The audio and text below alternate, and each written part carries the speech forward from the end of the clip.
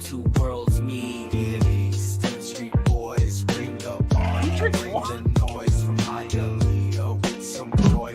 Drink water like that. Well, I'm telling you, bro. I'm focused, bro. I'm focused, man. Yeah, inside out. You know who I am by now. Identify as. You know, hey. When Alex takes a shower, the dude goes for 3 hours. I mean, it's like, you know he's going to be gone for a while. You have time. Do whatever you're going to do. Go grocery shopping. Go eat dinner. Night, Latin spice and neon lights. And good evening, Miami. Welcome to a NBA Draft Miami Heat edition of East Century Boys, straight out of Hialeah. I'm Bobby El Gringo, joined always by my brother, Adrian. Alex, it's time, my man. The Heat It aren't, is. well, not yet. The Heat are not on the clock. Not yet. But maybe not. We'll see. We'll see. How you doing, brother? I'm doing great, man. And we're scheduled to pick supposedly between 9:30, 10 o'clock based on the time frames and time slots of these picks. So it could be a long night. It will be a long night, but it's going to be a very interesting night because by pick number 3 and 4, we're going to know where this draft is heading. So it's going to be very interesting. There's a lot of rumors still circulating, a lot of trades that are going to be consummated right now as the draft starts. So it's an exciting time. No, and you know what? It's going to be exciting. We don't know what's going to go down with the Heat's pick. No matter if they're out, if they make the pick or not, or how long it takes, we're going to be here. We got a great show lined up. We're going to be joined by Adrian from the Rainey Day Pod. He'll be joining us shortly. We got Lou and Ashley 305 Sports Babe coming on at the 9 o'clock spot. Or right, 9 o'clock, 10 o'clock. I think so, yeah. And then we got a Q of the I Hate Football podcast joining soon after that. So very excited to have everyone on shortly. What's up, Will? Will in the house at 305 Sports. Oh, man. Sammy as well at Fins TV. There's a lot of noise going on right now. There's a lot of we know. I think it's consensus. I don't think it's a spoiler who the number one pick's going to be. Oh yeah, we will be utterly shocked if it's. It would be anybody else. Yeah. Let me ask you. Because obviously right now, like Philadelphia at 3 could be more likely. They won't be there. There's a report that they may be trying to pair Paul George and pick 3 to move down. So somebody that gets to take that Paul George salary. Correct. So, so that's a very interesting situation there and how that will play out. I know you just discussed, you said something before the show about possibly the 4th pick being traded. But before we get into any trades or anything like that, Dallas is on the clock or about to be. What are your thoughts on Cooper Flagg, man? Because obviously he's not going to be in the Heat or anything like that, but what do you think of him as the number 1 overall pick and his potential in the NBA going forward with Dallas? Well, man, he has the potential. Well, he is a generational talent, in my opinion, because he can handle the ball. He's a great defender. He can score on all 3 levels, kind of like a preview of what Cam Boozer will be next year. But Cooper Flagg is one of the rare prospects that has lived up to the hype in every area of his game as he's progressed. Obviously, we've only seen him compete in high school and college, but he rose up to the occasion, and he checks off all the boxes. And believe it or not, even as Dallas is dealing with Kyrie's injury, and they're probably going to sign a veteran point guard to kind of hold the fort until Kyrie comes back. Cooper can handle some of that point forward position. He can initiate offense. He's going to be a contributor right away. And you're talking about, in my opinion, a perennial all-star. You're talking about a 20-10-5 guy for the next 10, 12 years. And it's only going to get better. His physique is going to get stronger. And he's just, to me, what I love about him and is the intangibles and the non-quit attitude. And obviously he's naturally talented. He's a scorer. He can get buckets, and he will be the quintessential franchise cornerstone for that franchise for the next 10 plus years. So, Dallas is officially on the clock, and right after that is San Antonio with the number 2 pick. If Cooper Flagg is number 1, which he will be, who's number 2? Is it Harper or is it Edgecombe? It's Dylan Harper. Yeah, Dylan Harper is set. Those are the only 2 concrete picks that we know this draft. After 3 is the Wild Wild West, because it's a domino effect based on what it's done. And obviously, these kids have, which is a shout out to them, they've worked their ass off. This is a dream come true for not only for themselves, for their families, for their trainers, for their coaches. So there's that beauty about the draft. Just like you feel with the NFL draft, like life changes in these moments, and it's a beautiful thing to see. And we're on the clock. Dallas on the clock, sorry. Dude, I was like, what the hell are you talking about? I know we're on the clock. I know Dallas is up on the clock. You go, we're on the clock. I'm like, no, we're not. That's your face was like, I'm about to say, who do we trade? Second round picks, bam, that's it. Hey, yeah, well, there could be a trade, right? The 20th pick is not guaranteed to be there. Miami could use it. There's a lot of noise in regards of the Heat possible trade, and not just the 20th pick. Andrew Wiggins, there's a lot of smoke right now. Andrew Wiggins possibly being moved to the Los Angeles Lakers. We've heard Dalton Nick and Rui. I'm going to butcher his name, Alex. Hachimura. I've heard possibly getting those guys back. Yeah. And then also Terry Rozier possibly being moved. So there's a lot of noise. We'll see if it actually means anything. You know where I stand. I am totally cool, and I actually would prefer if Miami kept the 20th pick and then drafted. Now, my question is, I think the last few years, maybe not really Khalil Ware, but prior to that, was that Miami took some safe picks. Jovic was kind of a safe, but not really because you were going on upside.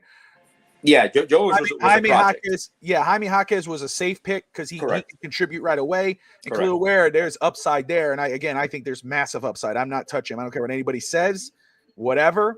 I'm keeping him. So my question is,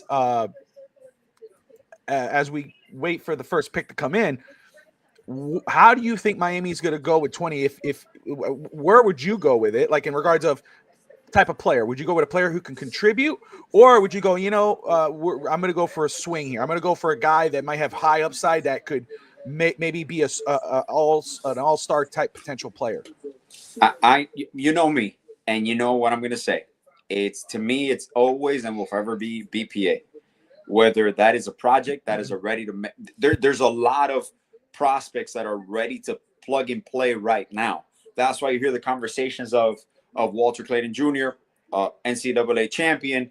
He's a scorer. He's a bucket getter. There's some defensive liability concerns with that. There's some size concern, which I'm not really one of those, the size concerns, because Damian Lillard, Steph Curry, all these people 6'2" and shorter. So that to me is not a big situation. But can he score the basketball? Absolutely. So you are going to see them probably lean more towards offense in this pick, but still BPA in my opinion.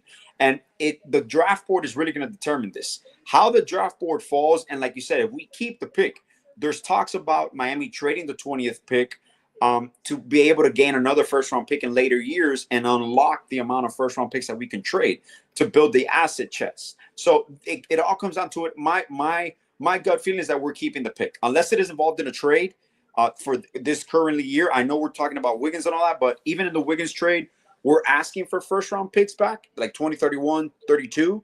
If we don't get that, it's Dalton Connect. But my gut feeling is we're going to keep the 20th pick, and it's going to be BPA. And I want a big wing, a two side of the basketball type of player. We need those. We need athletes. And I know there's the Kuminga rumors coming around with the Heat and the signing trades. So they're definitely looking for athletes for this team. And especially in the situation that we're in right now, you have to go BPA. There is no player right now that you need ready to play with the roster construction as is. I know it could be completely different by tonight and tomorrow. So that's another thing. How the Miami Heat is right now can be a completely different team come tomorrow. But I think the board will fall and it will dictate where we go.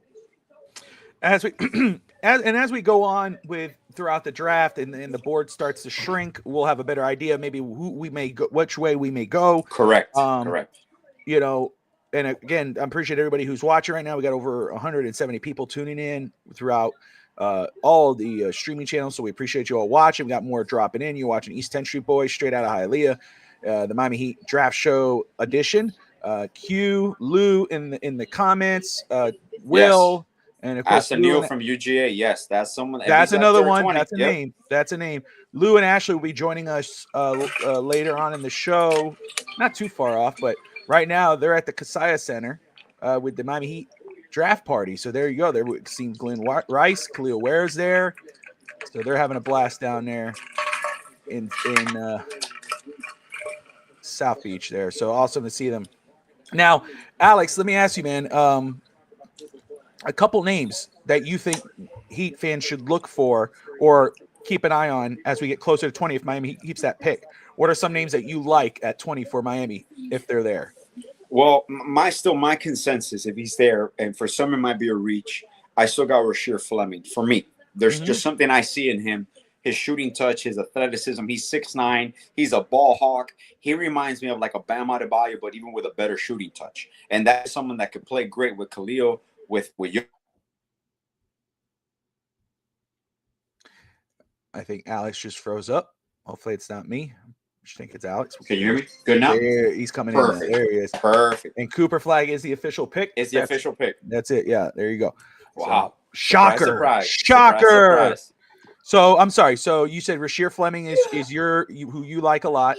For me, yes. For me, is Rasheer Fleming. I know the consensus, and to me, when there's a lot of smoke about a player like the Walter Clayton, it tends to lead me to believe that that's not the selection because I know how they deviate at times.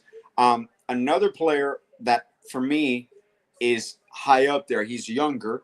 Ben Sarif, that's one. Israel, yeah, from out of Israel. Yeah. Danny Wolf, I'm actually intrigued by it because he is a ball handler at 7 feet tall, 7'1", so he can slide right into you, kind of like your backup five, and create offense off through him. So he's like a version of Jovic and Bam.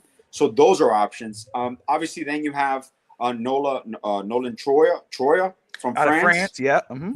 So there is Asen Newell that he just mentioned, and one of the ones that I hope if he falls, I would love. Well, actually, two of them is Coward from I think it's Washington State. Yep. Colin Coward. Cedric Coward. Cedric Coward. Correct. Yep. And then there is Nick Clifford. That's another one to me that is a possibility at 20. But like I said, some of these guys, there might be reaches, they might be gone before us. All it takes is the team to fall in love with a player. And remember, this draft is going to be dictated by Brooklyn and OKC. Those are the two teams that will most likely trade up to consolidate their picks and make one selection, especially in the OKC situation. So this draft really starts. I know it's at 3 with Philadelphia. They're the first big domino to fall. Right after that is Brooklyn and OKC. There you go. So, and I will say, if Miami keeps that pick at 20, I would. The one thing I would tell you, because it's weird. This year there was not a lot of noise on who Miami had watched and worked out because I think Miami anticipated possibly moving that pick. I don't think Miami's going to go in this blind. I think they know who, or they have ideas what they want. But I think that Miami had anticipated. That's why you didn't see a lot of noise because we knew Hawkins had worked out. We knew Khalil Ware had worked out, or they were in that list. Yeah. Everybody had other favorites, but still those guys were, it was, Miami had worked them out and it was reported. This year, it's a little different. I know a lot of people talk about Walter Clayton, which is fair because Miami did go watch him. They watched a lot of those guys because they went to the Clutch Pro Day. The Clutch, yes. And that's why I'll say, watch out for the Clutch guys. Those are the guys where it's like, and of course, that's and for years, it was funny that they would always say, like, we don't draft Clutch players, but that situation was taken care of. We've sued it with Ron Paul and LeBron and all that. So that relationship is repaired. So we can draft Clutch players. We're fine. Absolutely. And I will say a name. There's a guy you think about like a Heat player. Yeah. When I was looking at, I'm like, man, that guy screams Heat. And that's the kid out of Arkansas, the Ford, Thero. I'm trying to pronounce his name. He's out of Arkansas. 6'6", 218. No. Adu Thero. Thero, yes. That dude, brick house, Ford. Yeah. He screams Miami Heat. That's a guy. I know you brought up with me earlier today, Jace Richardson. His dad is Jason Richardson. Correct. Now he's not his dad. He's not his dad. But what's smart about him, or what's good about him, is that he has that NBA mindset. Absolutely. He knows how it is in a professional organization. Correct. He has his dad's influence. No, and he's an elite off the ball creator. He's an elite shooter. So and he's just the only downfall for Jace Richardson. And realistically, the only reason he's not a top 5 pick is that he's 6'1". If he would be 6'6", 6'7" like his dad, he's a consensus top 3, top 5 pick in this draft. San Antonio's picks already in. They didn't waste any Oh, time. yeah, they don't. So that's going to be who we think it is. Now, guys that may or may, you never know. I'm going to throw names out there. I'm not saying for 20, but in just general that I like. Obviously, you and I have talked about this before, Alex. Hugo Gonzalez out of Spain. That could possibly be the 20th pick. Or, you could if you trade down, you could grab him. You may go earlier. This draft is so weird, but this draft is deep as well. The guy that caught my attention, Alex, as I was watching, and you know how I am. This draft was a lot harder for me because I have so many things going on. Yeah, I'm like trying to watch and read and do this, But I brought him up to you earlier, and this is a guy where I think he could go any pick from post lottery through the second round, and if he falls out, some team's gonna grab him. But a guy I like a lot is Yang Henson from China, 7'1", 253. I really like the potential of that kid. He's a clutch player, so that right there. But he still has some work to do. However, there's some skill set that I know they can. I saw a comparison. I don't like comparisons, but they had a comparison to the center out of Houston, the Rockets, similar to him. Yeah. When I watch him, you saw a lot from his pro day. If you watch his pro day, what I saw from his pro day or the pro day game, he was on the court playing with the guys. First off, relentless rebounding, passing skills. I don't know about I know he has I think he has a solid mid range. I don't know about 3-point shot, but obviously right over the top. To me, I saw a poor man's version of. I hate comparisons, so I'm not saying, oh, this guy's this guy. What I'm saying is his game reminds me of a poor man's Joker. That's what it reminds me of. A facilitator. Correct. That's what slower. Slower. He's not a fast guy. He's not. He's not gonna. He's not Khalil Ware. But let me tell you something. If Miami came away with this guy at any point in the draft or in unrestricted free agency, I'm ecstatic. I like this kid a lot. This guy who's caught my attention. Dylan Harper is the number 2 pick, so we knew that was going to go down. Now the draft begins, my brother. Now we see what happens with pick 3. Does it get traded? And who's the pick post that? Let me see here. What do you make of the news? What do you make of the Ace Bailey stuff? Like he's, what are you making of that? Look, I compare it, unfortunately, because of the background of basketball players. There's always like a negative connotation of they're trying to control their destination. A lot of people have done this before. Eli Manning did this to the Chargers. There's a lot of players that through the back channels make it known that they'd rather not be picked there. And it's unfortunate because, you want to pick the most talented player, someone that you have on your board as the best available player at the time, but you also don't want to deal with the headache of a player that does not want to play for your franchise. Even in the 90s with Vancouver and Mike Bibby and all that. And there was Steve Francis, he didn't want to play there in Vancouver. He basically was drafted. He sat out. He was traded to Houston. So these are the situations where you're realizing a lifelong dream, but now it's very different because these players are no longer coming into the NBA for the first big paycheck. These guys are already millionaires in college. So this is a business decision, which I don't mind if it's through back channels, but I'm not a big believer in you're just getting into the NBA draft and you're not working out for the teams that can select you in your range. If you don't want to work out for anybody other than the top 5, I get that because that's your range. I got no problem with that. But you're basically controlling where you're going.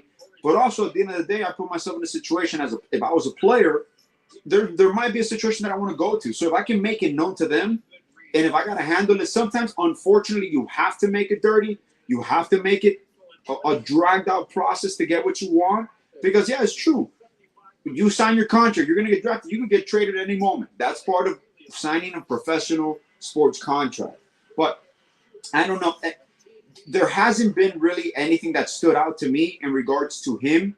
Now, there is rumblings in regards to his lack of attention to detail in certain workouts, maybe the diva attitude. So we won't know until he's drafted. He's in the professional setting with the team that selects him, and then we'll see how it plays out. Because all of this could be a kid just wants to go to some particular place, and that's how he manages it. I mean, His agent has told him to do it. His guiders have told him to do this. So there's an end result here. So he might get to the destination that he really wants to go, which I believe was the Pelicans. There you go. Well, let's go ahead and welcome Adrian of the Rainy Day Pod.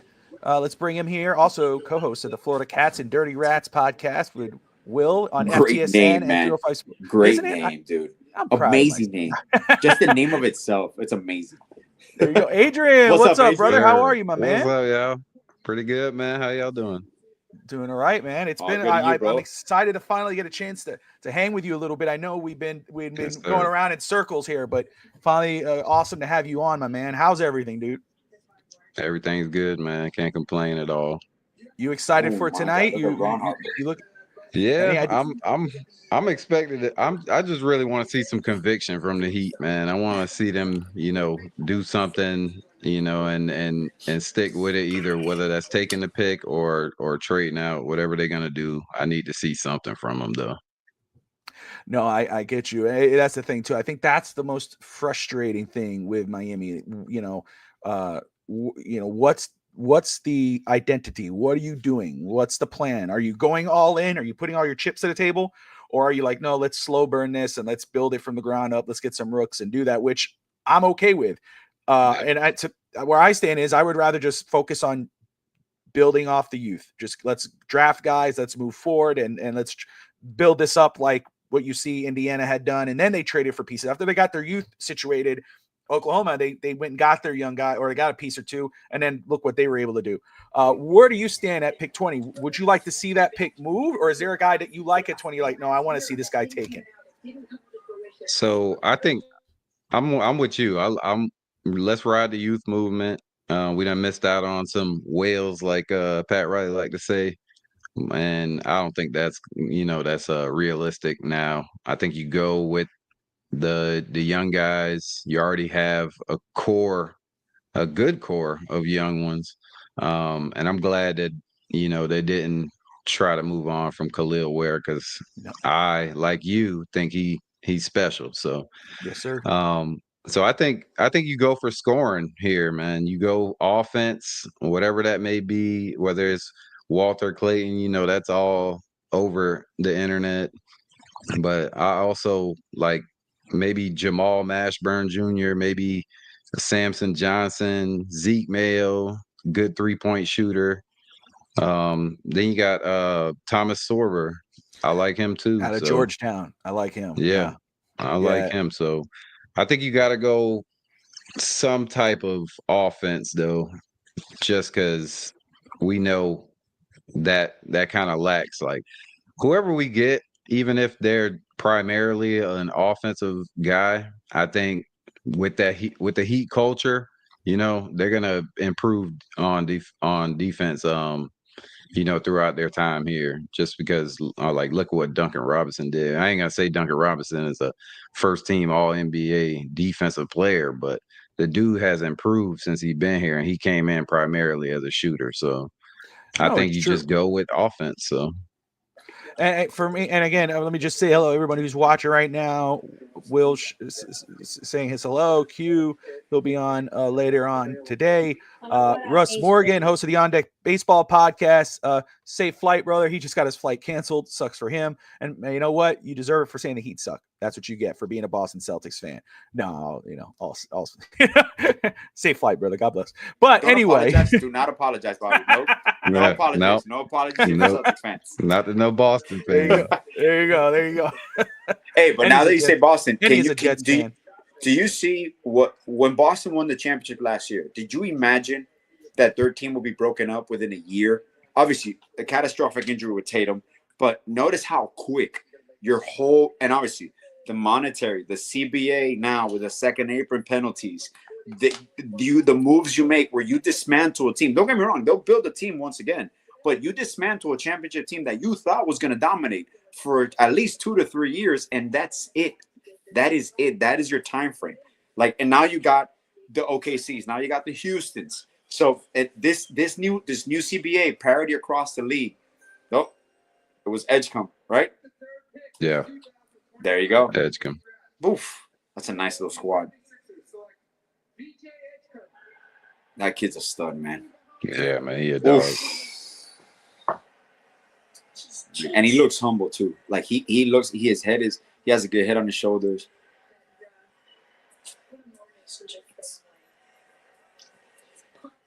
Ace Bailey looked like he was nervous that he was going to be the pick. Oh yeah, I know. Yeah. Well, now this is the part where it starts. This is the part that Pelicans might trade up for Charlotte. Let's see what happens. Because it'll be interesting if it comes to Utah. If Charlotte passes on Ace, I want to see what Utah does because supposedly they're really high on fire, stirring the fire. Well, and this is too. We'll see if Philadelphia ends up trading that pick because Philly was in discussion, so maybe possibly looking to trade down. So pick is not guaranteed to stay there. Go ahead and take a look, see if any news has come out.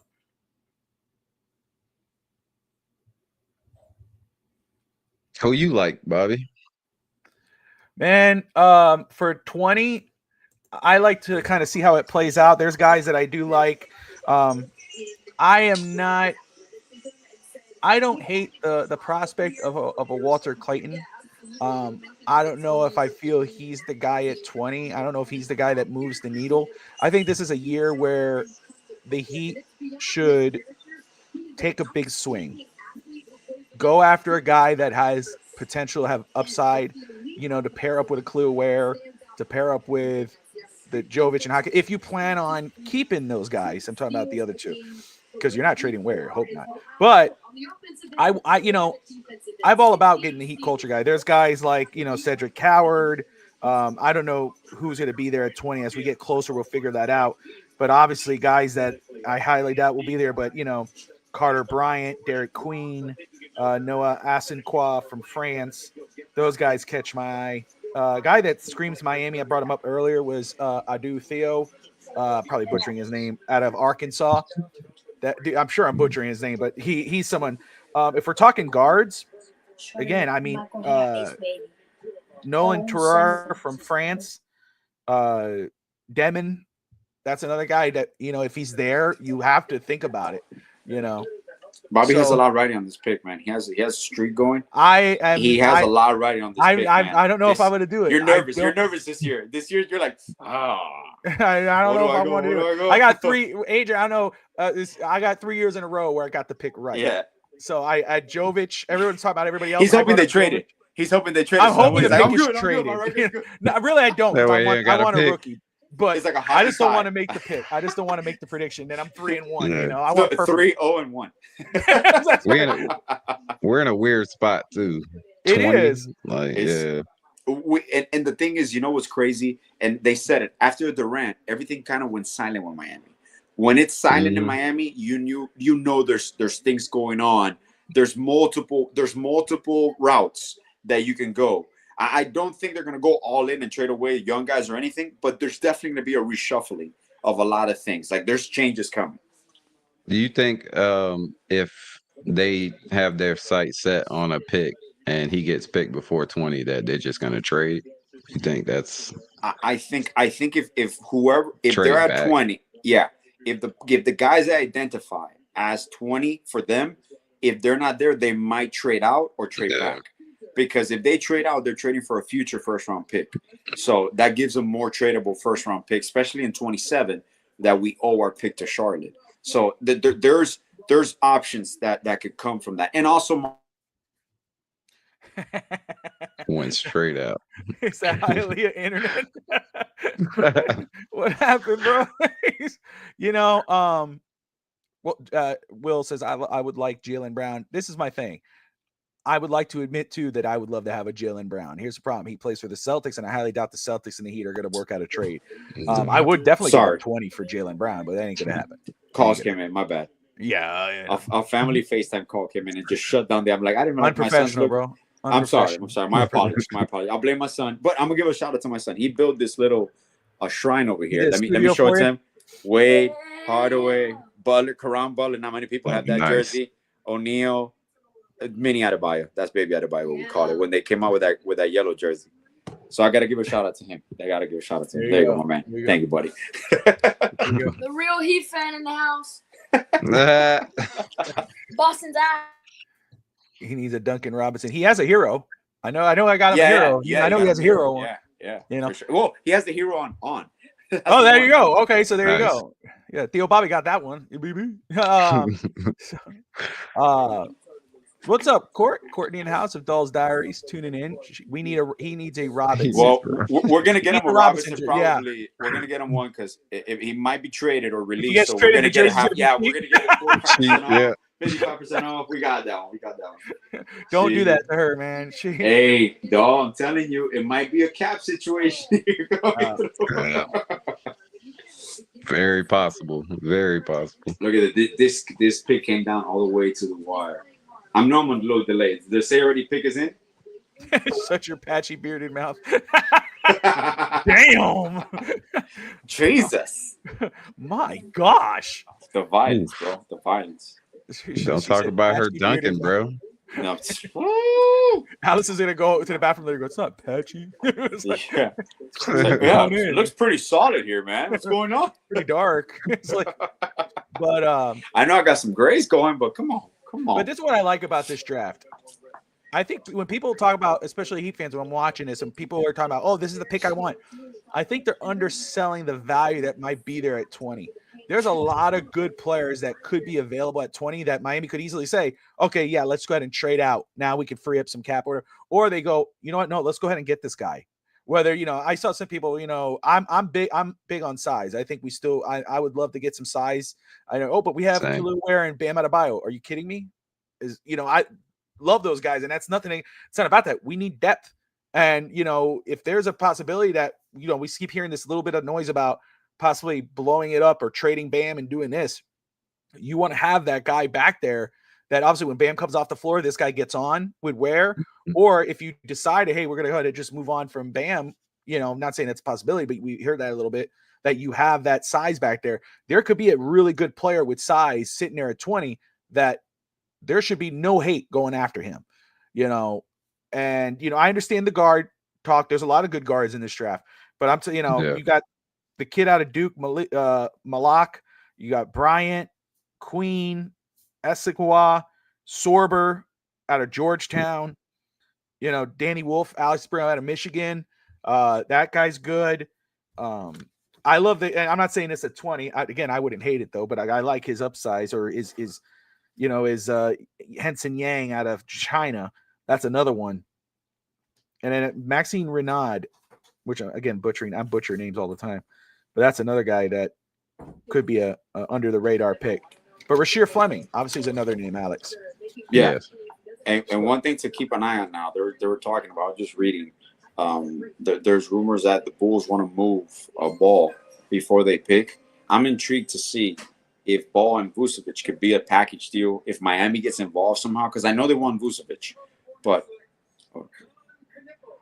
Concanippo, there you go. I will say, here comes the slide. So I have what I'm looking at when I'm reading here, guys, is my board that I put together when I was watching these guys.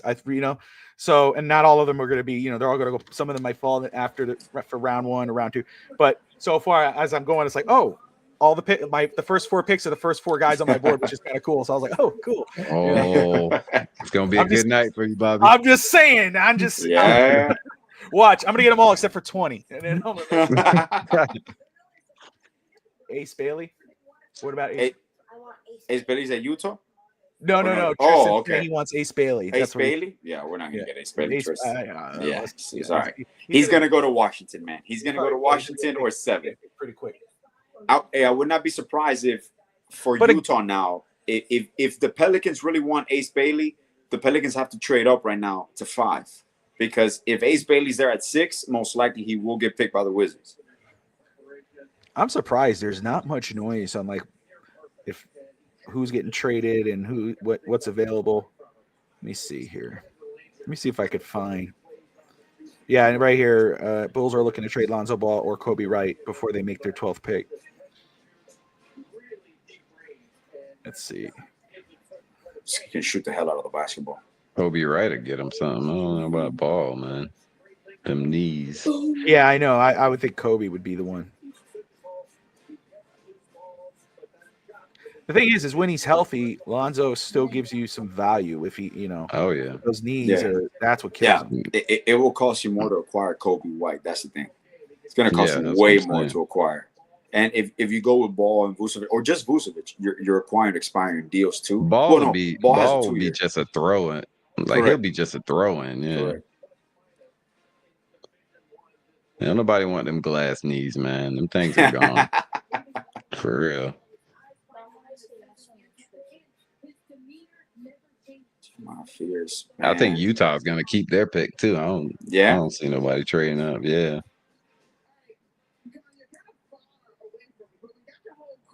Oh man, there's a whole family of shooters.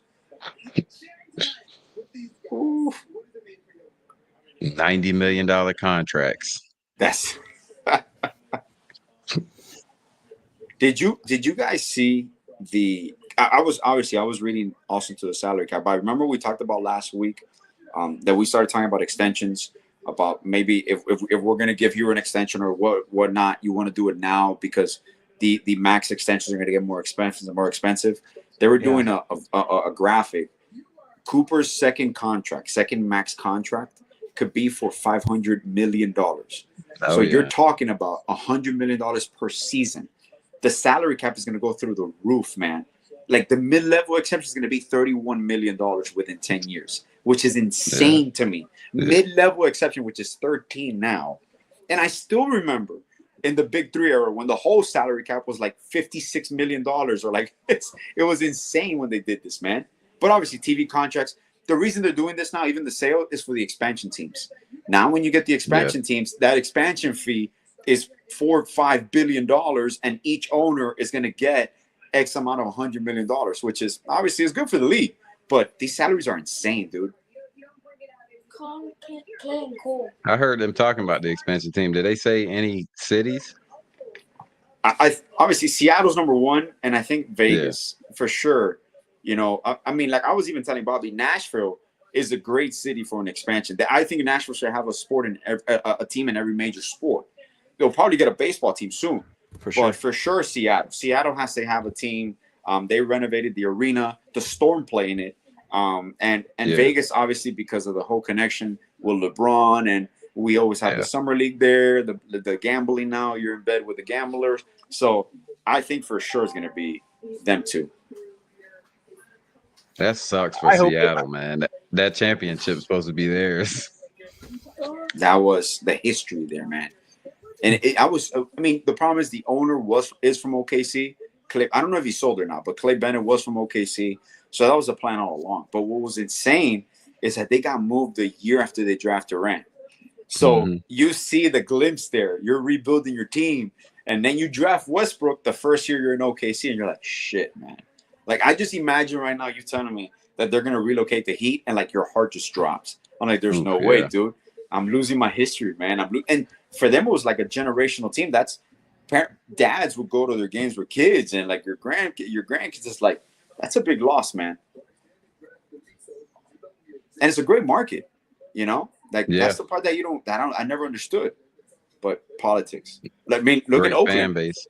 Look at Oakland. Oakland lost their football team, lost their basketball team when the Warriors moved, and now they lost their baseball team. That's it. There's no major sports in Oakland. There's Ace Bailey off the clock. Utah. Oh yeah, Utah.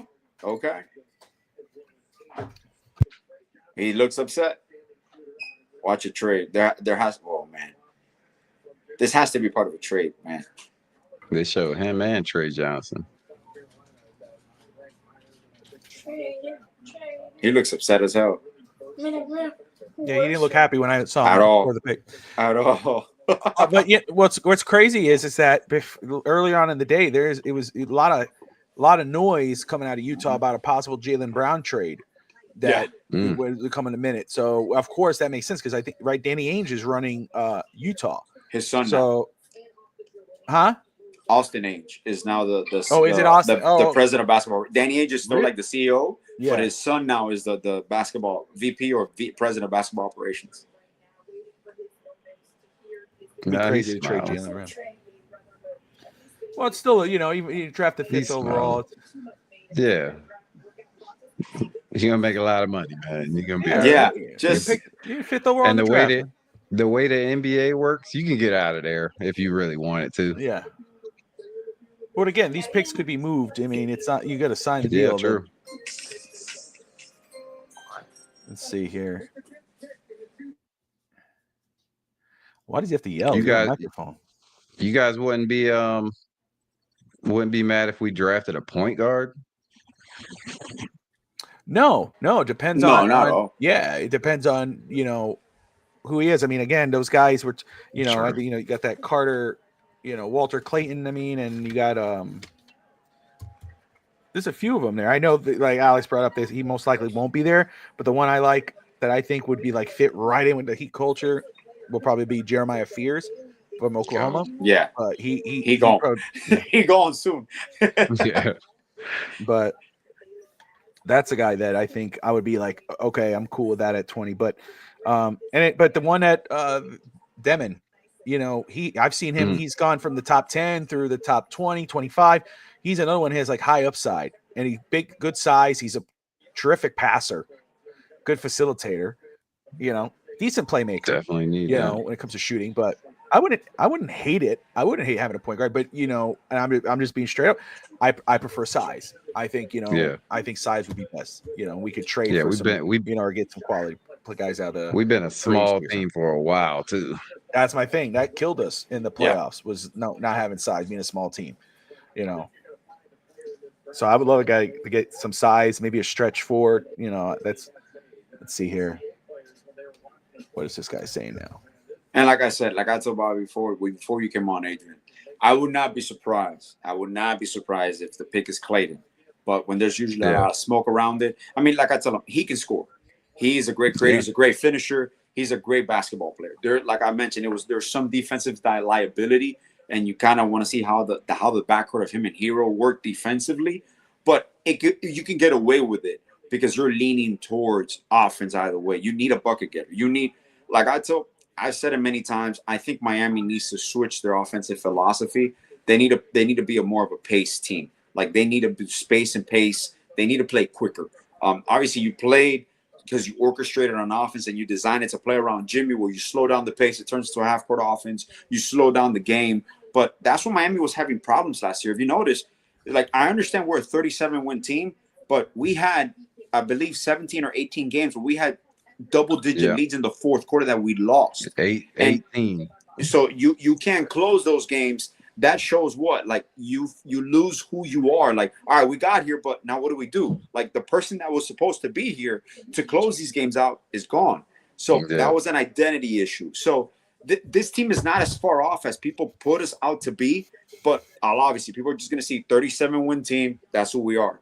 I understand that. But there's a lot of minute details that goes into it. But you can kind of see that they're leaning more offensively while still focusing. They're still going to have defensive pieces. Like, we're always going to be a defensive team. But like I said, I would not be surprised, even with size, if that is the best player available at that time, they'll go for him, man. Because, he can score the basketball. He can score the basketball. That's what you need. You need playmakers. And his defense will get better. I believe that. Yeah. In the Heat, man. But Bobby Bobby's like, nope, give me a big guy right now. It's all good. It's all good. Well, let me ask you this, man, Adrian, because obviously covered the Florida Panthers with Will on Florida Cats and Dirty Rats. My man, we haven't chatted. How you feeling about that, man? Are you still on the high? Still, man. I got burnt up at the parade. So skin is it's glowing a little bit. But no, man, I'm loving it. I'm just happy to have a team that's winning right now down here. And it's a beautiful thing the way this organization is put together, man. Really is. Just wishing that for the Dolphins, and the Heat always gonna be pretty close always. But Dolphins, man, they've been far off for a long time, and they need to, take some pointers from Bill Zito and Paul Maurice. A lot of Dolphins went to the games and we lost every one that they beat the Drums. So I mean, maybe that's saying something for them too. Get your stuff together, man. That curse. No, I'm loving it though, Bobby. Yeah. Yeah. No, and you're right on though with the Panthers, and hopefully the other South Florida teams are taking some pointers from them, from Bill Zito and Paul Maurice. Even right now, like, I never felt in the playoffs when we lost, like, oh my gosh, this is it. We're gonna get. I never had that concern. And right now, we hear all this noise about, whether Machan or Ekblad or. I think Ben, obviously Ben, I think is more likely to come back, but any one of those guys, I don't want to lose any of them. I want all three of them back. And we're hearing that maybe Evan Rodriguez is a cap casualty that he might have to be traded in order to keep all three. But I'll be honest, I would hate to lose any of those guys, but I trust the front office and the coaching staff enough that whatever happens, I trust them. Like, I know they got a plan, A, B, and C, and usually even if it's C, it's still a damn good plan. Yeah. So, it's not like with the Heat where like kind of like, man, do they just blow it all up? Do they just keep trying to build? Or the Dolphins? Or the Dolphins are that's a whole other stratosphere. That there's the Panthers, Heat, Dolphins, Marlins over there on the wall. Don't even get me started. I mean, way past that. No, I'm just, but still, you know what I'm saying? So like, you want those guys to say, hey, look how they did it, and kind of. And the good thing about the Panthers is not just the starting unit; it's the second unit, it's the third unit. Yeah, those guys, they're all firing. All the lines are hitting on all cylinders, man. There's no. And we had guys that didn't even play that are really good. So they built the team right, man. Bill Zito built that team like to perfection, almost, man. For our style of hockey, at least.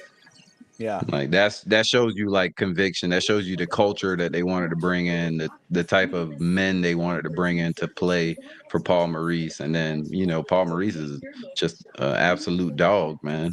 So I love his attitude. I love his energy. I really like that he put the guys that won him that game the last time that brought them back. At the end of the championship, when he said, "You guys are going in there. You guys are going to be in this when we win it because of you that we're here." Like that screams like those. You want to play for that guy.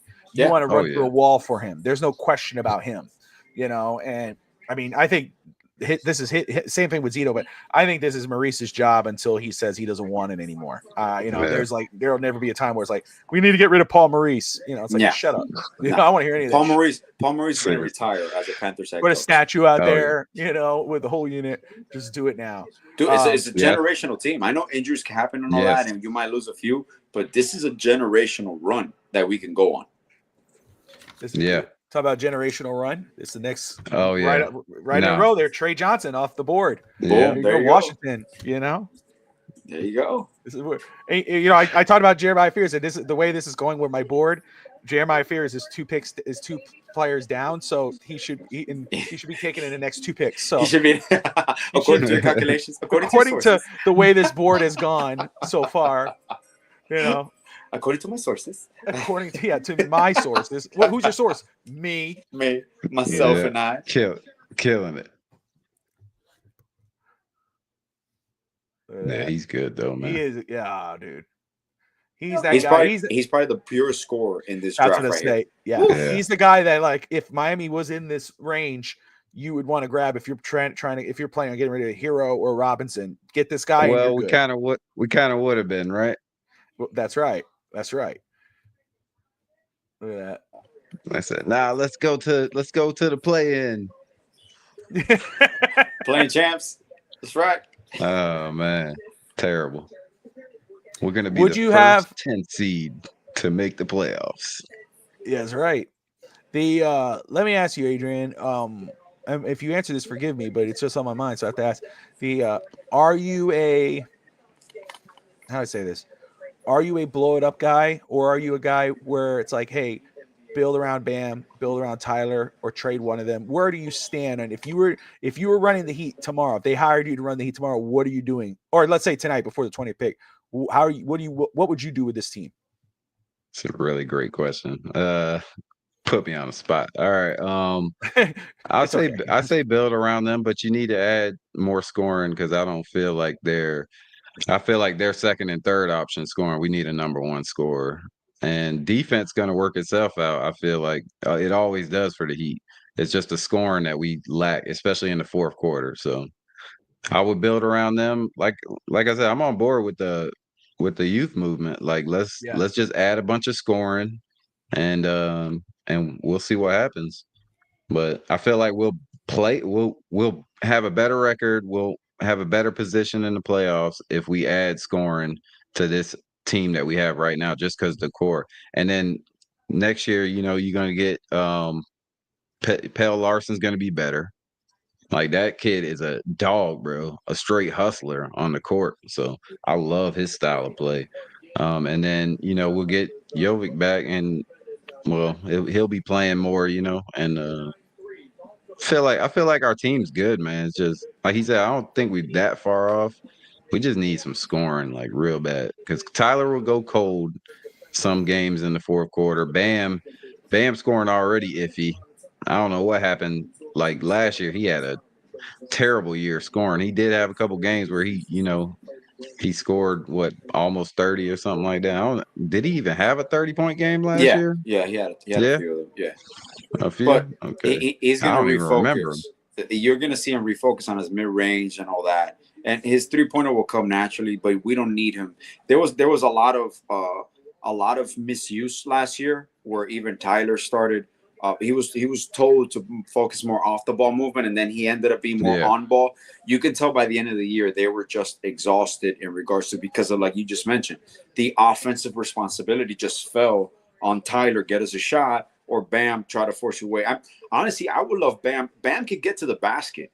Like, if Bam used to attack the basket at will. If Bam, to me, my goal, if I'm there, I'm like, Bam, I want to get you to the line at least 8 to 10 times a night. You can't just be shooting 4 to 5, 6 free throws. No, I need 8 to 10. Be more aggressive. And one player we've been saying that for years about Bam, though. So to be aggressive, man. I don't think he got it. I don't think he got it in him, bro. In that part, no. But he's a playmaker, man, and that's what I never understood, why there's a limitation where it's the kind of like always holding back, and I'm like, I know you can get to it, man. I know you can do it. Like, it's not like, oh look, it's, oh no, he can't do it. No, he can do it. He's naturally gifted to that part. But you said it could be the mental one. Now, another key member of the rotation is going to be Keshad Johnson. That one I feel is going to come under the radar, where defensively, and his shooting has improved. He's a freak athlete. So him and Pella together off the bench with whoever you have as your point. Maybe if Donovan Mitchell doesn't start, maybe he does start, depending on what we do. Like, we have depth, man. We just need to use it correctly. And Jovic, you just mentioned Jovic playing more. I've been one of the biggest advocates for Spo letting him play his style of basketball. You can't keep a player like him boxed in. You can't let him. He's not intended to run a half-court offense. When you have Jovic on the floor with Ware, that's why, if you notice, when they were paired together, they were phenomenal. You just got to run. Like, get him in transition, and he'll make the right basketball play. Let me ask you this. We got 5 more minutes, Adrian. I know Adrian has a solid hour at 9. But I want to ask you, Adrian, because we're talking about Bam. We love Bam, right? We're happy he's a Heat and all that. Are we? I feel like you're about to say something bad. Well, I just want to ask. It's gonna be. I might be a hard question, because I know it might be hard for Alex. But is it time to recognize that he's not going to be that number one guy? He's not the guy you have to build around. He is a solid BC, and I don't mean it like in a way like, oh, he's a C plus. No, he's not. What I mean is, he's not your first option. He's your third option. He's your muscle. He's your he's a better version of what UD, like UD was your muscle, but obviously Bam is more talented than what UD was. But I think that's where Bam is. Are we willing to accept that now with Bam? Like, hey, we don't want to lose him because he means that much. But he's your, and again, I'm not saying he's that type of. He's your Draymond Green. If you're going to have a championship, he's your third guy. He's your muscle. He's your, facilitator. That type of thing. Are we cool saying that now? I'm definitely cool saying it. I thought all those games without Jimmy, he proved it, that he's not, a number one option. And I feel like Tyler kind of, he had a great season this year. Great season, but I don't feel like Tyler's a number one option. No. I'm not convinced about that just because of one good year, man. But if he turns it into 3, then all right. But just give me one and then be like, oh yeah, now Tyler's number one. I ain't going for that. That's what I mean. I would say consistency. Tyler, I'm with you. I think Tyler is, and it's no crap on him. I mean, as long as he's the guy, love Tyler. but he is that number 2 option. He is your Clay. He's your Jaylen Brown. He's that, even though Jaylen Brown, I think, was the number 1 option a lot of times for Boston, but he's that guy you need. And that's why for me, no matter who's available at 20, Alex says BPA. That's why go with the player who has the most upside, where it's like, hey, this guy could be an all-star someday. If he's there, don't go, oh, I'm going to stick to my board. I'm going to go get the safest pick. Go get that guy that could possibly be your number 1 guy. Jeremiah Ferris just got picked. So, again. Yeah. You know, he wasn't dropped. He wasn't dropped screw my board. Yeah. Mm-hmm. Your board just went. No, it didn't. It's still there. It's still there. Yeah. Who'd you have at number 7? You had him to the Pelicans? Yeah. No, it's not a mock draft. Alex. Oh, it's a draft board. Mock draft. Oh, it's I got a draft you. board. Draft are you board. listening? Or are you busy? No, every time I saw you do it looked like you were doing. I'm just like marking you off my board as I go. But can't even confirm. Man, has like 20 boards. No, just one. But anyway, Adrian, my man. So tell me, I know we'll get you back on here when you're available. But first off, thank you for hopping on with us, my man. For sure, I appreciate it. I've been looking forward to it. Where can we Same. find you? What do you got coming up on the Rainy Day Pod? All right, at Rainy Day Pod on YouTube and all socials. And so tomorrow I got a conversation with the Dive Bar fellas. Nice. Live on YouTube tomorrow at 6, and then Friday night after SmackDown gonna be a late one, but gonna do the Night of Champions preview show, man. So okay, I gotta get you on No Holds Barred then. Okay. I've been on there commenting a few times, man. Yeah, well, when Kimmel's doing his little Pokemon Go Fest thing that he's doing, maybe those are the times when I'll call you. I'm gonna say, hey, I need you to come on, let's do this. So Adrian, thank you so much, brother. I appreciate you, my man. I appreciate you, Bobby, man. Good to meet you. Take care. It's your pleasure, man. All right. Yeah, man. Y'all have a good Enjoy one, your man. night, Hey, let's go Heat, baby. Let's go, baby. Go, brother. Later, my man. There's Adrian of the Rainy Day Pod. Appreciate him hopping on. We're about to get some more special guests, friends of mine, friends of FTSN, some awesome people. I mean, if you're talking about Miami sports fans, they're like the MVPs. Like, that's how I feel about it. I mean, she could go like this all she wants. She knows it's true, Let me go ahead. Let me fix this camera. You do this because get them both on here. There we go. Some space. Ashley and Lou. Get close. What's going on, guys? Happy What's up, guys? Happy driving. draft Pleasure night. meeting you. Yes, so nice to see you. Hello. How you doing, guys? What's going on? Good. So you guys were at the draft party, and I did show that. Let me grab that there. Got to meet some awesome people. Got to see some awesome people. Here you go. Yeah, a couple, a former Heat legend in Glenn Rice and last year's draft pick. So that was pretty cool to see them. And yeah, the Heat always tell you, of all the sports teams down here, the Heat do a tremendous job with their season ticket holders and just fans in general. Anybody who comes in the building, they put on a show, man. They shoot fire out of the out of these special props that they put out there for the starting lineup of all 41 games plus the playoffs. They really do they go all out in the presentation, and the attention to detail is unlike anybody else. Yeah, piggyback into what Lou's saying, we have the season tickets for the Marlins and the Heat, the Marlins and the Dolphins. And what the Heat do for the season ticket holders year round is just 10-1. We have met all the Heat players, the alumni. We have never gone to an event without food and drinks. So truly and sincerely, shout out to the Heat for what they do for the season ticket holders. It's amazing. We had such a blast. Yeah, last year I couldn't make it, but obviously Dwayne Wade's statue was unveiled right there in front of the Kaseya Center's front steps, and they made Dwayne Wade available to take a picture in front of his statue. I couldn't make it because of work, but Ashley got the picture with Dwayne Wade in front of his statue. Things like that. Statue still doesn't look like him, regardless. That's even compare his face to the statue. I look more like the statue than he does. But they take care of us, so we always had a blast going there. Going back to the statue, they got the right moment. I mean, that everybody said sure. it. Alex, I know you agree. Bobby, I know you agree. Absolutely. You're a Heat fan. that moment where Dwayne Wade know hits a big 3-point shot in the double overtime game, I think against the Bulls, and he jumps up on top of the scoreboard. He holds his jersey up and says, "This is my house. This is my house." I mean, that had to be the pose that went on that statue. Unfortunately, the face, though, the face, the face, the face. I got the whole moment. I got the whole image, but the face, come on. Yeah. Anyways, how you doing? And what's insane is like he approved this. He went through. He talked to the artist. He was there multiple times. So I'm like, he saw this. So I'm like, I mean, I guess if he's happy with it, I'm cool. That's all right. That's okay. I guess the reality that I accepted with the statue was like, the statue was hideous. It's a piece, like to them, it's like it's not meant to look exactly. I think it's like they were like, oh, it's like a piece of art. You know, it's a representation. Correct. My thing is like, you know, there's so much, you know, I see on the TikToks and everything, and Tati laughs at me because I'm so judgmental when I watch these things. But you know, like, oh, look, I paid $10,000 for this piece of art, and it looks like shit. You know, it's a banana with a tape. And like, people come are like, on, man. They're drinking wine. They're drinking wine. And they're looking at this. I'm like, these people, what are they doing? So I think that's the reality. It's in the eye of the beholder. And he liked it. So I guess that's what it is. But yes, it is hideous. Will 305 Sports now. It's funny. The two they did a whole special. The artists that did it, and these artists, man, nothing against them, but they look like they never, stepped inside a basketball gym in their life, man. They look like artists from Art Basel. They didn't look like you had no knowledge of who basketball, Miami Heat basketball. So.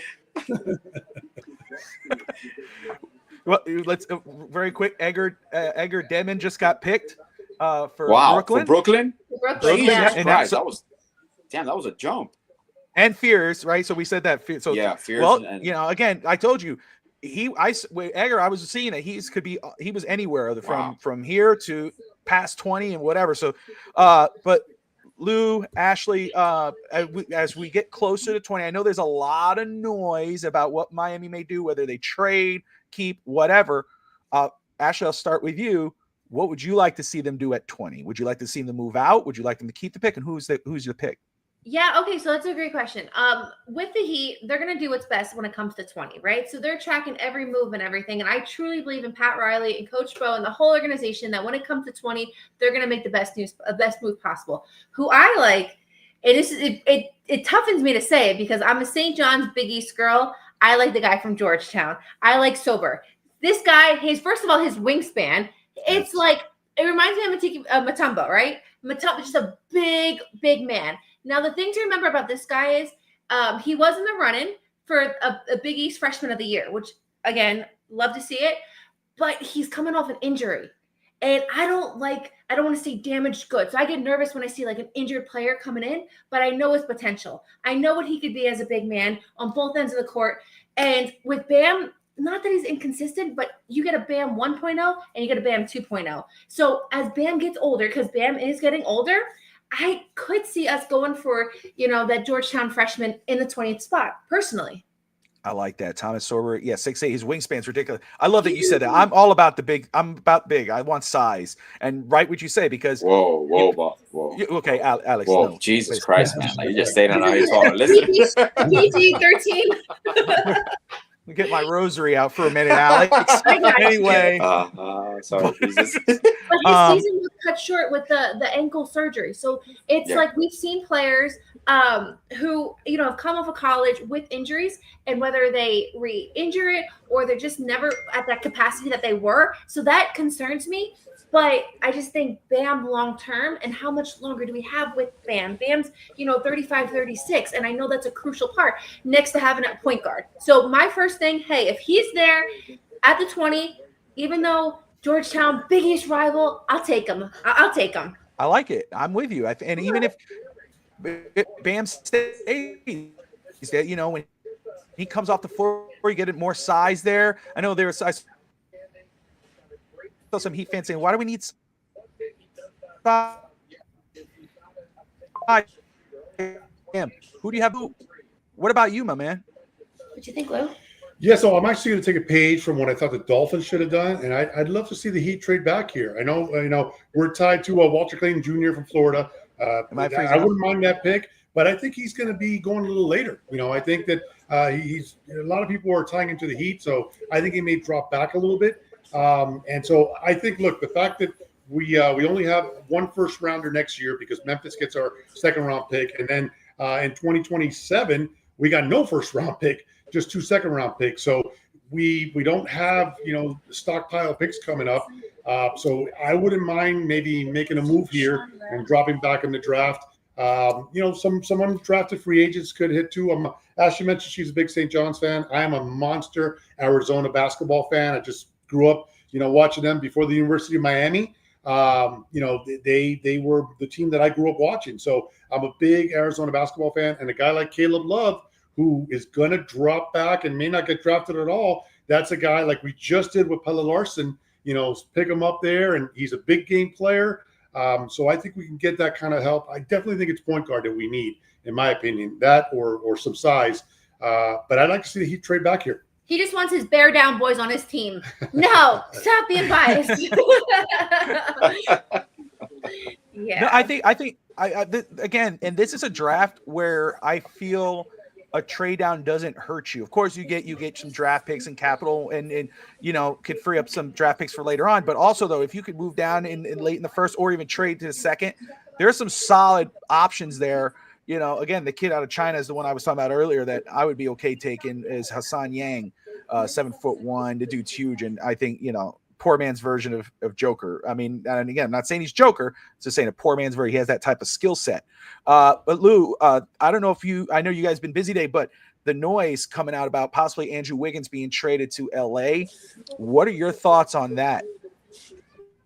Yeah, I mean, Andrew Wiggins, I wasn't really thrilled with, man, how much time you got? Because the whole Jimmy Butler thing, I thought was done not well, but I don't know, man. Wiggins is a player that I don't see any fire or passion out of him.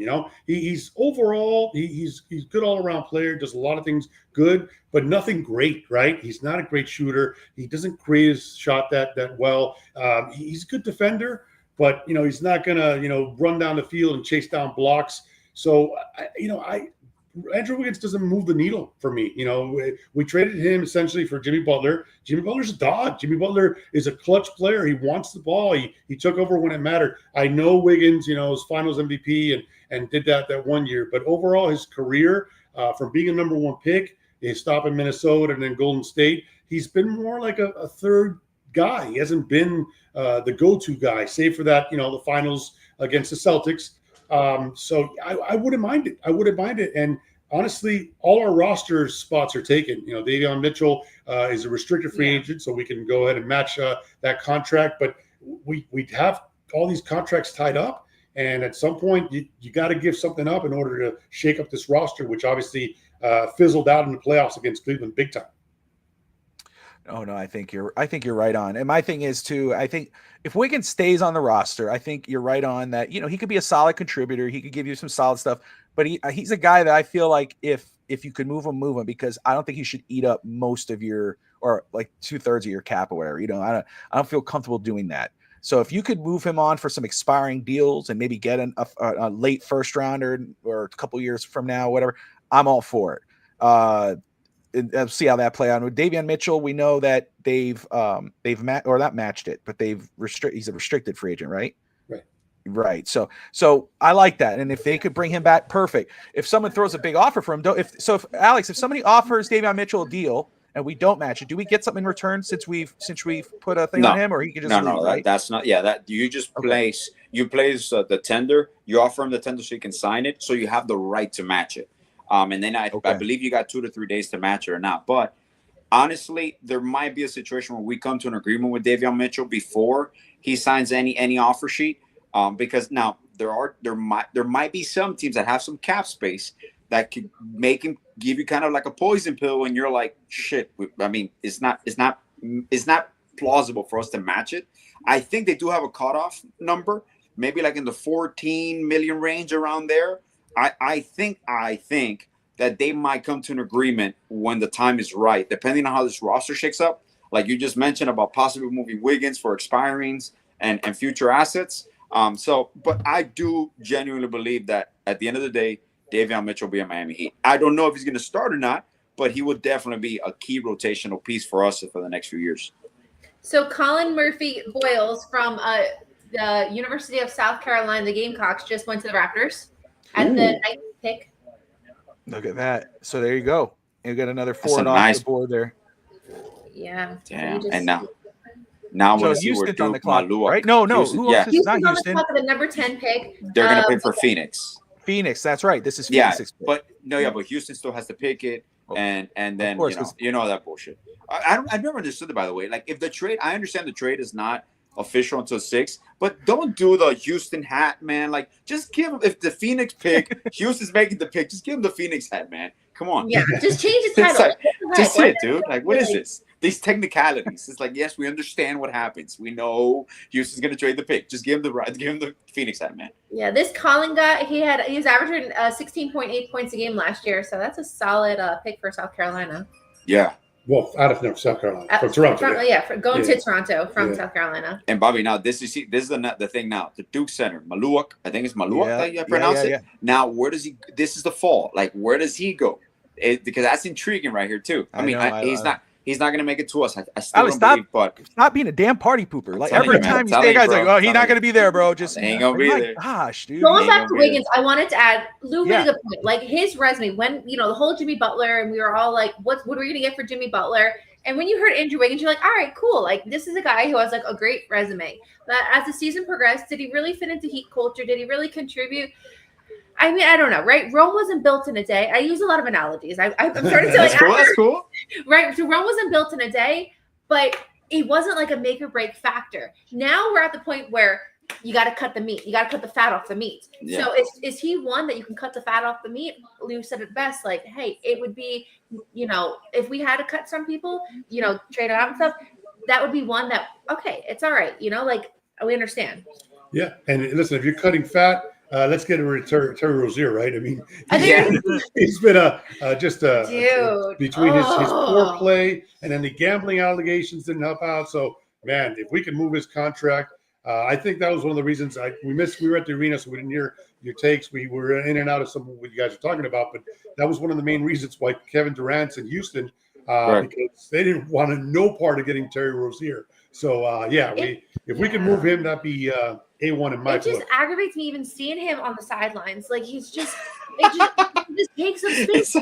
He was, he had such a great career in the NBA. Like, he's done his thing. And just seeing him now, it's just like, bro, like, get off the toilet. Like, what are you doing here? And you want to see him good, but it's just, it hasn't happened. I mean, Scary Terry. Now my blood pressure's going up. Scary Terry in Boston. And listen, when we got him from Charlotte, he was doing everything amazing. Yeah. Correct. Career highs. Granted, on a very bad team. But when that usually happens, that you're in a bad team and you're putting up numbers, maybe your shooting percentage is correct. Percentage was good. Everything was good. Steals, he was doing it all. He gets here, lays an egg, man. I can't explain it. Last year, and I want to mention too, because it was more mental than anything, because you just don't forget how to play basketball from one year to the next. Like, that doesn't happen. No. You can age and you can kind of see the percentages trying to sink, and then your mobility starts getting lower, but his was just a drop off, like a mental drop off from one year to the next. And what sucks is that it could have, out of all the players that could have helped us,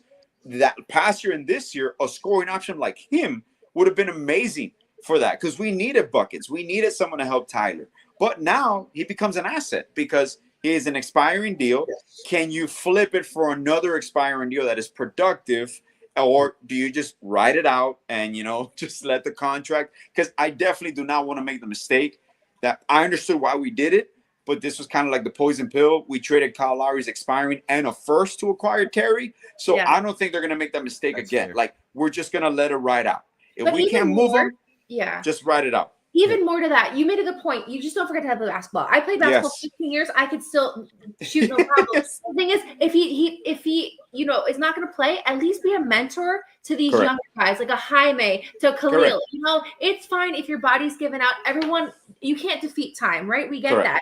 But if you're going to be on the sideline, right? Like Udonis Haslem. As he aged, he knew that, like, hey, I may not be the same UG as I was back in the day, but I'm still going to be a role model to these guys. Why can't Terry Rozier, given the resume that he's played in the NBA, at least be a role model to these guys? Yeah. At least do that. I think that's a fair point. Absolutely. Be involved. Like be active. Get in those, be in your guys' ear. And that's you can't, if you're not going to contribute on the court, contribute on the sideline there, on the court side. And that's timeout, clap it up or something, 100%. 100%. Let me go ahead, Lou. It's perplexing. And Alex, you said how it just went away. It almost, takes me, remember Rick Ankiel, the baseball player? Yes. He couldn't throw the ball. He couldn't throw the ball over the plate. I mean, so it's one of those deals where this out of nowhere, Terry Rozier just totally. And now you say Rick Ankiel. I know you also know Chuck Noblock. When he couldn't throw for a second. Do you remember that? I'll tell you a quick story, please. I have it's going to take me 30 seconds, please. It's so important I have to. Okay, Luke, I got to tell him. Yeah, go ahead. I'm so glad you brought up the name, and this is so important for you guys to get to know me. I grew up maybe 25 minutes outside of New York City. Growing up, I was a Yankee fan. I'm not gonna front that, right? My first crush, I never had a crush on a first grader, second grader. My first crush in this whole entire world was Chuck Noblock.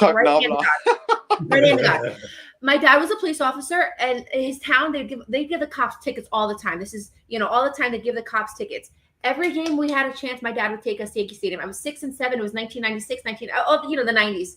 Every game, I would have a big sign, "I love you, Chuck." In glitter, I had his personalized jersey. This man, I swore I was going to marry this guy, right? I didn't like Derek Jeter. Tino Martinez didn't do it for me. Chuck Noblock was my first crush. I love this man. One game during batting practice, I had my big sign, "I love you, Chuck Noblock." Raul Mondesi, who's another one off the rocker, grabbed my sign during batting practice and brought it out to Chuck Noblock. Chuck Noblock came over to meet me. He spent maybe 2 seconds with me. My dad didn't even have time to take a Polaroid or picture, signed my ball, didn't even say anything to me, ran away. From that moment, crush done. Stopped liking the Yankees, and I became a Red Sox fan, and then I started liking Dominican men after that too. So it is because of Chuck Noblock solely that I stopped liking the Yankees in the 90s. Wow, that's actually that's a interesting story. That's a fun story. I like that. Damn, I'm the only person that drops that name. Even Lulu, no one even knows Chuck Noblock. No one even. I got the goosebumps. But that man, I would have been an OG Yankee fan. I promise you, I would have rode out for the Yankees. Damn it, Chuck! Years. Look at that, Chuck. Because of him, that I stopped liking the Yankees and I never looked back. She hears that name, she crushes glass. She said, "Chuck Noblock." That's a win for Lou because of Chuck Noblock. That's why I'm with you. Thank you, Chuck. Chuck Norris. I'm sorry. I know this is a basketball show. I just had to. No. Oh no, this is an all sports show. This is all good. Houston had their pick is in. I'm gonna mess up his name. There you go. The guy from Duke, the center. Oh, he's going to Phoenix. Phoenix. Yeah. Wow. That's a great pick. That's a good pick. That's an amazing pick for them. They needed a center. They did, yeah, because they traded Ayton. Let me ask you, Lou, and then actually follow up. Again, it always happens with the Heat. They get hooked on a star, or at least the fans do, and the Heat go, will they, won't they? It was Kevin Durant. They don't get the trade. The reports are they came in second place because they didn't want to trade Ware. Where do you stand on that? Are you okay with that? I'm cool with it. I didn't want to get rid of Ware. I'm with all about the youth movement right now, but where do you guys stand on not getting Kevin Durant this time? Totally fine with it. If they would have, given to us for, one or two guys, but they wanted a bunch, and it's funny enough, Haywood Highsmith was the guy that they didn't really want to part with. And, he's a guy that plays a good defender, good voice in the locker room.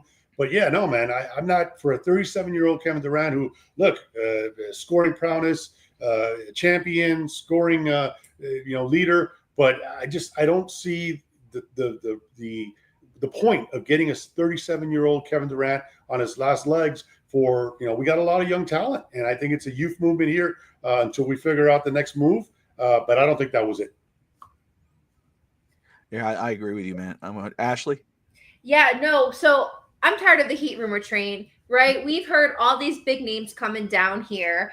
The Giannis was supposed to happen. That got my hopes up and stuff.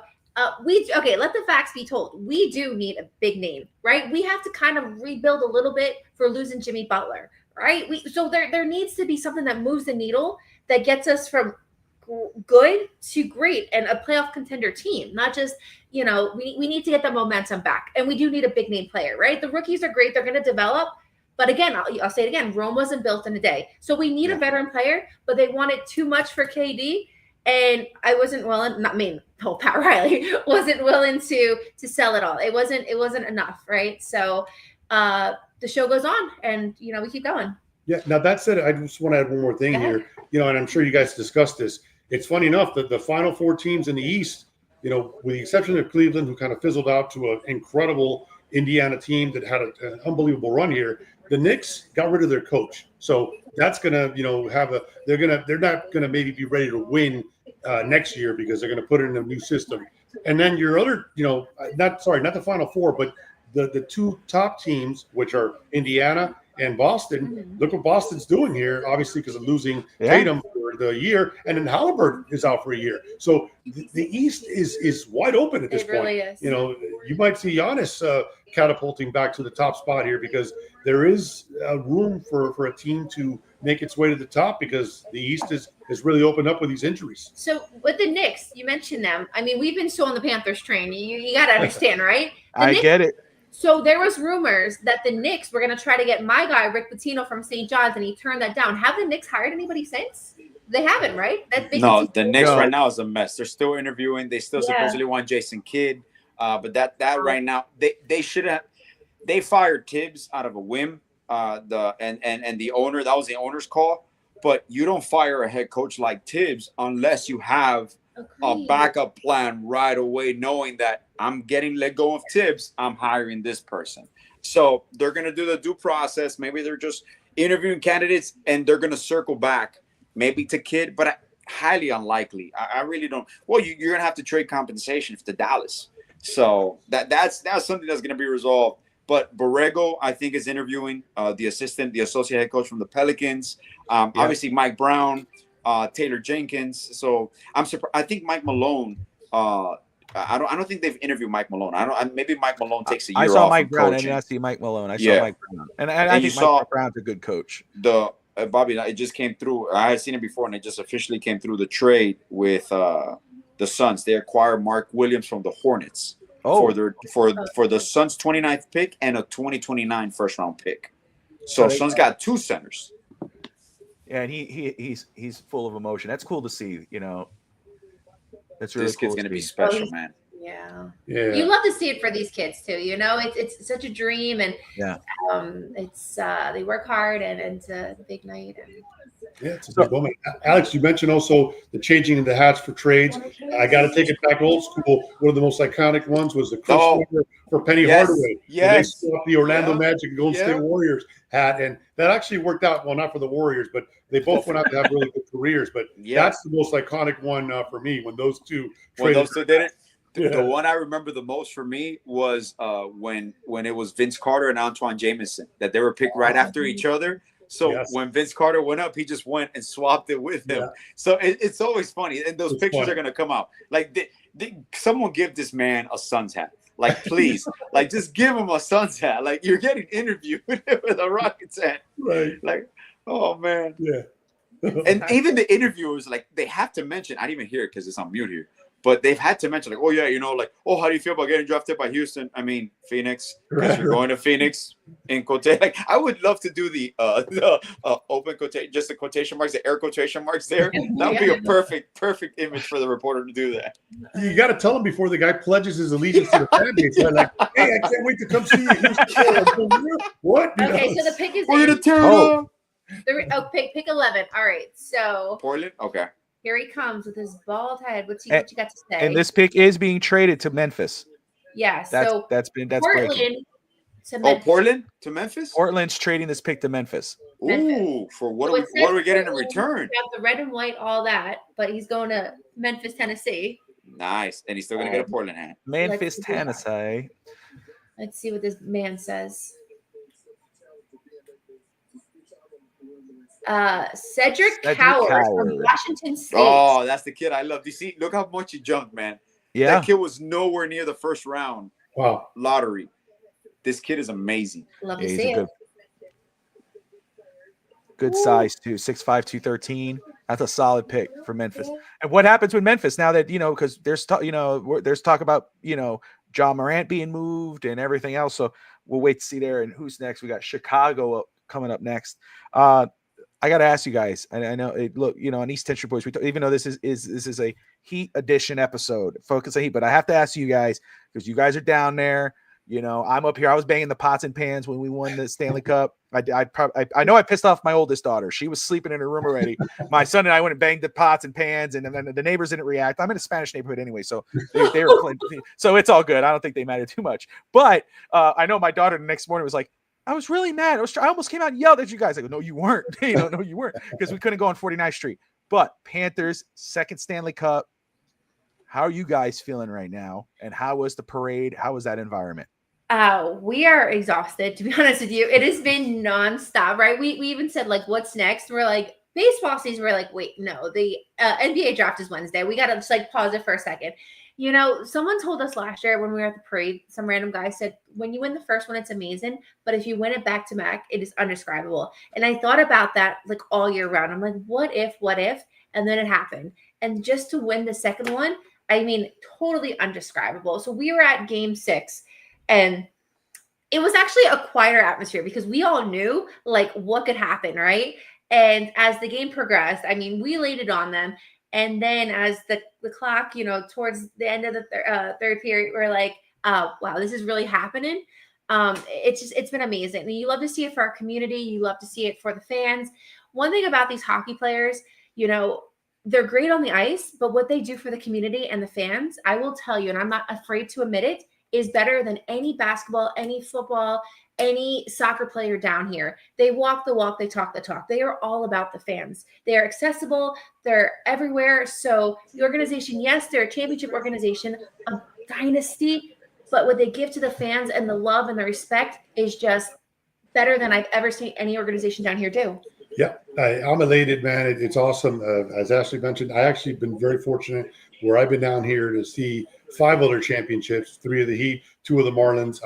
And I'd never seen a team, an organization just give it back to the fans. I mean, These guys are in the club, at the elbow room, letting the fans touch the trophy, literally putting beers in the cup and, feeding it to giving it to the fans. So, just an incredible moment. I do want to get your take on this because Ashley keeps dropping the D word.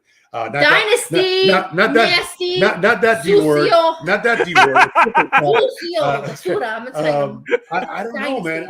To me, a dynasty is you got to have 3 over a certain amount of years. So while this is amazing, a lot of teams have had back-to-back. I think in order to be a dynasty, I think you need 3 in a 5 or 6 year window. I'm curious to hear your take on that.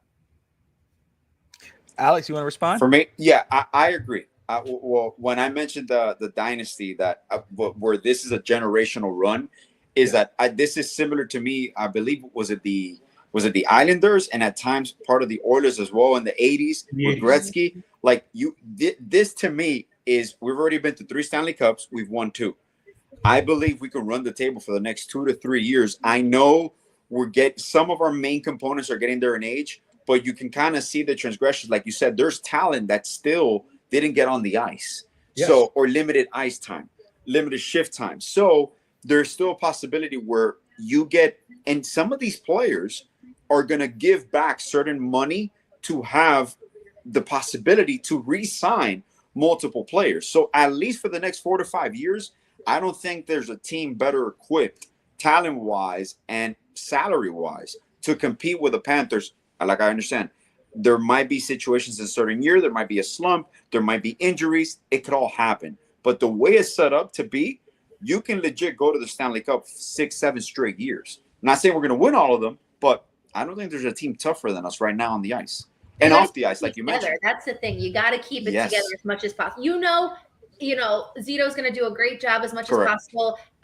Vinny and all of them, to do as much. But you got to try to keep this core. Correct. It was great last year, but bringing in Brad even made it tighter. And you got to do anything you can to just keep it. You hit the point. When it comes to generational teams, their off the ice or off the field relationship is just as important. And these guys look like they love to be with one another and they love their community. So that right there brings out the best in you, no matter what. Because it's a struggle. It's an 82-game season. It's long seasons. You're going to get hurt. Look at Kachuk. He was hurt this year. We felt it. We knew it was going to be all right come playoff time, but you kind of felt his absence. But everybody brought him together. They kept him up and going. And Look what the result is. So if you love each other and you play for one another, there's no reason that no one can stop us for this run, at least. That's true. Agreed. And the NHL also leads to that, allows you to keep your players. You see that more. You don't see what you see in the NFL. When was the last time you saw a hockey player hold out for more money? They don't do that. They stick to their contracts. That's the way most of the players do it. NBA too. The NBA is a free agent carousel. Players moving from team to team, but that doesn't happen in hockey. So I'm with you. I see these players, putting their paycheck aside and sticking together and just being in this moment with this team that, as you mentioned, could go to the next 4 cups and maybe win 2, maybe 3 more. Who knows? I'll say, first off, the reason why I let Alex go first, because as soon as you mentioned D, the D word, his ears perked up. He gets excited when anybody says D. But I'm with you though. I think we're on the cusp of a dynasty. Because we did go to 3 straight. You've won 2. I think if they could come back almost full power, they bring Machan and Ekblad and Bennett. I think we're going to lose Rodriguez possibly. I know I see that possible, which is going to suck, but still I get it. I trust Zito. That's one thing I'll say. Zito and Maurice, I don't, we have high doubts about the Dolphin front office thing. The Heat, we're kind of like, oh man, where are they going? I don't feel that way about Florida. Whatever happens, and I trust them 100%. But if they can win that third championship between next year and the year after, it's a dynasty for sure. But it's there. They've been to 3 straight, and it doesn't seem like it's going to end anytime soon. And it's like what you guys were saying, and Alex brought it up. Me and Alex brought it up last show, was what this is doing for the community, what this is doing for the young, like my son, who loves basketball, loves football, he's screaming, he's playing hockey, NHL hockey on the Xbox, and he's hugging me behind, and and while I'm standing up there, and it's like, it's this, he's going to be a Panthers fan for life, because of this. And that's what happened with us when we were growing up. I mean, the Miami Heat, we grew up, we're going to be Heat fans. I'm a Miami fan, no matter. They put a new team in Miami, I'm rooting for that team.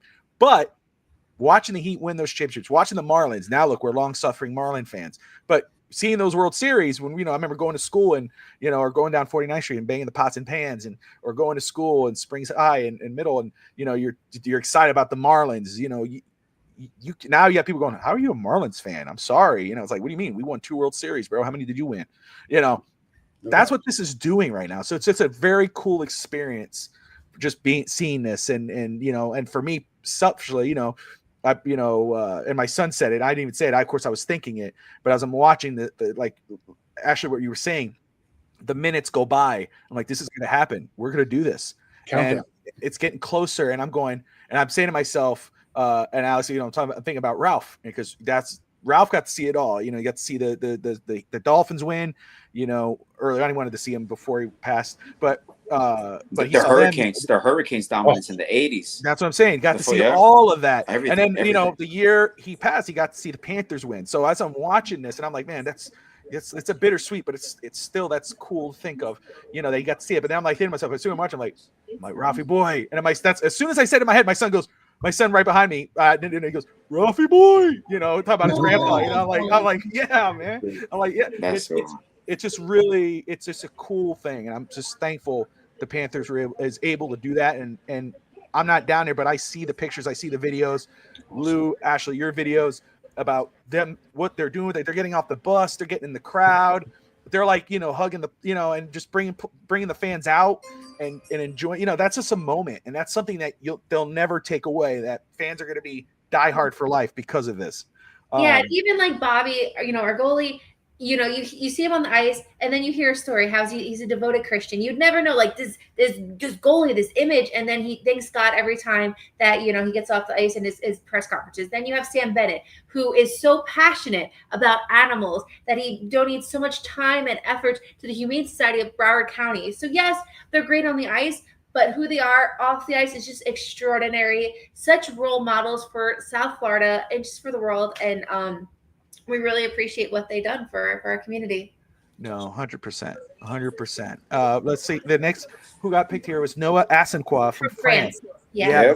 He went to Chicago. There you go. Yep. That's a great.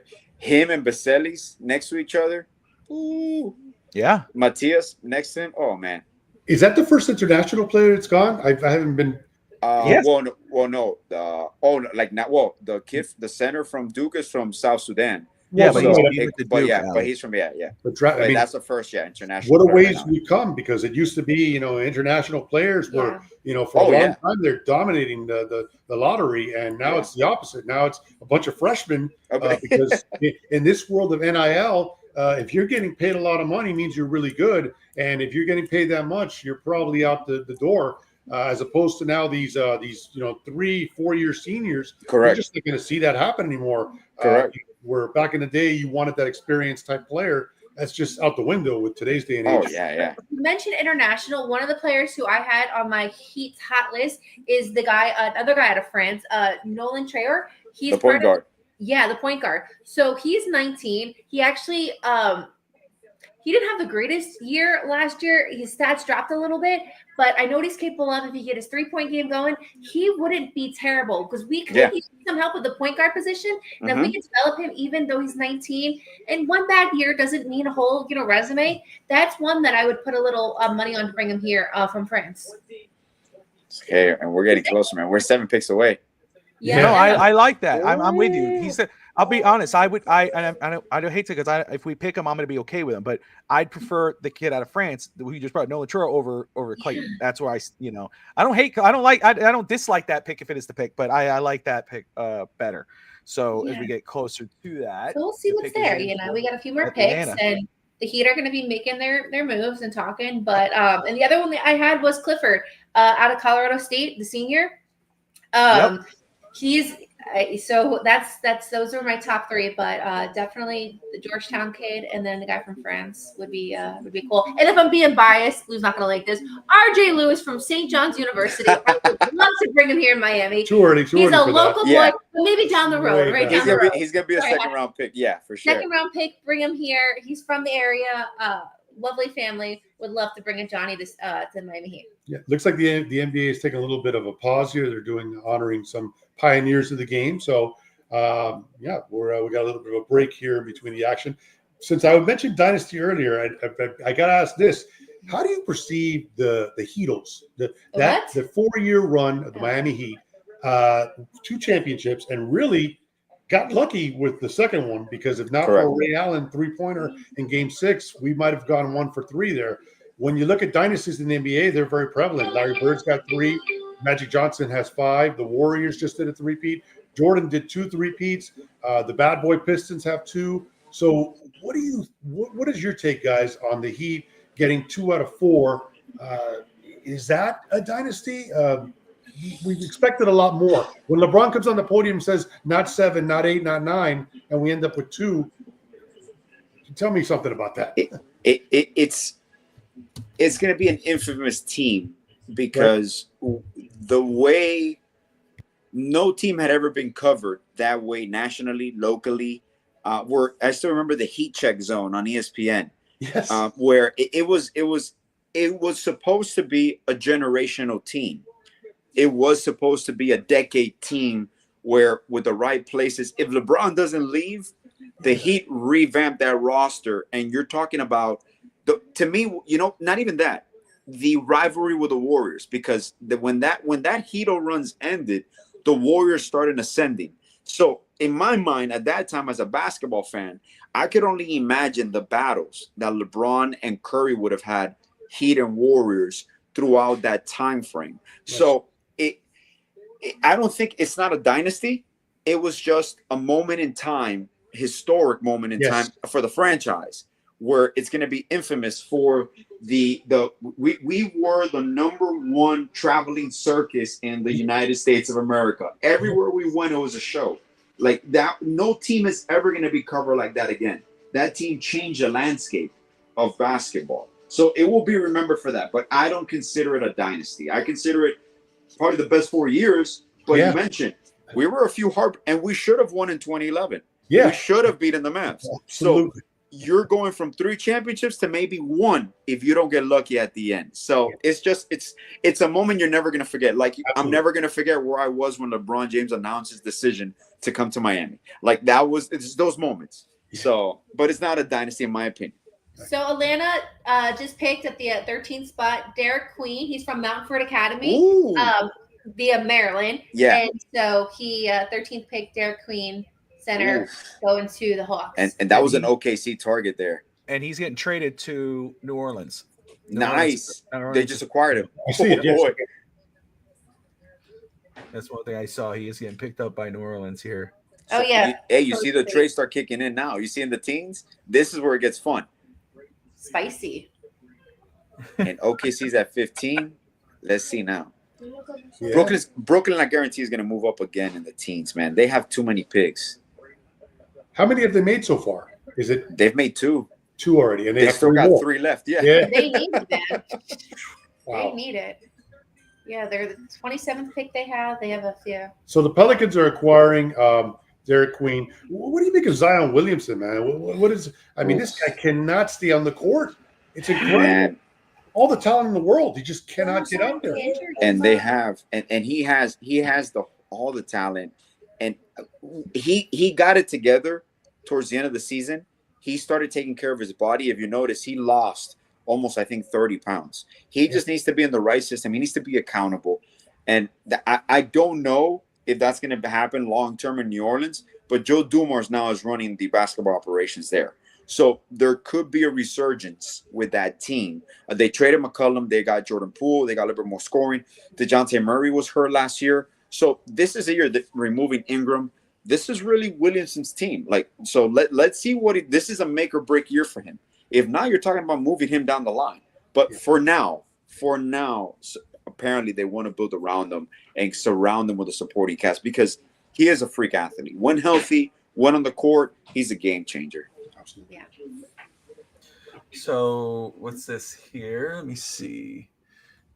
Okay, so for Memphis, they traded for Cedric Coward. They traded 16, a 2028 first round pick from Orlando, and 2 second-round picks. They traded those to Portland for Cedric Coward. So Portland will be picking at 16. Of course, it'll be Memphis, but it says Memphis, but it'll be Portland. Yeah. Correct. Okay. Just change it in 2 seconds. Just change the lettering. POR. You see, you get me? You see, the NFL has that down packed. When the trade is done, and they trade the right, boom, boom, the trigger takes bang, boom. Now it's Philadelphia instead of Miami. We could do this, guys. It's not difficult. POR, 2-3 letters. That's it. They make it seem like, oh no, we can't talk about this. His rights are. What do you mean his rights? You just said the trade was announced. I understand. Jesus Christ, just give him a damn hand. So confusing. Let me bring in. We got Q of the I Hate Football podcast joining us. Another Heat fan residing in Atlanta. Let's bring him in and see if I could work these cameras out. So get everybody in here. You'll get out of here. You can't be in the minute. Goodbye. Can you do it now? There you go. There we go. Yeah. Move the sound stage thing here. And we'll just be a nice awkward thing here. If that's okay. What's up, Q? How you got the nice colors, man. You got the doing, nice colors. Yo, man. That's what I'm talking about right there. They gotta come up with those colors, man. Oh man. I don't mind I don't mind some of the Vice City and all that stuff, man. You got to sell jerseys at the end of the day, right? And I'm cool with it. I got no problem with it. But the old school colors are hard to beat, man. Old school colors are hard to beat. And the black Vice is coming back next year. That's our classic uniform. Is it? Oh, yeah, really? I think so. Yeah, I didn't there's know rumors. that. It was leaked and all that, but supposedly that's the one. Yeah, man. Carter Bryant, Arizona, going Carter to Bryant. San Antonio. Yep, Carter Bryant, Arizona. Your boy. He's a lot. That's a great pick. Great pick, man. A lot of game plan. He's a very talented young man right there. Going to San Antonio. Q, my man. So thank you, brother, for joining us, joining the group here as we're waiting for the Heat's pick. Yeah, man. Appreciate you letting me hang out, man. Everything is good, brother. Everything is good. What's up with you? Oh, man, just waiting it out, brother. Just waiting it out. How you doing? How's everything been? Pleasure to meet you guys. Hey. See you guys on a good bit. Follow you guys over on Twitter and everything. So good to finally meet you guys and get on with you and chop it up a little bit, man. Definitely. Oh, fun. Definitely. Yeah, man. All is good, man. All is good. Just actually just got back from Miami a couple days ago. Oh, nice. Down there seeing everybody, and my mom and my niece's birthday, and just kind of catching up with everybody, man. So that's awesome, bro. Hotter than God knows what. Dude, we got a heat wave over here in Franklin, and Nashville. It's terrible. God, Atlanta's miserable right now. Absolutely miserable. I hate it. Hell. People are like, "Oh, it feels like Florida." I said, "No, shut the fuck." So pissed. I was so mad. Guy said that to me this morning. I was like, "I'll smack you, dude. Don't do that." I was like, it's been blazing for the last like week or so up here, man. It's ridiculous. Yeah, my daughter's like, I love it. I was like, get out of the car. Q, we were driving. So we're getting up to pick 20. We've heard from everyone what their kind of preferences. We'll see. We're seeing how it goes. Names are falling off the board. But do you have who's your favorite? Like, where you do you have a particular player or players that you like for Miami at 20? Bro, I mentioned in the group earlier before I got on with you guys. My guy from up here from UGA. Ace and Ewell, who I think probably would fit well in the system.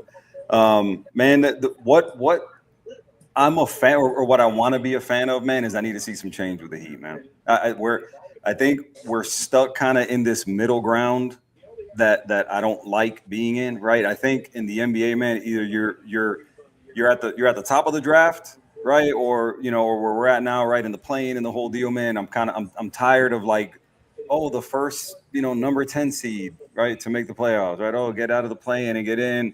What did that get us this year? Got in, first round against Boston, right? And it went kind of the way we thought it was going to go, right? And so, I think we need to identify a plan, right? And be aggressive and go with it, man. Like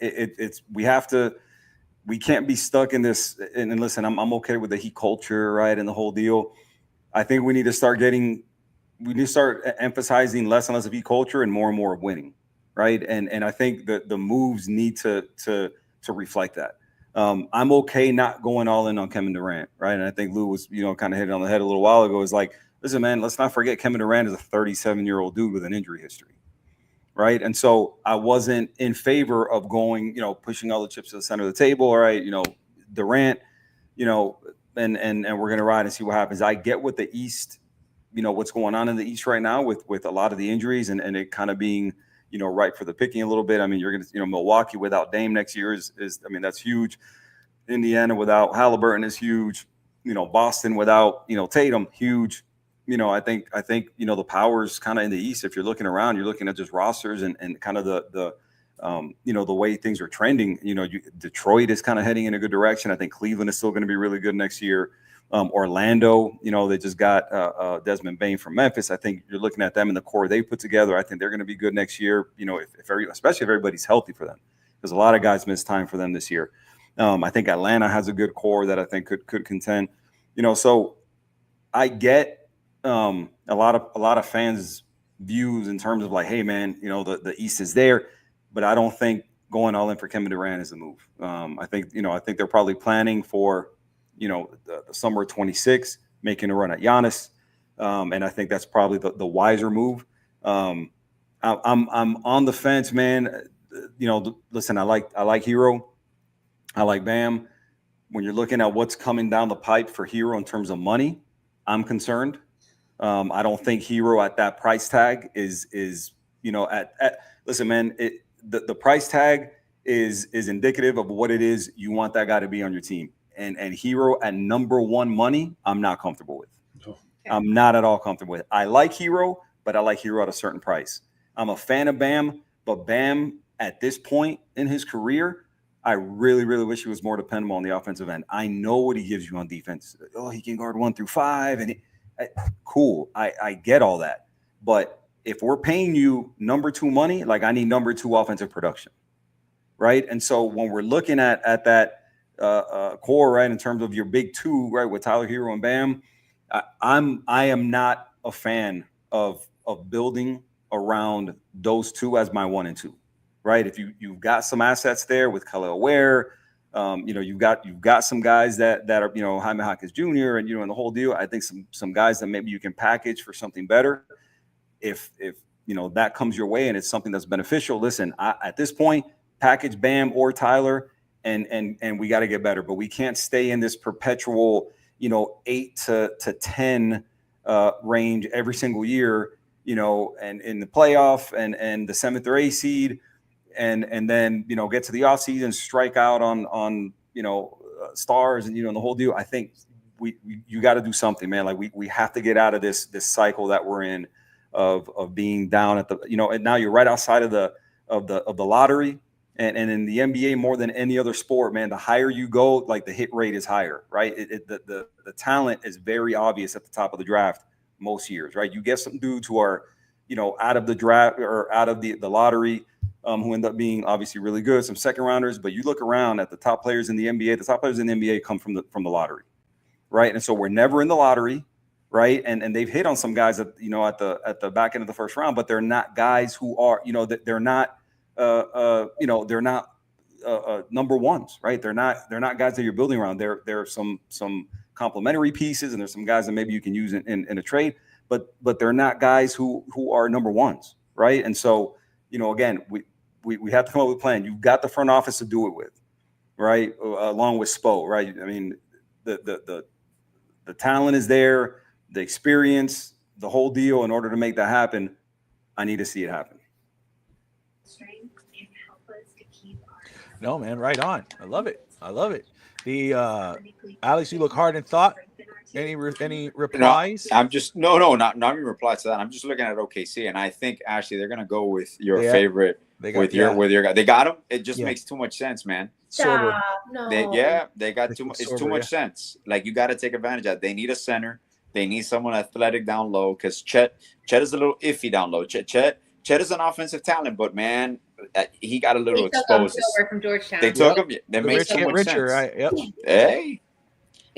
That's an organization that is perfectly in place to manage the second apron, the new CBA. They're gonna extend who they have to extend. They're gonna move who they're gonna have to move, and they're gonna consolidate picks when they gotta consolidate them. Well, because Alex, go ahead. I'm sorry, brother. Real quick. No. The way the NBA is trending, correct.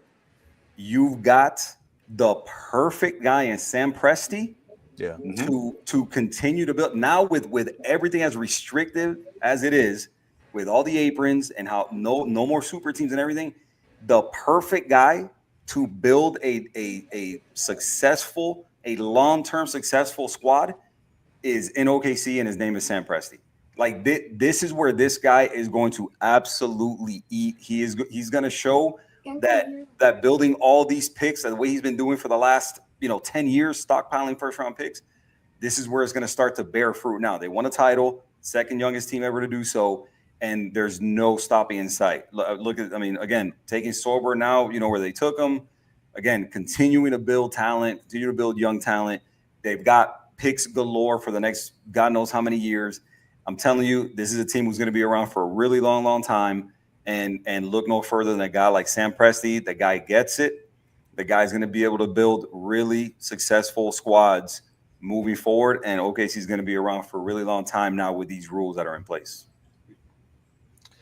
No, and Alex brought it up the other day when we were in the game 7 where, and Alex, I don't put the words in your mouth, so you could clarify, but Chet Holmgren, he thinks it could be a guy that may not be there long term. I said it was Jalen Williams, who I think can be, be a guy who could possibly move. But OKC could actually deal with that. It's like, oh man, they're going to lose this one star player, they're going to lose this guy, but really they're best suited to deal with that. Like, oh, we lost this guy, here's this guy to throw in there.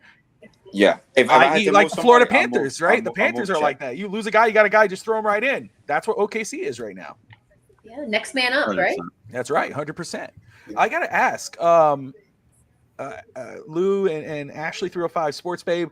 I got to ask you guys, and again, we're talking with basketball, right? But it's gonna go Dolphins way here because I got to give you guys a plug.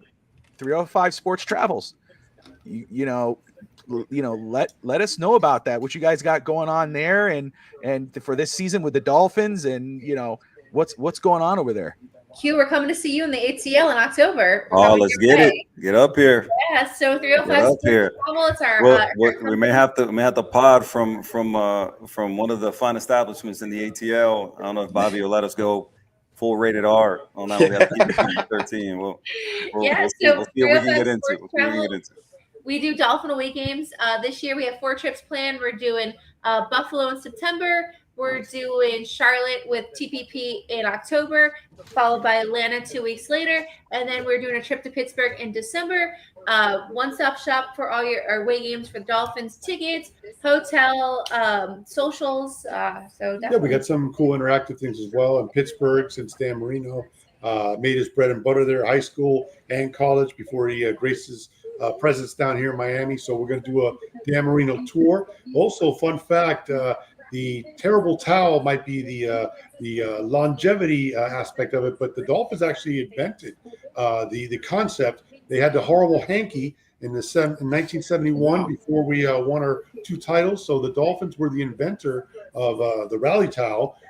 So we're going to try to take it back. So anybody that comes on one of our trips will be getting a terrible towel version of the Dolphins invention there. So it should be fun. And yeah, no, look, cool. I've said it all the time. It's great to be at your home building and watch a victory and cheer with everybody, but it's almost as better, if not better, than to be in a building on the road and to hear pure silence because your team has gone in there and beaten another team on the road. It's thrilling, it's awesome, and we're addicted to it. So, and it's fun to see other cities like you. I've been to Atlanta before. I went for my 30th. I've done the College Football Hall of Fame. I've done the Aquarium Museum. It's a dope city, right? Like cool. The Varsity's fun.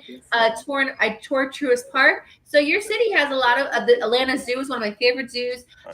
So yes, we incorporate the football and the socials and the game and stuff, but just to explore another city, it's just a blast too. So come travel with us. We've done Indy, Houston, we've done Chicago, we've done a lot of trips in the past, but this year we've chosen those 4.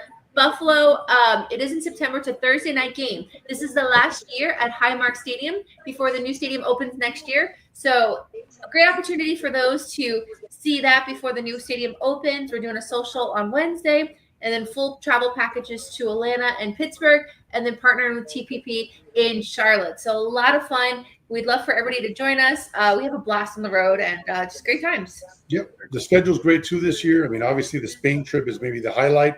We won't be going there, unfortunately, but I was shocked that the Dolphins got as many primetime games. Yes. Thursday night, a couple Monday night games. NFL knows something that we don't know. Hey, maybe, right? Come on. I like it. From your lips to God's ears, brother. So I when you guys were talking, I hope you don't think when I was going like this that I was reacting to your travel thing. I noticed what I did. We're going here, we're going there. Oh, what? You're going where? No, I'm going here and I'm making notes and I'm following, make sure there's no breaking news with trades or anything. And I saw Memphis Grizzlies next the pick, and it's really going to Portland. And it's a guy that I brought up to Alex earlier tonight. The guy who I think could go for, I said from the lottery to the second round, whatever, and that's Hansen Yang from China, the center. Man, they're picking him now. They're taking him now. That is a massive reach. That is a reach, but again, I think upside. Wow. I think what he could possibly be. Again, I think past 20 would have been okay. Like he was going to be there. That's crazy. I think they could, but I understand taking him. When I watched him, and when you see what he did, it was his pro day. When I watched his game playing at the pro day, I saw obviously he's not fast, right? He's not somebody you could but a facilitator, a big rebound machine. Again, it's a poor man's Joker. That's what I saw. He doesn't have that. He's not the thickness, but that's what I saw to him. So I was like, man, this is a wild card for me with the Heat. So to see him come off the board this early was kind of like son of a, So wow. That was my visceral reaction. So I apologize. Yeah, you guys are like, damn, Bobby. But yeah, so that's what that was.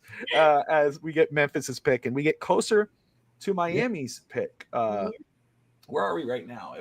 You have Memphis, which is Portland. After that, you have Minnesota. Then you have Washington. Washington will be the 18th, and then we're right after that, the 19th. I don't know who's before us. The 20th. The 20th. So yeah, your 16th's coming in now, which of course Memphis via Portland. Then after that, you have Minnesota at 17. You have Washington at 18. Not sure who's at 19, but then you have the Heat at 20. So we're moving.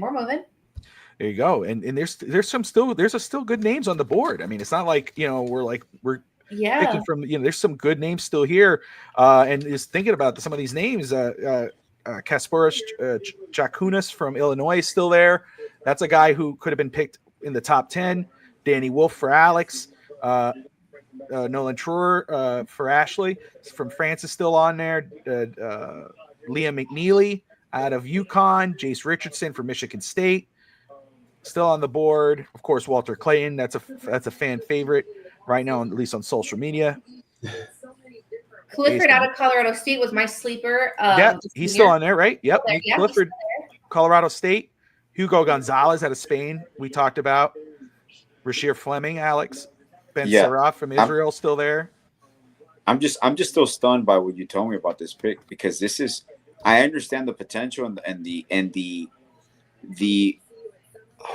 I can't believe they picked him at 16, because this kid was going to be available late first round, early second round, unless they know something that we have. But that's the thing, though, Alex. That's the thing. You can't go based off. This kid's. We don't know if he was, because he's not now. He got picked at 16. Yep, so, man. When I saw that, I was comfortable at 20. Like, if he's there at 20, I was like, get him. But if he's in the second, you're there. You can trade up, get him. I believe in this kid's upsize. I like him. Yo, so that kid. His hand is 10 inch. 10 inch. Yeah. Hit not only that, I'm sitting there reading on this dude. Obviously, 7'1", standing reach of 9 feet 3 inches. Yeah. he just needs to have like a 12-inch. He literally stands. He stands and he's 9'3". Yeah, but here's the thing, right? We've seen guys who are huge that are like super size, and it doesn't mean they're going to be good. But when you watch how he is on the court, that's what jumped out at me. Yeah, this dude, you look at him, you look at him, and he's not Chet Holmgren, right? I mean, he's 7'1", 253. Yep.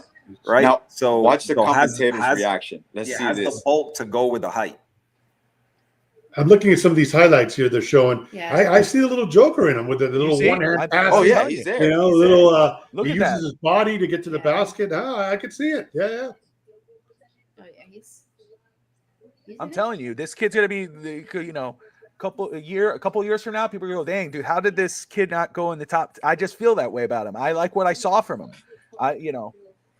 And Alex is going to pretend I never said it. He'll be like, you never brought Hassan Yang. Oh, no, you said it. You brought up Yang Hansen. Yeah. It's like, what? They're the same, But dude, I'm telling you, and you know what? It could be like you just mentioned. A lot of people overlook the Joker, and now that reshapes how you scout these players. Joker was taken and how in the you second value round, right? Second round, 46 pick overall with the Taco Bell commercial.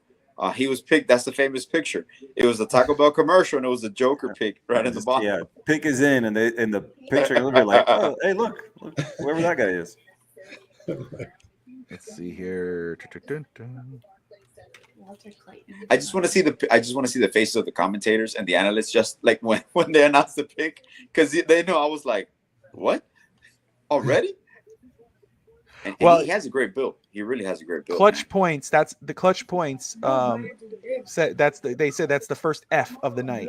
Oh, to the Trailblazers. They gave him that's the first F. It's just because of the reach. But like you said, if it's something that, like the problem is remember, with just like in football, Bobby, there's value in these picks. Like if you can get this kid in the late 20s, you just used a valuable pick that you could have traded down again to maybe acquire more draft capital or a player or whatnot. Because realistically, someone, like you said, could have plucked them maybe in the 20s. That's true. So you're securing that pick. But it is a huge reach in regards to the talent that is still on the board. But if it plays out for them long term, then whatever, their pick was worth it. I hope it doesn't, though, just because it's Joe Cronin. I hope it doesn't work out. I hope he's a bust. Because fuck Joe Cronin. God, bro. And he has such a punchable face. Yeah, yes, he does. Won't get much pushback on that one. No, at all. No. Cronin, man. All you have to do was pick up our call, bro. That's it. Just answer the phone, bro. Let's see here. So this is Minnesota. Minnesota's on the clock for the 17th pick. Okay, so the 19th pick, remember, it was Brooklyn. So Minnesota at 17, Washington at 18. Brooklyn's one right before us at 19, and then the Heat will be at 20. So that's the 19 was the Brooklyn. They have a million picks anyway. Speaking of Brooklyn, really shocked that they won't. 5 first-round picks.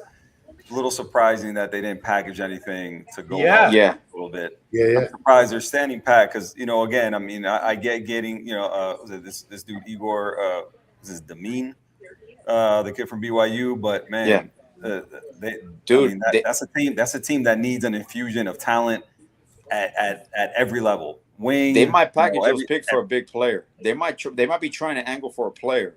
And they might. The thing is, man, is just those lottery picks. Obviously, that we talked about, man, they're so important. Yeah. And now you're kind of now you're getting to the point where you're looking at it and going, now they're remaining picks, right? You're looking at 19, 26, 27. Where else are they at? Minnesota just picked Joan Beringer from France. Oh, okay. Yeah. So he's headed to Minnesota at the 17th spot. Okay. The franchise 230. Yeah, the franchise is sold, right? Didn't A-Rod's group officially? Yeah, they bought. Yeah, So, which is Glenn Taylor tried to keep that team, man. He sold it way too early, and now franchises are selling for 10 billion, 5 billion. Yeah, right. That's why he wanted to pull back, because they had an agreement on the 1.5, and then he wanted to on technicalities, and they're like, no, man, we made all our payments. Agreed. Yeah. Agreed, and that's it, bro. It's done. That's it, my man. He took that into litigation, and A-Rod in that group got him. Yeah. So now we have Washington on the clock, followed by Brooklyn, and then Miami will be at the 20 spot. Oh man, The nerves start kicking in. What direction did we go? Yeah. friends. Let me see. Washington, Brooklyn, Miami. Here we go. They're showing Victor Wembanyama at the 2023. Okay. Oh, they're showing us some international draft picks. The leading up to the draft, one of the things, and seeing kind of quick succession right into the finals, leading right into the draft. Good thing for the NBA to kind of carry that momentum, right? The finals just wrapped up. You got a new champion, and boom, kind of right into the draft. But also, what I've liked about this is so much kind of front office type stuff with trades and a lot leading up to the draft. Big fan of all the movement and everything like that, and kind of seeing what people's blueprint is kind of for next year and everything like that. Because I remember a lot of drafts kind of coming into it as super quiet, no movement or anything, and this year's been anything but. Really different at the top of the draft. I mean, you're looking at like your top 3 teams aren't going to be bad next year, right? I mean, you're looking at these guys, and again, with the benefit of health, you're looking at Dallas being a really good team, assuming Kyrie comes back. The 76ers can ever get those dudes to all get on the court at the same time with PG. PG, then there was a stat last year. He had done more pods than he had played in games. There was certain Podcast P. Yeah, Podcast P, man. And he earned it last year. Literally, he had done more podcasts than games played, which is obviously not what you want when you're giving up what you gave up to get him in terms of compensation.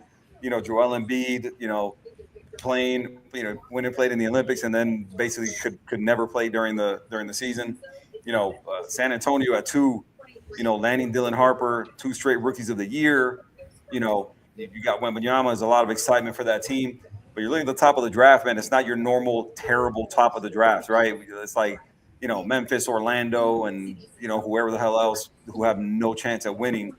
Some really good teams got a lot better. At the top of the draft. So it's going to be really interesting to me to see what goes on with them. The biggest reprieve in the history of the association. Letting Dallas land that number 1 pick after Nico traded Luka to LA. So some interesting storylines this year coming into the draft. So I'm a fan of. It wasn't only draft stuff. It was a lot of trades kind of leading into it, and so a lot of movement. So definitely a fan of that. You made a good point saying, the momentum and everything, how it carries on from, the season just ending and then the trades. I will tell you though, if I'm being honest, it has been a little tough following NBA news, being a Panthers fan, because we've been riding the Florida Panthers trade. In fact, when we're at the championship parade, we're packed in there on the beach and all that stuff.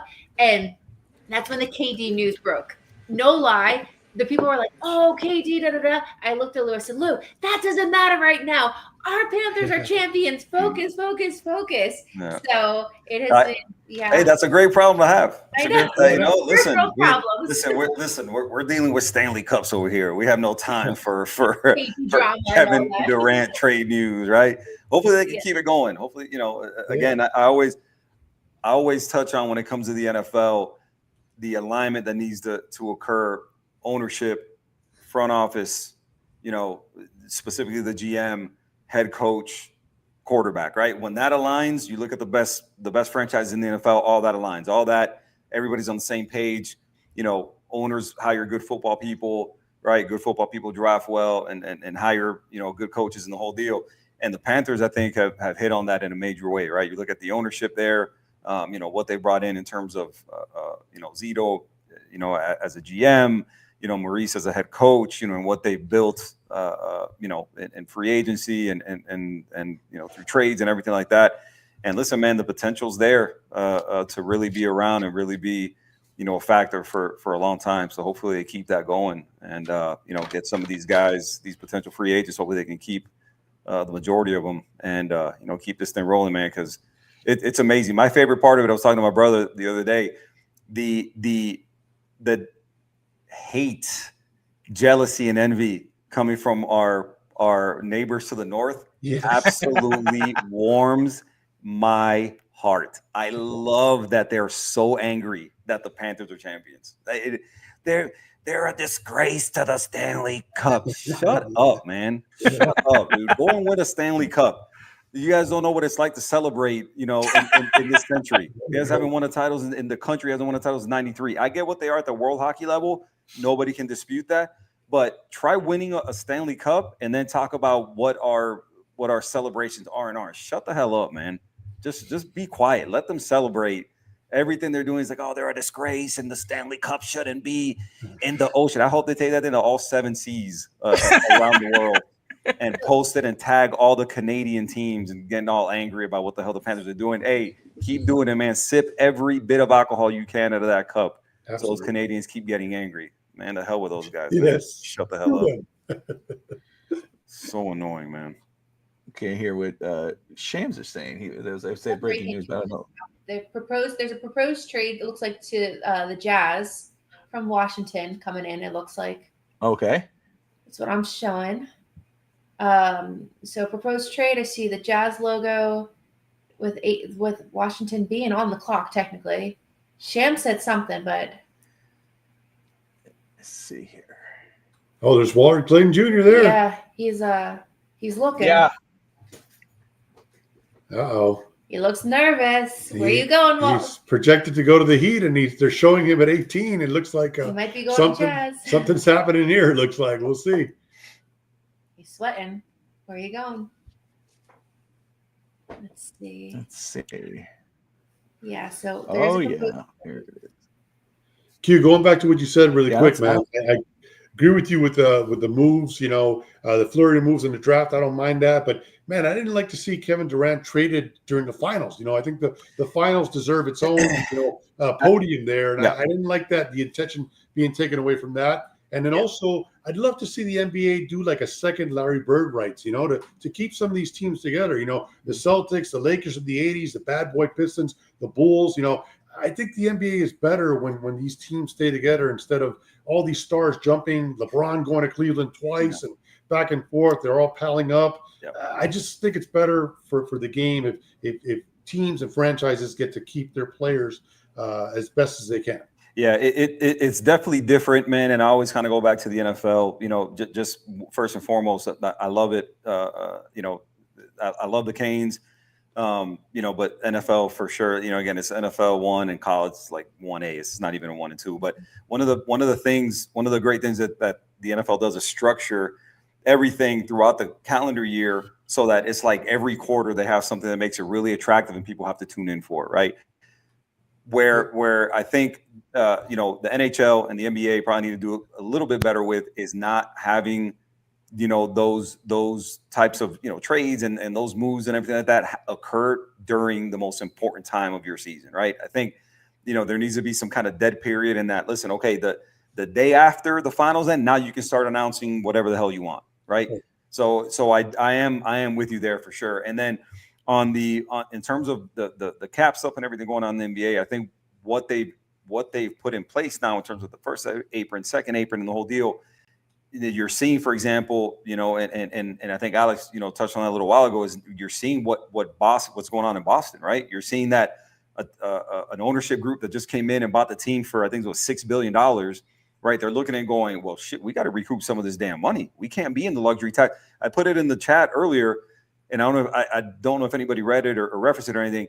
They saved in luxury tax alone. They saved $180 million getting rid of Kristaps Porzingis, right? And so you're looking at what's being, put in place, and it's specifically to avoid those super teams. It's specifically to avoid, the Heat, doing what they did, and in some of these sees Boston right before them.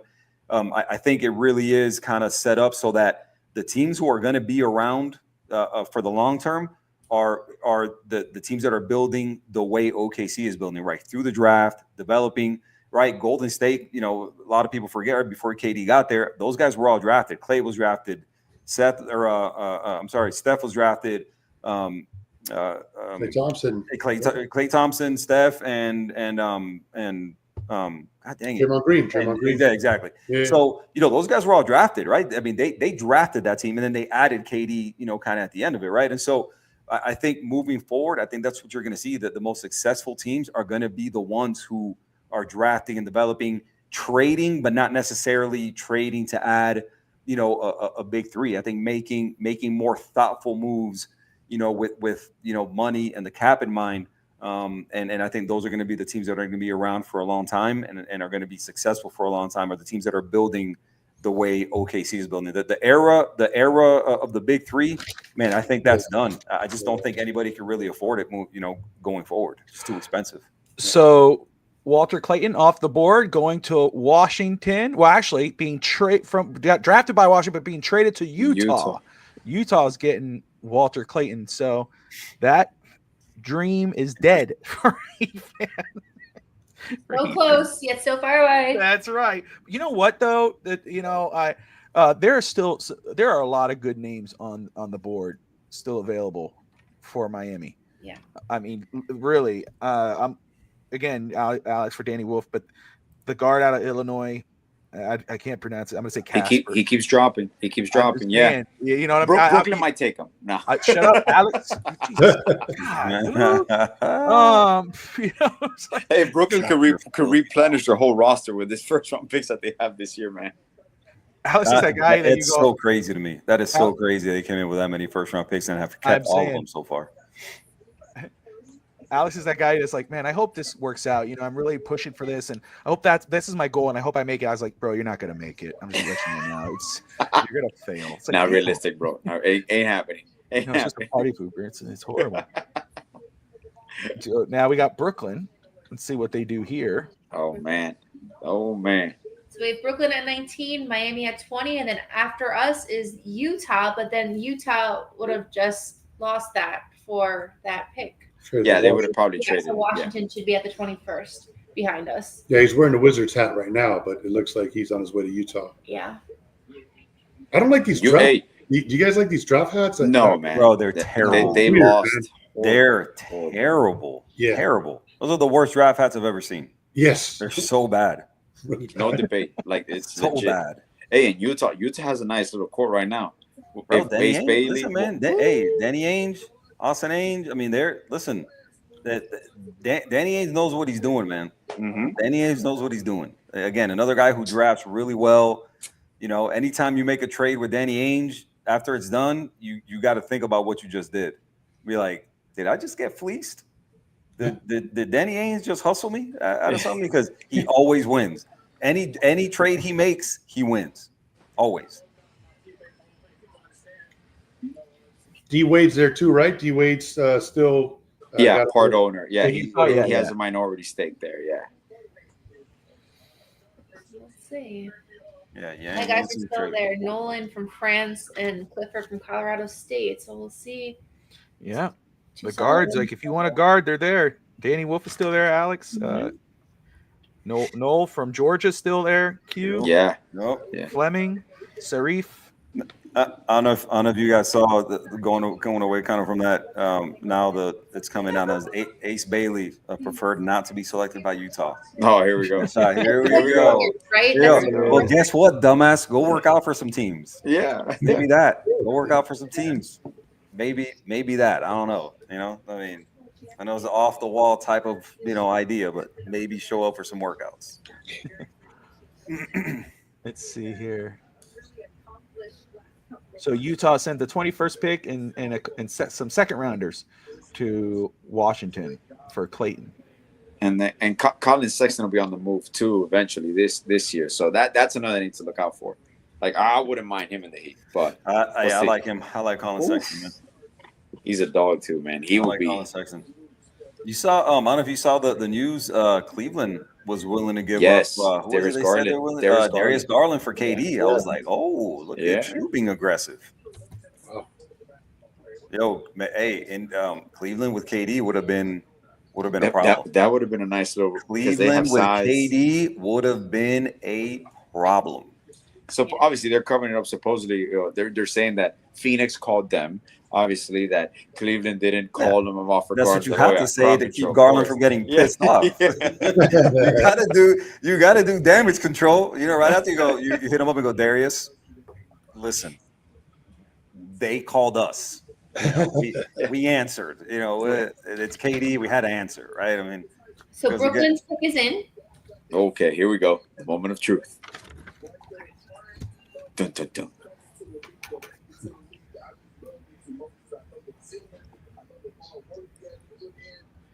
Nope, there goes my guy from France. Trone? This reminds me of the Dolphins draft. All the people that I want go like right before. Yep. 1, oh man. 2. I hope we get Fleming. I hope we get Fleming, man. That's my go-to. That's my goal. Sheesh. Now watch the tempting. I just hope that just because they're falling. Last time this happened, it was Justice Winslow over Devin Booker. We were gonna pick Devin Booker. Justice Winslow fell to us. We picked Justice Winslow. I was happy with the pick. It's known to fact, but the fact that Casper keeps dropping, like there's a reason for that. I mean, it could be a situational thing. I just don't hope they don't go away from who they want to pick. Well, what if he's the one they want to pick, Alex? They don't want to pick, man. Casper. I'm sorry with you. You mean you don't want them to go away from who you want to pick? No. Sheer Fleming, Casper's is the highest rated player on my board. Yeah, Danny Wolf is right after that. McNeely, Jace Richardson, but so Casper's is that guy. Danny Wolf, Noel, Fleming, of course. Who's gonna hate on Fleming? No one. Bro, listen, that kid Liam McNeely is still on the board too, man. McNeely, and that dude can stroke it from deep. Has some size of 6'7". Would not be shocked to see that be the pick. I'm putting my phone down. I'm gonna put my phone down. I want to hear I want to hear the Heat announced. Let's see. Just gonna zone it. Boom. Locked in. Well, we're on the clock officially. There's the time. Less than 5 minutes to go. Pat Riley and gang are all chatted up. Pat Riley, Adam Simon, Spo. They know what they're doing, man. So no doubt, whoever that Andy Ellisberg, right? Andy Ellisberg. So the Heat at one point, they weren't a team that really I read this earlier. They weren't a team who really valued the draft at some period, but they really built some great because it was Pat Riley, and Pat Riley doesn't like young dudes. 90s we didn't make. I think we made like 2 first-round selections, and Pat Riley did not value rookies. Did not like young dudes, man. Young dudes did not play for Pat Riley. Times have changed. But in this new era, you gotta value the draft. You have to. And especially them, they're scouting. Obviously, Adam Simon has led this, but their scouting department is the most. I think to me, is the best scouting department in finding talent in their range. G League guys, overseas guys, everything. Man, they've really hit on some dudes, and then they've turned those guys into assets to trade away. They really hit on some dudes that people had never heard of. So they do a good job. But then it's also Spo, right? Because a guy like PJ Tucker, has career year here, and then you don't hear from him. Caleb Martin, all these players that make it here and they go elsewhere and they just can't find the same mojo. So totally agree. In the front office. 100%. Yeah, in sync, man. Definitely in sync. Again, I need to see it turn into, we're a top 2 seed. We're getting not this playoff shit. I'm not with it, man. I'm not with it. First 10 seed. Who cares? Yeah, that's what we're doing now. Yeah. And remember, there they Oh, are. there they are. That's the Heat practice court that you're seeing right there. Yeah. It's connected right to the Kaseya Center.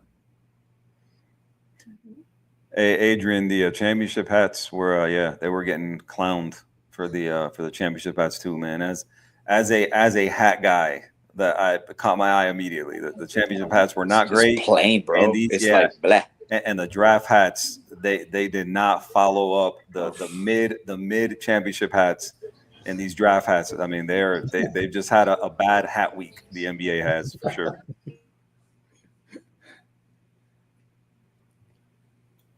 And this is their pick is in. Oh, you got it before us. Oh, no, we see it. Okay, pick is in. Final guesses. I'm saying either Asa New or Liam McNeely, one of the two. Clifford from Colorado State. All right, Alex. I'm gonna stick to Rasheer Fleming. Rasheer Fleming. All right, Lou. I am going to take a wild card here. The guard out of Michigan State.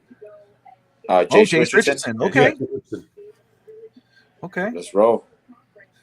All right, Clifford. See who it is. No trade alerts on the screen. No, that's no trade yet. Straight in. This is the pick. It looks like. This is who they're doing. This is Pick is in. Dun, dun, dun. Oh no, Shams is on the screen. Hold on. Go away, Shams. Go away. Uh-oh. Shams is on the screen. I'm going to say I'm sticking to my board, Alex. I'm going with the Casps because he's left on my board on the top. That's what you're going with? Okay. That's what I'm rolling with. But he may get traded, so it don't matter. Whatever the pick is, it's going to get traded, I think. I can't hear it, so you guys will let me know. No, we muted him too. He's just talking about how great our organization is. Oh, okay. There you go. I'm just kidding. No, we don't. I'm just a little joke. It's a little joke.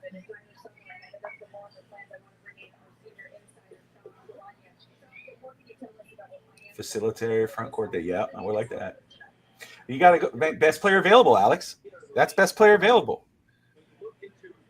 Has to be best player available. To them, Noel is their best player available. So that could be good for Q. I like that kid, man. I like that kid. I know. I get it. Yeah. But Caspers is one of those guys that could have been taken in the top 10, top 5.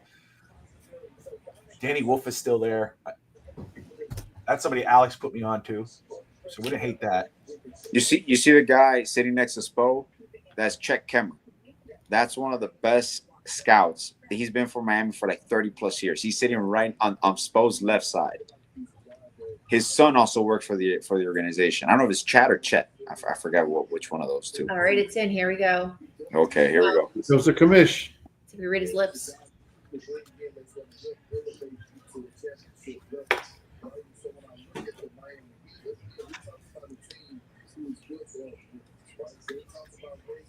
Oh, Yeah. Illinois. He called it. Illinois. That's Casper. I don't even know how to write his full name. How do I tweet that? That's my letters. How do you tweet that? Hey, he can shoot. He can play. He can play. So, hey. I like it. I like it. You got to do it. You had to do it. He was being mocked like top 10. I'm telling you, bro. I'm telling you. Now, my thing is, this. I love this pick because this guy could contribute right away, right? I don't want it to get traded because this guy. Let me see if I could find something. This was wow. You got to go with the board. You go best player available. Where is he? How do you pronounce the name? Kasparkas. I say Caspers. Kasparis. Jacunius. Is the way I'm going. That's a tough. Yo. Kaschuk. Oh, get him a new hat, man. That draft hat. And a nickname too. And a nickname. I'll write it. Better look, man. When he shows up to his introductory press conference in Miami, they better have a new hat for him, bro. For real. These hats are ass. Like the hat needs to be retired immediately, bro. Not burnt. Not even retired. Burnt. Doing, man.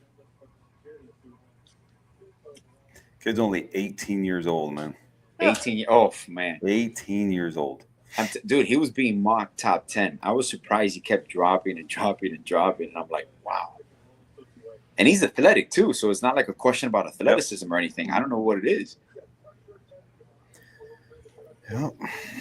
See, man. All right. I'm not mad. I like it. Got to play our theme song here.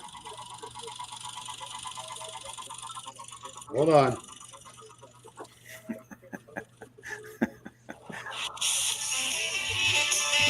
Oh, hell. The heat is on, baby. Come on. Yeah, man. Listen, until proven otherwise, you got to give those guys the benefit of the doubt, man. I mean, they identify talent. You know, they draft well. You know, it's just what they do. You know, Can he shoot threes? You know, well, time will tell. But again, if they make the pick, to me, it's a good pick until proven otherwise. Absolutely. I wish I could hear what this guy's saying. I don't know. He looks like he's hyping it up. Maybe I'm wrong. I don't know. But the way he's going like this, like I'm excited to watch him. Unless he's going, this move really sucks. This is a bad pick. You know, it's like, but I'm getting a vibe that he's hyped. Jonathan Gavoni does a good job, man. That dude dude knows his stuff for sure. So yeah, I have him muted on my end. But again, if he's excited about it, I'm definitely with it. There you go. And so, do you think with the Heat roster as it stands, and we really don't have any, do you see us trading some players here for future picks? Because we got nothing, as mentioned, in the next couple rounds.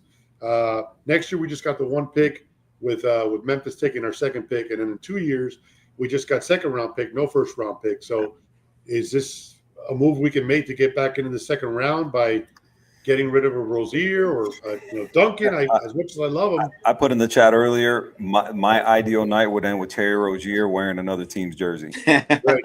That would be better than our guy Kasperas who just got picked. My night would be joyful or joyous if Terry Rozier was on another team.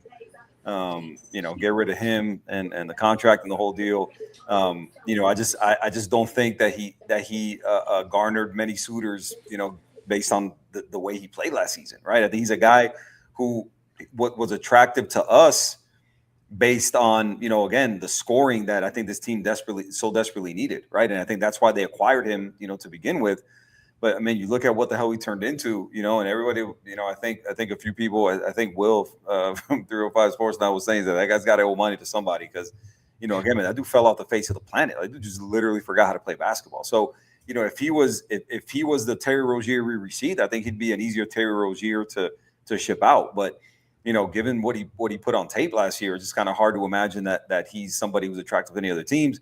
I think Andrew Wiggins is somebody who I think is attractive to other teams, I would imagine, even though, again, he didn't have a great season last year. But, again, a guy who is he's a good wing defender. I think that guy can score. I think at this point in his career, again, obviously he's not a centerpiece of any championship team. But, again, a guy who I think, under the right circumstances could provide somebody some good talent and some scoring and defense. But, I think those are the people I would imagine, along with Duncan Robinson. I would imagine like some of those guys possibly being, attractive, to some other teams. Duncan Robinson, obviously his shooting and everything like that. So I think they've got plenty of people they could move. Now it takes two to tango, right? So who's going to be, lining up to take on any of those guys and give up any assets for them? I guess that's a different story. But I think, if you gave them some truth serum and you asked them who it is they wanted to get rid of, I think those three guys would be at the very top of their list to get rid of. And I just want to say, because he's hovering around me and he's doing some dance moves and everything. Tristan, my son, wants to come on and say, because he was, when I told him who the player was, he goes, "Wait a second, Dad, we played with him on NBA 2K. Dad, he was really good. Dad, this is the guy." So, what do you think of the pig? You gotta talk loud. You gotta talk Mike. It's a solid A+. Nice. Okay. Tristan, you got no school tomorrow, right? You're on summer break, right? Yeah. Doesn't get better than that, right, kid? You're on break, right? Summer Yeah, break? I'm on summer break. Awesome. How's break so far? Good. What grade are you going into in September? What grade? What grade? Yeah. What grade are you in? Second actually. Nice. Second, you're Going going on third. Second going into third. You already passed second. Second's old news. You're going into third. You're a third grader now. I like it. When do they start? When do they start school up there in the Nashville area? I'm still gonna be on here. The chat Yeah, wants to see you over there, bro. He's got the extended bedtime hours now. Yeah. That's right, exactly. This Oh, this hours, dude. man. We're in summer hours right here. It's household hours. It's the Puerto Rican Oh, hours. is that what it they is? call it. You know that song, "Up All Night, Sleep All Day." That's it. Yeah. That's what this sounds. Love it. I like it. Took the Miami up there to Tennessee with you. Huh? That's exactly what that is, bro. When Again, did like they I get back said, into school? When did they get back into school up there? to see what is it? They just started a couple weeks back. I think in August, right? What? You start school back in August. Yeah. August 6th, I think. Oh wow. That's ready. Okay. Yeah. Well, they start. Miami-Dade started their summer break after us up here, so we started earlier now. So, but we start summer break at like May 24th, I think. no. Wow. That's Memorial Day. Jeez. Nice. Oh yeah. You know what? You might be right because it was your birthday, right? You had your birthday at school. Yeah. So all right, yeah. My bad. We had a play area. That's when one of my friends left, and then that's the day we left. Got you. I got you. Okay, man. Nice. All right. Why don't you go sit over there? Looks How about it being your show? Chat wants to see me. All look, right. Look how much views. Yeah, that's what it's. The views went up when Tristan came in. Yeah, you gotta give the people, right. gotta give the people what they want. Yeah, we got. Let's say for those who are watching, who are just joining us, and after the Heat just picked Casper's Jakunas. I hope I'm butchering that. I know I am. I'll figure it out. I know we all will. I think all of but us I will have. call him Casper for now. We've all butchered that thing. Yeah, but Guaranteed. we've got 662 people watching right now through all of our channels, and I appreciate everybody watching East 10th Street Boys straight out of Hialeah with the Miami Heat NBA Draft live coverage show. Got 305 Sports Babe and Lou. Got Q, the I Hate Football podcast. We got Alex. We got me. We got Tristan, who I said, you come in for just a second, but it's like he's just sticking around. So that's okay. I know. Oh, thank you. All right. He's like a room accessory right now at this point. He's just there standing. Well, I didn't It'll be realize. funny I'm if he like, does I'm looking at different shapes. Honestly, I just see him go like this, and I'm like, what are you doing? Also, I see them doing the same thing. I'm like, oh, okay. I got you. Who's Tristan's favorite Panther player? Oh, who's your favorite Panther player? Sam Bennett and Sam Reinhart. Solid. He's sticking to the Sams. He's sticking to the Sams. That's right. Yeah. Sam Square. Can't go wrong with any of those guys. My second. Third. Because you said Reinhardt and Bennett. Those were my first. Oh, sorry, tied for first. Come on, Cole first. Gotcha. Cole number ones. So you need a number 2 because they're tied. His second is Barbowski. He's a Bob. Which is funny to me. Goaltenders. When you see the goaltender on ice and you see them all their equipment, they look jacked. They all look huge. Yeah. When Bob takes off that equipment, he is a stick man. I'm like, what? Yeah. All padding, man. All It's padding. crazy what they wear. It's crazy what they wear. You know what though? You learn it's understandable why he's a fan favorite. I mean, obviously he is, but you see how important goalies are and how epic he is to, I mean, what happened with Skinner, right? Is that his name? Skinner from the Oilers? Yeah. Oh my goodness, that poor guy. The musical chairs they had going on in Edmonton. It was like, I felt for him. I mean, I'm fine. I was hoping he would struggle more, but no, like he was getting death threats. His wife was getting death. Yeah, that's always out of bounds. All kidding aside, I mean that's BS, man, and that happens unfortunately in every sport. You see it happen. People get nuts. They get all liquored up, and then they become keyboard gangsters and everything like that. Again, man, you see it in every sport. You definitely never want to see that. But in terms of like the musical chairs, I was like, keep it going, man. Let's put that let's sow in that self-doubt, and let's go ahead and make sure we're lacking confidence going into these games. I don't know if you guys heard. Did you see it? So there was a guy, and again, I don't know his name, but I put it on one of the group chats that I'm on. One of the guys from down there in South Florida, and he, I don't know what if he's on a radio show, if he's on a podcast, I don't know what it is, but he got some info saying that Edmonton had booked the Japanese restaurant or whatever at the Conrad Hotel in Fort Lauderdale before. So the series was tied 2-2. So before Game 5, they booked the Japanese restaurant at the Conrad for after Game 6, right? So if we're doing very simple math, series is tied 2-2. They expected to go back down to Sunrise and win 2, and then celebrate at the restaurant. Well, this guy got a hold of this info. He knows people at the Panthers. He hit them up and told them this. So they put it on the whiteboard before Game 5. Oh. This was info that they put on the whiteboard before Game 5. And then during the parade, they put in an order to that sushi restaurant. They had I don't know if you guys saw it was up. I saw it on Twitter. No. But they had a bunch of sushi delivered like during the parade, like to the buses, and it was from that restaurant that Edmonton had reserved for after Game 6. My goodness. I was like, yo, that is if that shit's not the Florida Panthers and fit right in with their celebrating and what they've been doing, I don't know what it is. That is amazing info getting right there. And that whole thing, man, just fits into, the way the Panthers have been celebrating and the whole deal. I loved it. Like I said, anything that goes against those punk ass Canadians and what they think they deserve in terms of hockey, absolutely, bro. I'm here for every bit of it. I hope they go another 100 years without winning a Stanley Cup. They can all of them can kiss my ass. And while we're piling on Canadians, this is a basketball show tonight, so they may be the North, but we the South, right? 100%. So screw the Raptors too. 100, yeah, them and too. the Maple Leafs. Yeah. The Maple Leafs and that clown was Paul Bissonnette. Oh my God, get that guy off the telecast. Jesus, Lord have mercy. Come on, man. The biggest clown take I heard the entire playoffs was the Panthers having the advantage for no state taxes or whatever. You're like, ridiculous, what are you babbling about?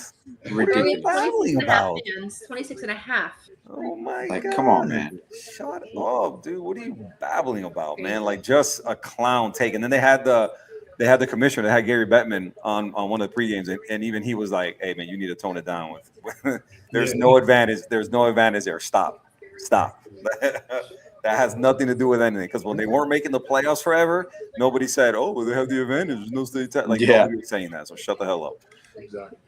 4 series wins in 28 years. Like, where was everybody crying that garbage when that was going on? So stop. So I just want to point out too, because again, I'm looking at the reactions on social media, and everybody's very happy. Pat Riley is very happy. He's jumping up. Again, this what we were talking about before, that he or this kid, he could have been a top 5. He was the 10th player on my board, Alex. And the 7th on the Ringer. I was checking that out with Tristan right now. So this is a guy who could have been picked at any point in the top 10. He fell to 20. That's why, for me, Miami's probably looking at that and going, "Holy crap, this guy! How did this happen?" He's sitting here. Hey, and you know what? True best player available. Absolutely. And again, this guy, you just got your you got your guard. You got your point guard right now. Yeah. That's it. That's that.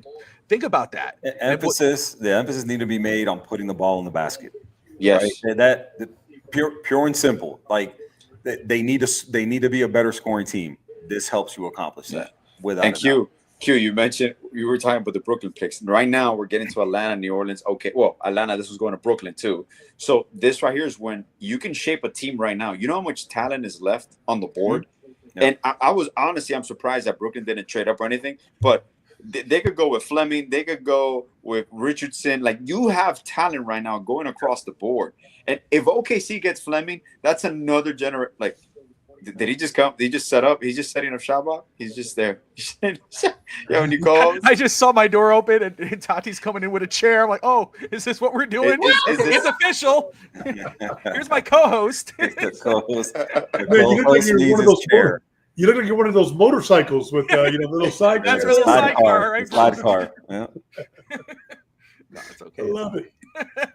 So Drake Powell just went to Oh, there you go, from North Carolina. North Carolina, yeah. So he's going to Atlanta or Brooklyn? He's going to Brooklyn. Oh, Brooklyn. wow. There you go. Yeah, Atlanta. Yeah, Atlanta just drafted. I liked him. Here, that's what you can do. If you want, you can mark the big guys. I wanted to ask. So now with Casp here being potentially our point guard, what does this do to Davion Mitchell? I mean, he's a restricted free agent. If somebody gives him the money, do you just let him walk? Do you keep him? You know, I mean, what's your take on that? I don't. So I wouldn't see me personally, and I don't know if Alex or anybody else would push back on it. I don't imagine that Kasparis comes in as a guy who starts at point guard. I think to me, I would imagine Davion Mitchell would be the starter at point guard. Again, a guy that whose defense you just kind of need on the floor. A guy who can hit threes if you need him to, right? Not wouldn't say a deadly 3-point shooter, right? But I think a guy who's continuing to make himself into a good shooter from long distance. But I would imagine going into the season, my view on it would be that Davion Mitchell would be the starting point guard. I don't know if Alex, if you would push back on that, Well, no. With this pick, I agree with you. I think Davion will be back. You got Cass running the second unit with Nico and Pele and Kesha. Like you have a legit depth, great depth. Now, obviously, still pending moves. Let's see what we're gonna do with Wiggins or Rozier. There's a lot of moving parts, but I don't see a scenario unless it's an insane offer that he gets, which I don't think the market right now will dictate that. He's gonna get close to like a mid-level exception type deal, 13, 14 at the most. But I think they'll come to terms, maybe like on a 3-4 year deal at 12, 13 per. Yeah, and he should be your starting point. I think he's one of those guys that he fits the culture and the system really, really well. You see him when they interview the guy. I mean, he's happy as hell to be in Miami. Correct. I think a guy who they were ecstatic to get. I think low key kind of ecstatic to get. I don't know if there was the hype around him when they landed him, but I think once he was in the building, I think everybody kind of in unison was like, we absolutely love that he's a dog. The dude gets after it on defense. A guy who again just fits that system and fits. Again, he culture like okay, but he fits it perfectly. And I think a guy who Spo loves. I think a guy who Pat Riley loves. I don't see him going anywhere. And with a guy, like Kasparis, I think is a guy who you got some position versatility with. I think it's again if you go big, a guy who. I would imagine from everything I've read, a great pick and roll guy, right? Correct. I think on the shooting side of things, not on the passing side of things, right? Not on the distribution side of things, right? A guy who excels, with a shot, a guy who can get in the lane and score. So again, I think a guy who you can use again if you go big, maybe a guy who can play the 2. If you go a little bit smaller, maybe a guy who's a 3. But I don't, just to go back to what Lou asked, I mean, personally, from what I can see, I don't think he's a guy who they project at the point, me personally. So I will say what I think this does in regards of Davion Mitchell. I think the Heat have every intention to keep him, but I think because they were able to get Kasparis at 20, it gives them the flexibility that if a team does throw an offer that they may be able to say, okay, maybe we don't have to match it and then get killed. I think this gives Miami flexibility. I think Miami still has every intention to keep him, but I think this opens up the door that it doesn't have to be like a necessity to do so. That's how I feel about it. And I agree. I think it'd be better if you bring Mitchell back. Obviously, Mitchell should be, I think, the starter. That veteran, even though I love him coming off the bench, I think rotational wise, I think it'd be better for him. But getting Kasparis off the bench, if he remains with the Heat, because we don't know what plays out, but it looks like he is because his reaction and everything. He's gonna remain with the Heat. He ain't going anywhere, bro. But I'm just saying, crazy things. But we know how the Heat feel about their young guys, and they look like they love this pick, which obviously they should. And you also have Highsmith. You have Highsmith that I think projects more, as a point guard, right? I mean, we don't know what happens there because Wiggins could be traded. Defensive presence, Wiggins could be traded. What do you get back from possibly the Lakers with that? Correct. Rozier could be moved. And remember Kuminga. Like there's still this could be a full youth movement. There is a possibility with Kuminga at 22 that. Trust me, this team could go that direction. Yeah, it looks I'm okay with going youth. Yeah. I'm all aboard. I read their high on Kuminga and Golden State from everything. that's coming out of Golden State. They're saying that he just doesn't fit in with what it is they're doing now moving forward. So, again, man, I think a guy that if you can package something for Kuminga, I think it'd be a great movement. And again, I mentioned, the 3 players I would love to see gone yesterday. If you can package those guys, man, and send them over to Golden State in a package that brings you back Kuminga, I would imagine you're probably going to have to give up, again, obviously we have to worry about, the numbers and the contracts and what looks correct. Of, going out and coming back in. But again, man, you have 3 prime candidates right there. That you should be able to hopefully package. You can get Golden State to take, any one of those guys, and get back a guy like Kuminga, bro. I'd be absolutely ecstatic for what he would bring to a team like the Miami Heat. Golden State might be enticed by even like a Robinson Hawkins type of package deal, because I don't know if it's going to be Wiggins. There was rumors about them taking back Wiggins, but I don't see that happening. Yeah, I most likely that's he's Lakers bound. You got 2 simultaneous trades going on, which, like I said, it reshapes your athleticism. It reshapes and the other thing too. Listen, a guy like Duncan Robinson, like all kidding aside, right? I get what listen, I was from day one when I heard they re-upped him for the money they did. I was 100% against it, absolutely against it. But you're looking at a team like the Lakers, who is looking for shooting. They're looking to get better. From a shooting perspective, I think a guy like Duncan Robinson, you could definitely entice those guys to take on a guy like Duncan Robinson. I think again, if you can offload Duncan Robinson, if you can offload Andrew Wiggins, Terry Rozier, man, and get back anything. Again, I would take a guy like Rui Hachimura. Get back a guy like Jonathan Kuminga. Man, listen, I think going into next year, you really have to you've gotten more athletic with a guy like Kuminga, a guy like Rui, who's a good wing defender who could shoot it. I think that's you're looking at a nice squad going into next year. And you say that, and Lou brought it up earlier. What's going on in this East right now? Boston. What they're blowing up their roster. It looks like Tatum could be out for I don't know how long going into next season. He's going to miss the season. Lillard, you got Indiana with Halliburton. The East, I mean, not saying that, you got, Lou brought up Milwaukee. Giannis could be making a push to go back to the front of the line, but Miami could get in that conversation. This is their time. And I mean, again, they just got possibly, we don't know, because it's way too early to say it, got a steal here, a guy who could contribute right away, get you points and do all that. But if they make these offsetting moves and you do get a player like a contributor like Kuminga or Rui or whatever, you could be in that conversation. You could put yourself in that 5th to 3rd seed possibly because of where the East is. You take that advantage.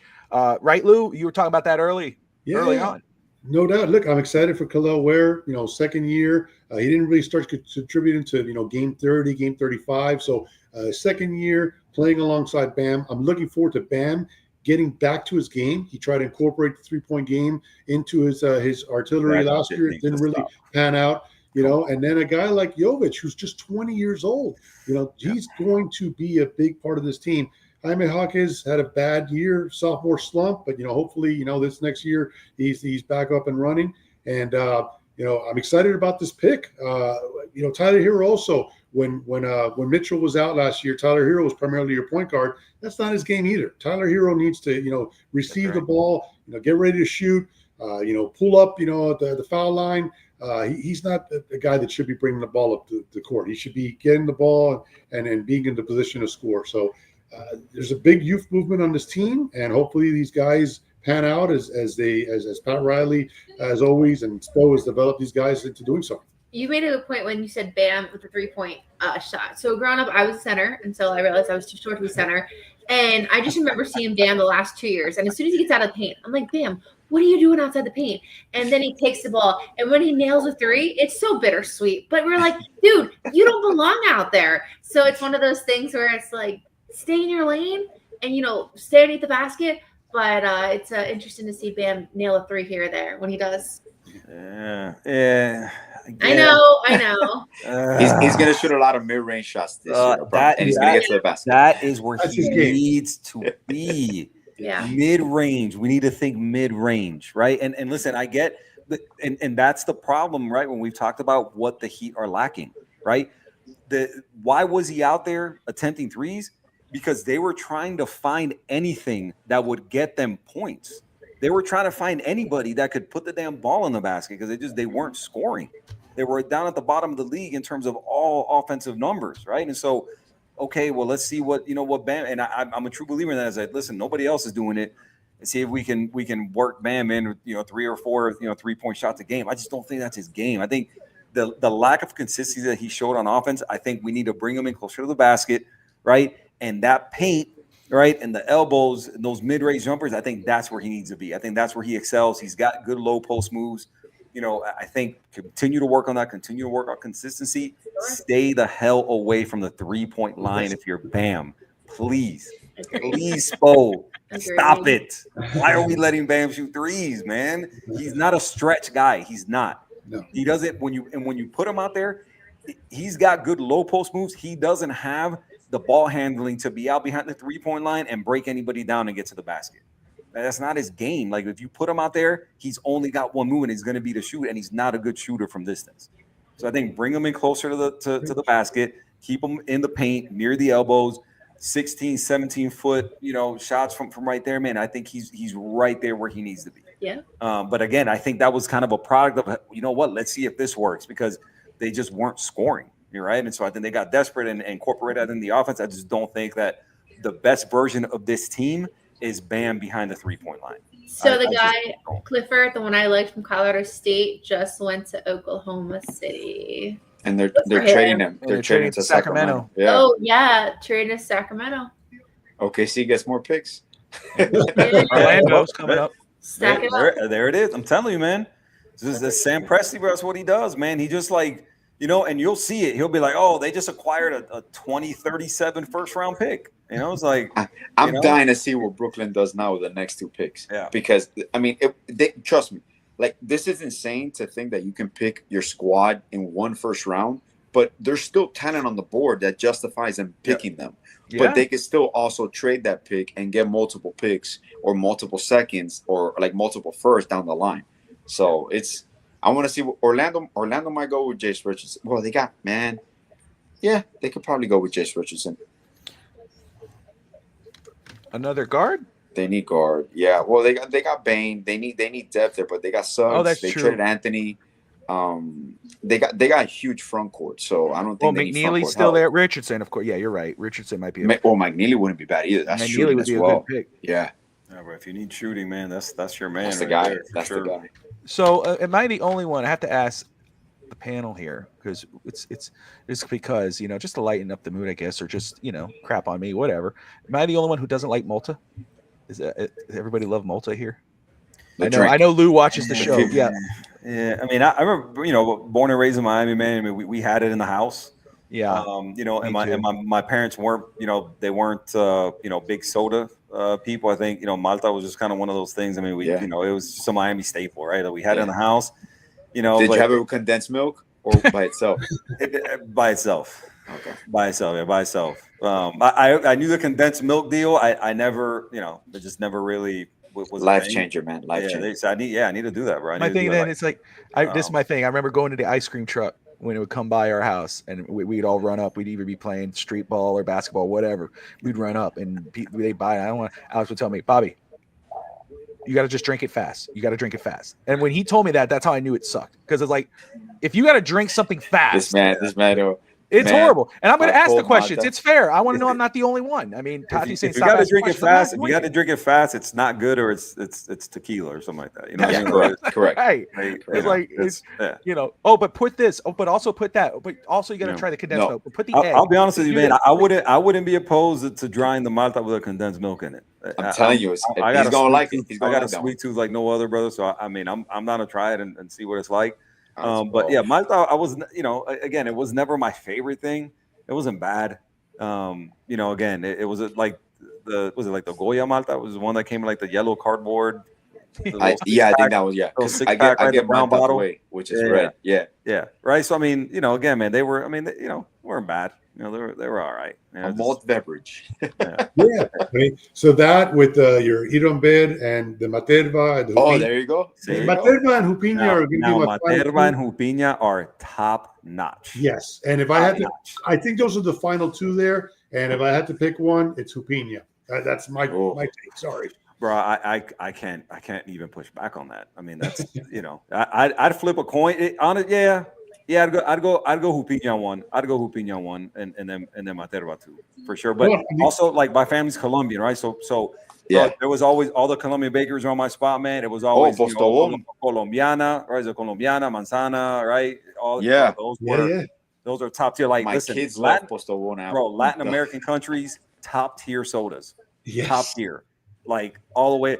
Listen, if you're Nica, like I grew up around Inca Cola, Milka, my wife, Milka, the jam, Inca Cola, the jam. Bro, I'm telling you, Latin American sodas, absolutely top notch, without a doubt. And is it, Bobby? Inca Cola is like greenish. It's like yellowish, greenish. It's fire. Any Peruvian restaurant you go to, bro, you go there, like Granja or any one of those places, bro, you go there, be like, bro, Inca Cola all day long. You got to do it. You got to do it. Or if you go to any fritangas, a Milka all day long. So I don't know these drinks that you guys talk of. They did not just have write them down. Write them down. They did not have them in UAV Jersey. Let me tell you, we did not have any of this stuff. When you said Malta, I thought that was like somebody. I'm like, I don't know that name. Country. I saw you were looking down at the paper. You're like, I'm like, dude, that's not a name that I know. She's searching stuff, but I'm Malta like, in the NBA draft. And then I'm thinking, is this somebody on like X? Maybe that's their name. And I'm like, do you know them? Could not to shoot threes? What? Dude, I'm like, is this a Big East player? Like, none of this, right? So no, Malta Milka is a Serbian player. He's just Milkovic. I'm like, no. So in New Jersey, my motherland, we for sure no, we've never. She's big on the bagels, the pizza, and I will say, we've gone over there, man. You don't make pizza anywhere down here in South Florida. I'm sure Atlanta either. Like they do it up in New York and Jersey. No. It's incredible. Absolutely not. No, and that, I mean, that's a known, like, that's, listen, I'm a believer, and if you watch any of Dade Portnoy's videos, and he always does the pizza reviews and everything, he said it. It's like, listen, man, you can make good pizza anywhere. You can. I don't disagree with that, but great pizza comes from only a couple places.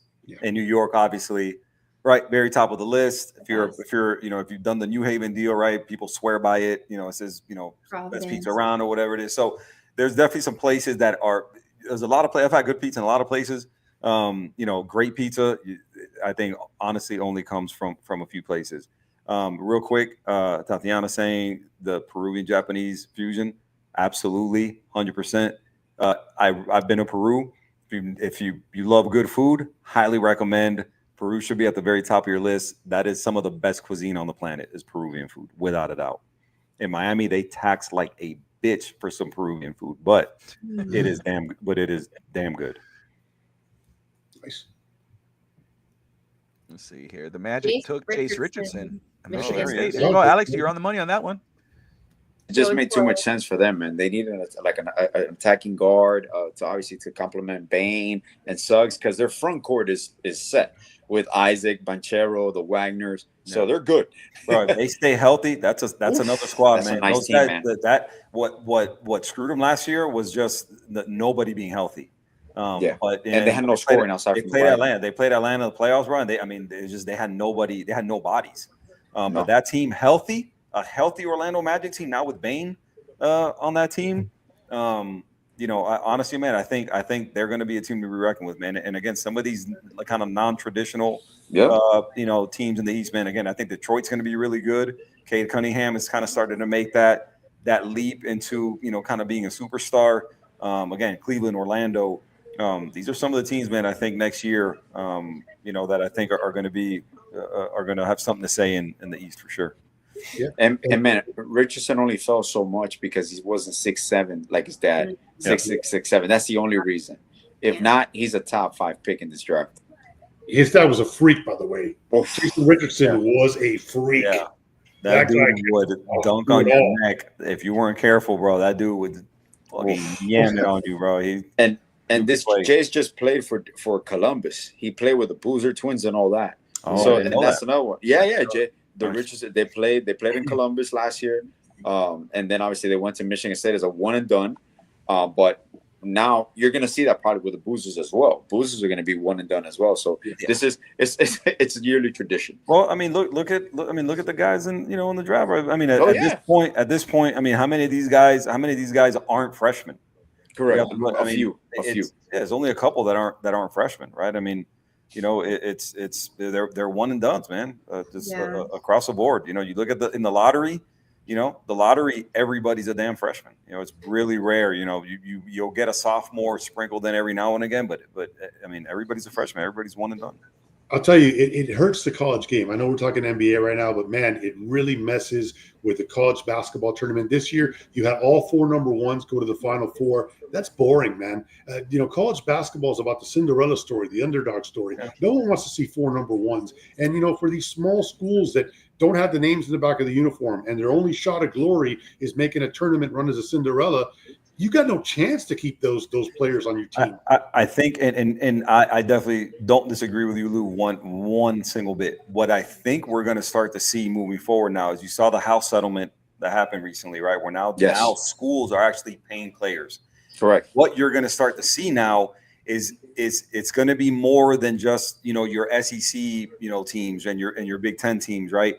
Because with those guys, how NIL heavy they are, that they're obviously able to pay their guys top dollar.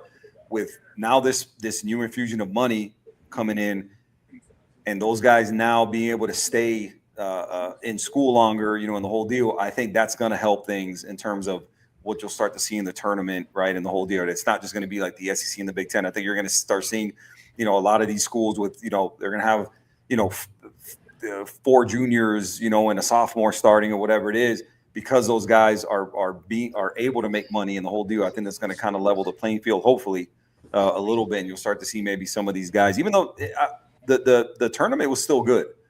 Right, and I think it went chalk kind of for as in terms of like your Final Four, but I think leading up and honestly kind of across the board. If you looked at it, I mean it was the higher seeded teams that were winning, and which again it's kind of a rarity. Usually you see more upsets, but I think hopefully you're going to start to see with this new house settlement. I think and more people getting paid more than just like your NIL schools.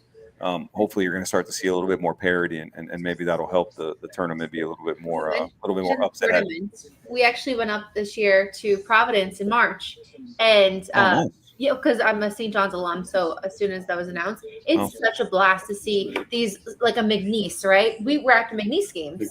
We went to both. We were at both, or they had an upset in the first round. We did, and then, they beat Clemson in that first round game. That's what it was, They lost to Purdue, but you like to see those small schools have a little bit of a run. Makes it they fun. beat Clemson. The ACC had a terrible run overall. It was Duke, and that's it. Everybody else got eliminated. The bad thing about a team like McNeese is Will Wade, who was the coach, and now he took the first thing smoking out of Louisiana. He was one of those guys who I know Miami was looking at. He was one of the guys they were considering for that head coaching position. But yeah, exactly. But a guy who was doing really well. When he was his LSU, wasn't it? Yeah, he was LSU. Because LSU got in trouble for the recruiting violation and the money and the whole deal, and he got fired. But a guy who you knew, man, I mean, the McNeese deal was just was just the next step, and it was a guy who I think was going to be in high regard considering what he was and also what he did at McNeese, the way they use a portal and the way he built that team up there, and so. You not surprising, that he went and where is it he landed? I don't even remember where he landed now, but I think it's NC State. I want to say. I think you're right. I think it was NC State. So ACC gets another good coach, guy who I think is probably going to build a good team over there because NC State has had some really good years, obviously, in the tournament, in the ACC tournament and in the NCAA tournament. So. But we'll see, man. We'll see how it goes, man. We'll see how this house settlement kind of affects everything. But again, be a lot more people getting paid, man. So I think that just allows for more teams to be better. So So here comes a Brooklyn pick here. One of the two coming up. And this one is my guy Ace on you went. Sarif from Israel. Sarif. There you go, Alex. Ben Sarif going to Brooklyn. No, Sarif, sorry. He's going to be good. So they're going to kill me because they're going to go Ben Sarif and Rashir Fleming. I'm like, God damn, man.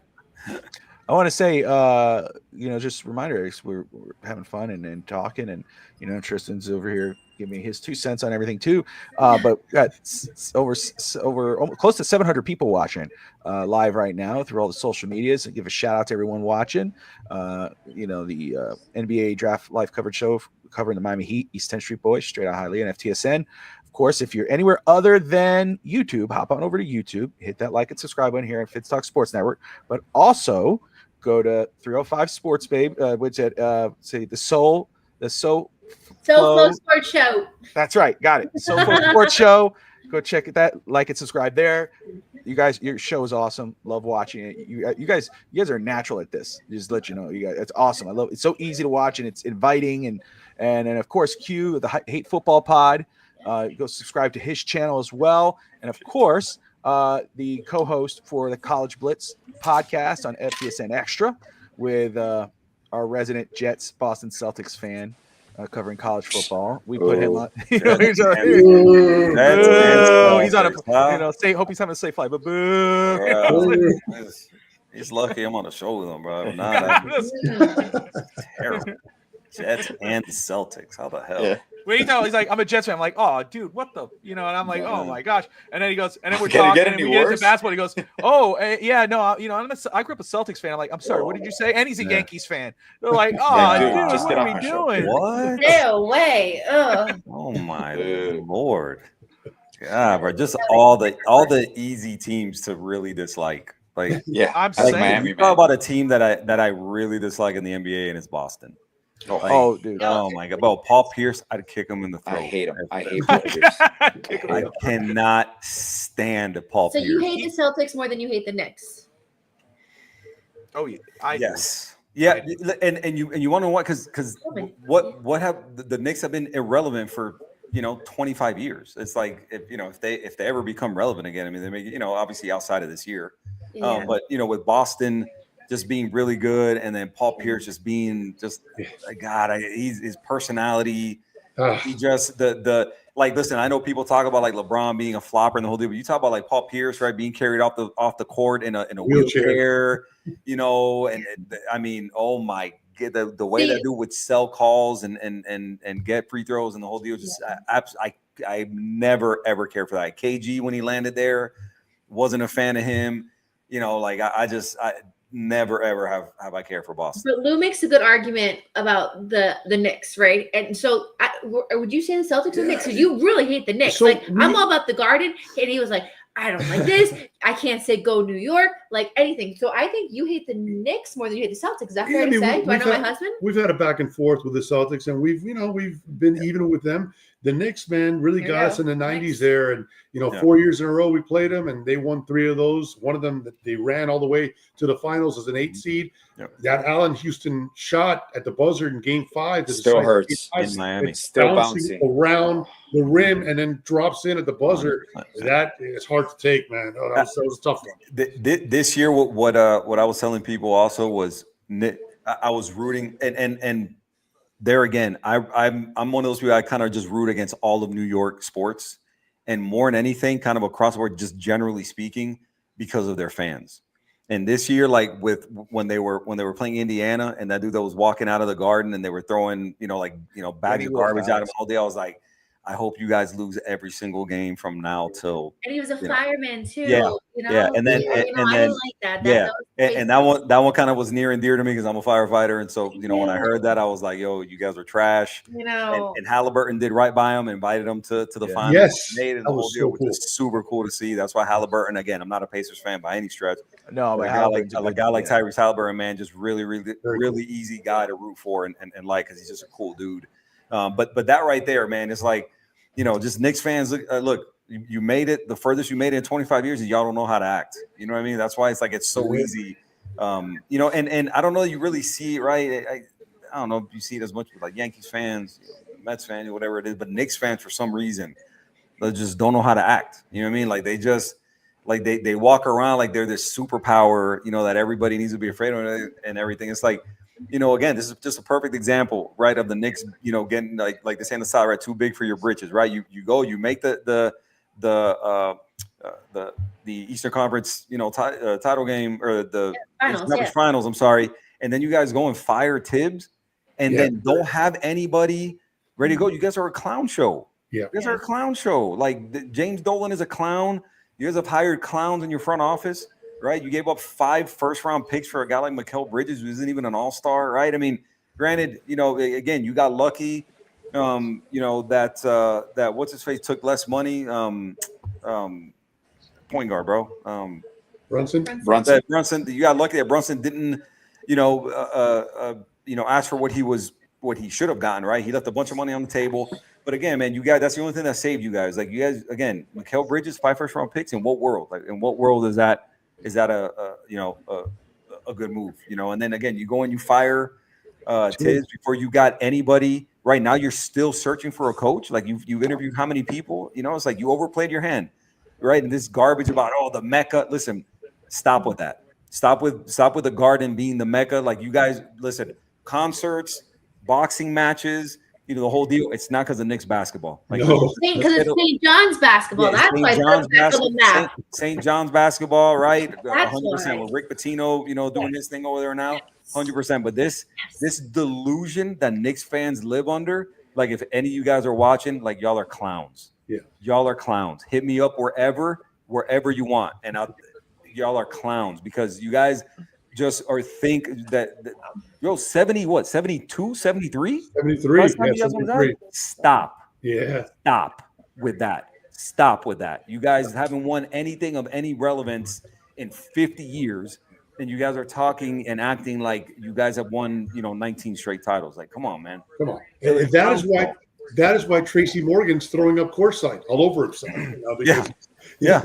Bro, that was amazing. I was like, it was that, and he was drinking Malta. He was on the side, courtside, drinking Malta, watching the Knicks game. And Malta mixed with Knicks basketball, recipe for disaster. That's it, bro. That's recipe for disaster. And he was bathing in Sydney Sweeney's bathwater before. There it is. I'm sorry, Tati, but I think he was. Which I'm not all the way opposed to, I guess necessarily. Right? Oh, jeez, Lou. Sorry, Tati, I had to do it. It's all but yeah, bro. Again, man, Knicks fans are clowns, man. Like, again, the delusion is just on another level. Like, I can't even think of a more delusional fan base, right off the top of my head, in any sport. Like, you guys are the most delusional fan base that exists in any sport in the United States. Like, just absolute clowns and just not aware of where you guys are in the landscape. You guys convinced me. I hate the Knicks as much as I hate the Celtics. Oh now. God. You guys, yeah, man. I think I might have to change my answer. I think I hate the Knicks more than the Celtics. God, they're so annoying. They are. And Boston's on the clock. Their pick is in. So let's see. Watch. Who do we hate? Rasheer Fleming. They're gonna take. We don't like him already. We don't even care who goes. We already know. Brooklyn had 2 nice back-to-back picks right there. Yeah.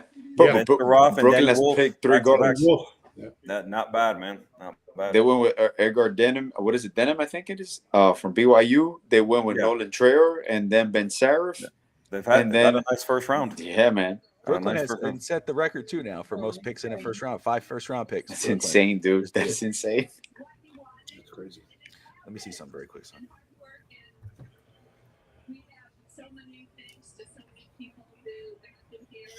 Celtics. Okay. Yeah. Do they have 4 or 5? I know they came in with 5, didn't they? Yeah, remember they also had the one from the Hawks. They got that one yesterday. Got that one yesterday. That's what it was. So Hugo Gonzalez from Spain going to Boston.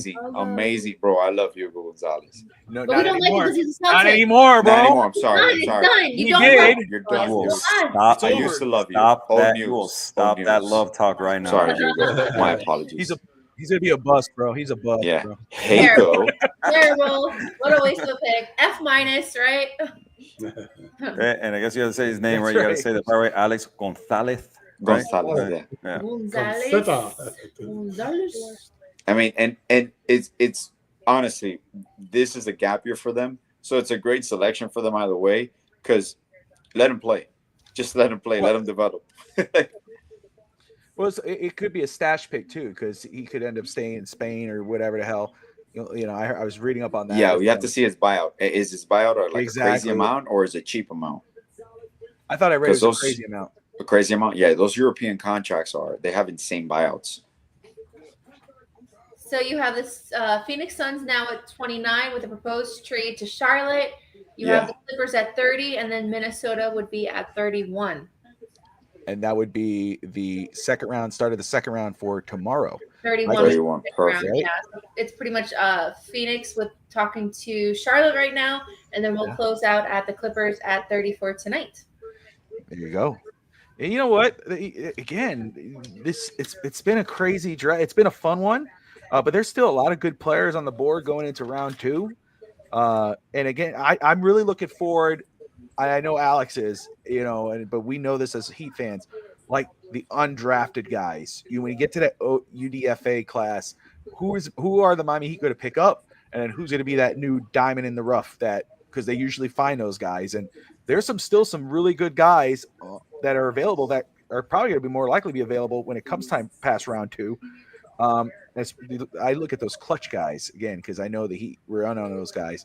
What was I figuring out here in regards of more on Casper's KJ? I'll just say that KJ.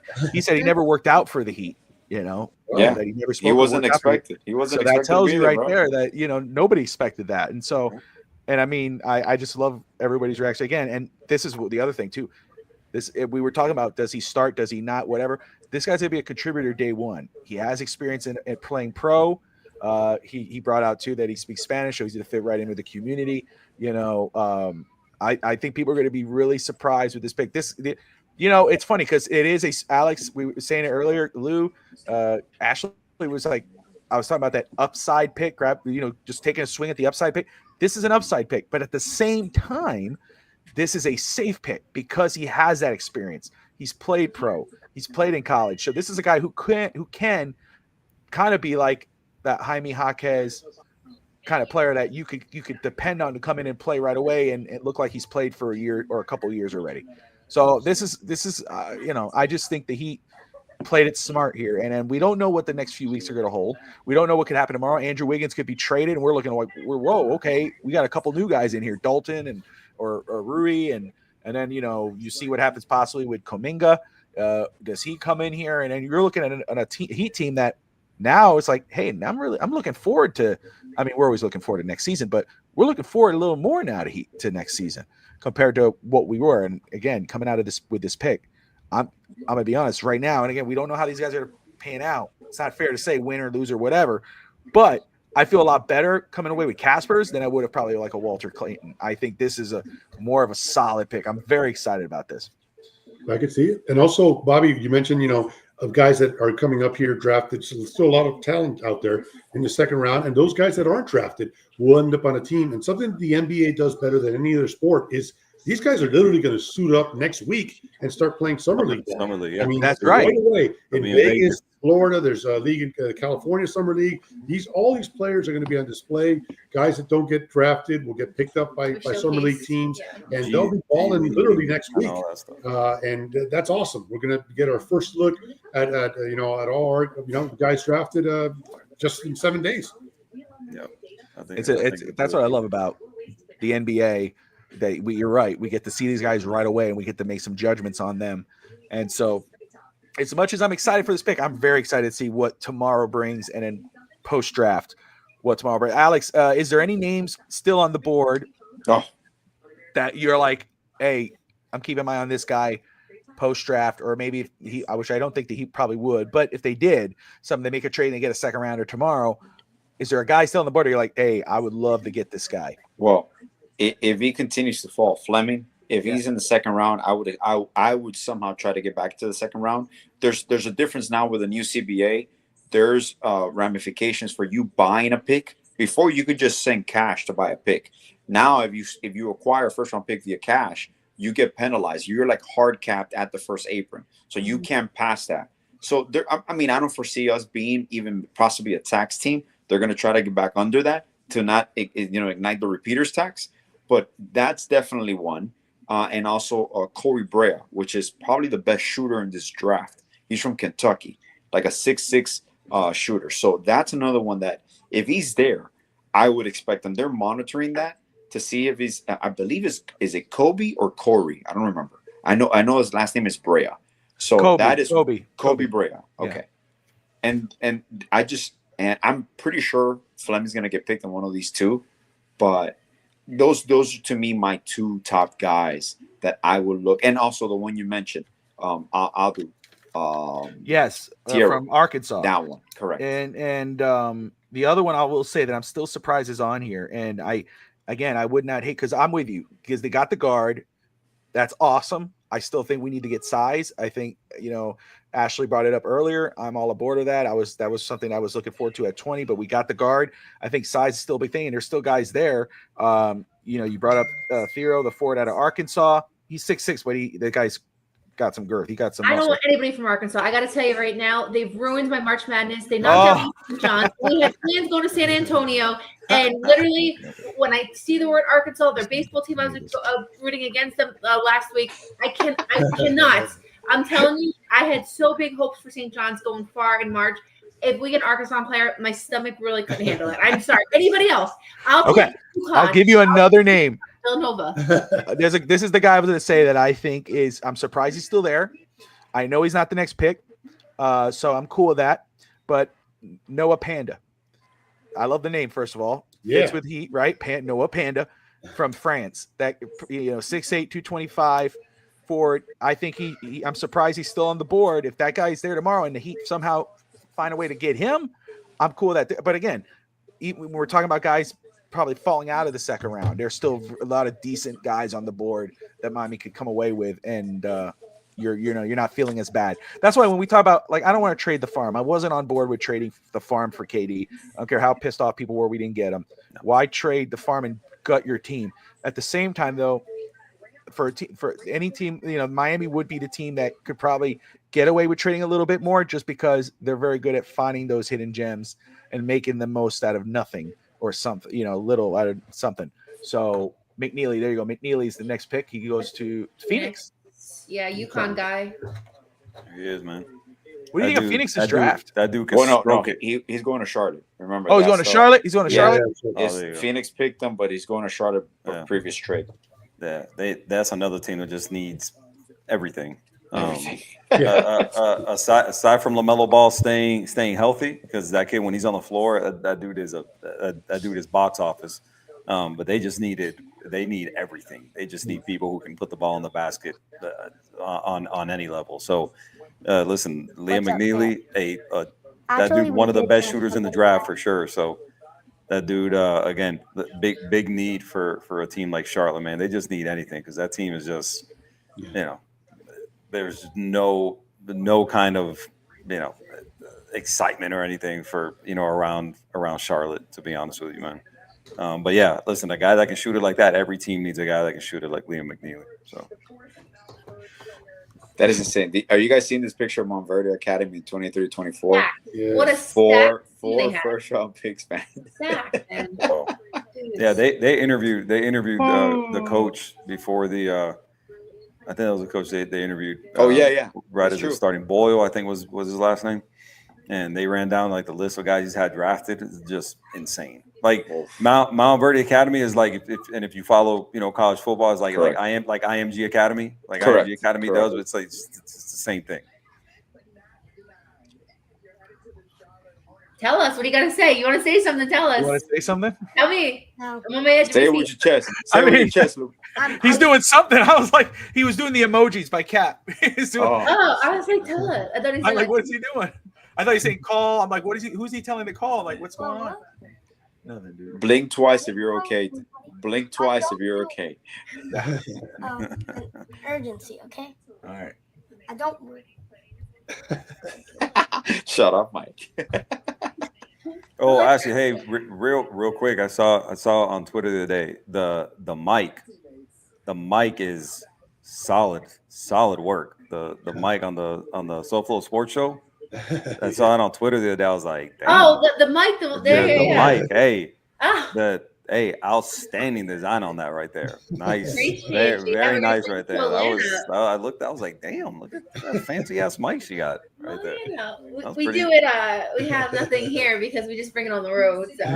Pretty dope right there, man. I bet that could be a conversation starter. I would imagine if you when you bring that thing on the road. Hey, do you want to see my mic? Nice, nice work. My husband's over there, but nice, it's okay. Yeah, nice work I right like your there. mic. That was pretty cool. And I was like, damn, look at that. Yeah, it comes on the road with us a lot. We don't really use it too much here, but definitely training camp and our very nice work on the mic for sure. Appreciate you. Thank you. Yeah, Lou always puts it in our carry-on. I'm like, Lou, really? And I'm like, we really need like deodorant before that and toothbrushes. And he's like, no, priority. We can find deodorant and toothbrush at CVS, Walgreens, right? It don't matter. We can't find that mic anywhere. So exactly. But when he forgets his underwear, okay, and then he packs the mic instead. That could be a little bit more challenging. Sometimes you got to go commando, man. PG show, please. Sorry, Tristan. Or you can go commando. Clippers pick is in. This would be the last pick of tonight. Minnesota would start it tomorrow for the second round. Pick is in. Going to the Clippers with that new arena out there. Yeah. And I don't like the design so much. I'll tell you, we were talking Magic earlier. The Magic brought back their original threads, man. The pinstripe jerseys. Cool logo. Hey, they are a state rival, but man, those are iconic uniforms. Yeah, the Clippers one, the Clippers one, like yeah. Yeah, he was happy. But this guy wasn't. Colin Murray Boyles after getting drafted by the Raptors. Did you see that? Yeah, he was mad as hell. And Ace Bailey, it's funny. Ace Bailey with the Jazz. I was wondering. I was like, man, is he mad? It's like, does he not know there's 14 cameras on him right now? Yeah, he's grateful. I was like, bro, you and it was one of those where I was just like, man, is he mad because he fell? Like, yeah, right? Or is he mad that or like it was because he was like, it was a relief that he got drafted, or was he pissed off that Toronto took him? I was wondering that, but I guess it's the latter. I guess he's mad that Toronto took him. But bro, these guys, I mean, come on, man. These dudes, the chance they're taking on you and the investment they're making on you, and you got nothing better to do, man, than again, just there's cameras all over you at every angle, and you don't do anything better than that. Like that's just to me, that's just a bad sign. That's a bad sign. If you think about it bad, just think you went in the first round. You could be Sanders, who went. How late did he go? Yeah, I mean, you really think you have a bad? You could have went 5th round. It could have been worse, bro. Again, those are little things. Those are little things like that. That again, like 3 years from now, if news came out that they were having issues with that guy, I'd be like, hey, you remember draft night? Yeah. Remember draft night? Remember when he got drafted? He was all pissed off about getting drafted. Like it just wouldn't shock me. It just would not shock me at all. Yeah. It's the final pick right here.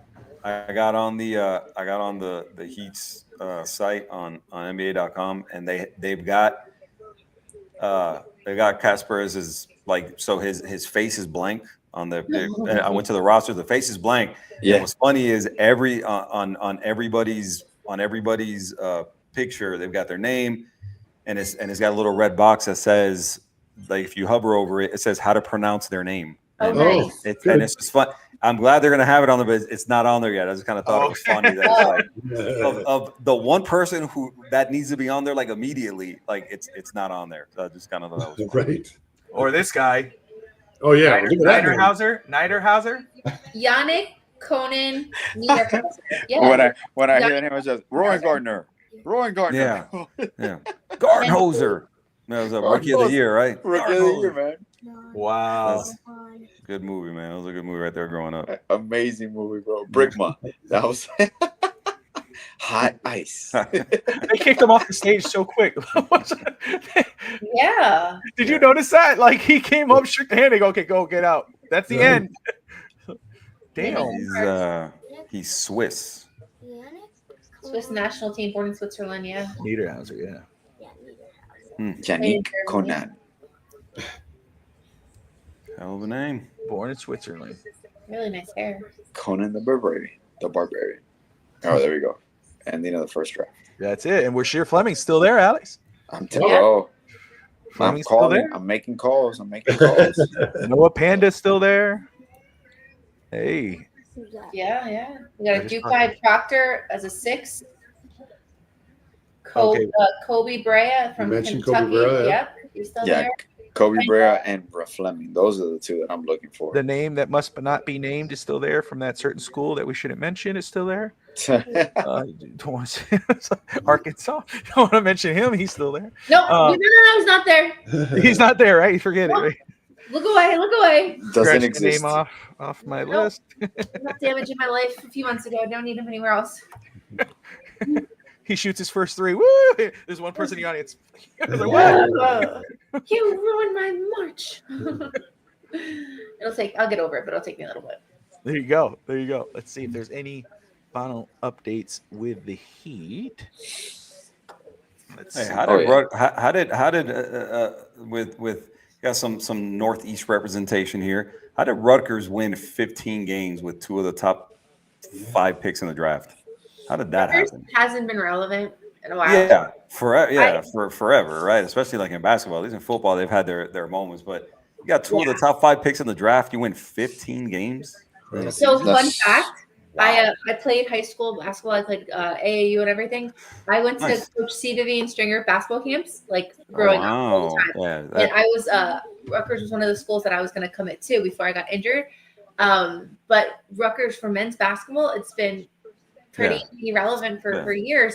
When I was in Jersey, it was I think 2007 when Coach Schiano beat Louisville. Rick Schiano. I was at that game. It was a home game. It was wild. But basketball, it's been just off our radar. So interesting to see how first round you get these 2 guys, but they're not making waves. So. Yeah, which it's always kind of puzzled me. Sort of boggled my mind a little bit. You talk about the basketball that comes from that area, right? And the talent that area produces, and how St. John's and Rutgers and kind of all these teams, just aren't right. And right, Syracuse, right, which isn't really right. It's a upstate New York team, right? It's not necessarily in that area, but obviously, I mean, they've been by far the best of the New York and New Jersey teams, but with all the talent that comes out of that region, I've always been really surprised at that. Rutgers and obviously St. John's had their moments, right? St. John's was obviously the Big East days. St. Peter's had their little run. Was it last year, or the year before in March? Exactly. And that's the Jersey City's. And high school too. You got the Hurley family. Exactly. Yeah, high school level, and that's what I mean, right? And it's never like translated to success, at the college level, which is, again, it's always kind of surprised me, that region puts out so much talent, their powers at the high school level, and just, again, Rutgers never, and then St. John's, obviously, with this year, the exception with Pitino and them, but, that long stretch that they went, right? I mean, it's been a long time since it was Lou Carnesecca, right, with the sweaters, right, and the whole deal. It's been a long time.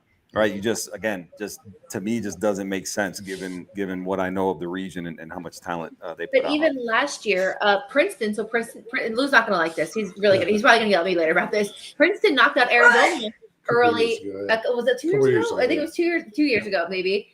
Princeton, school in Jersey, knocked out Arizona. St. Peter's had its run, and then was it Montclair State? No, there's another one that had a run. So Monmouth University. No, it wasn't Monmouth. I'm forgetting who it was. So the smaller. Yeah. Schools, but you're right. It's to Q's point, not the bigger schools. Of course. Yeah. And again, your tournament time and the whole deal, and crazy things happen, right? Like we talked about, which is normally the case. Fairleigh Dickinson. I'm sorry, it just hit me. Fairleigh Dickinson University. Oh, they're a New York school. They're Jersey.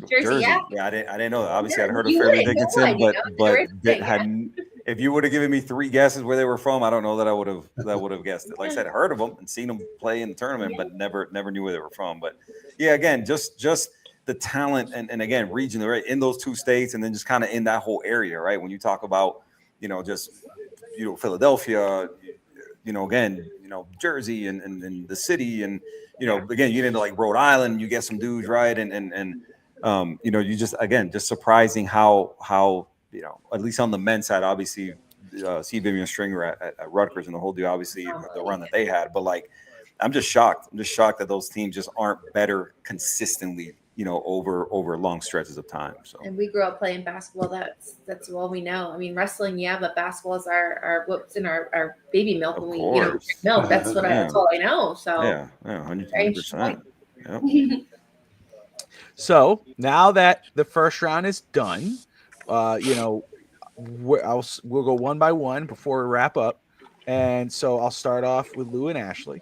Lou, you start, Ashley follow up, and then we'll go with Q and then Alex.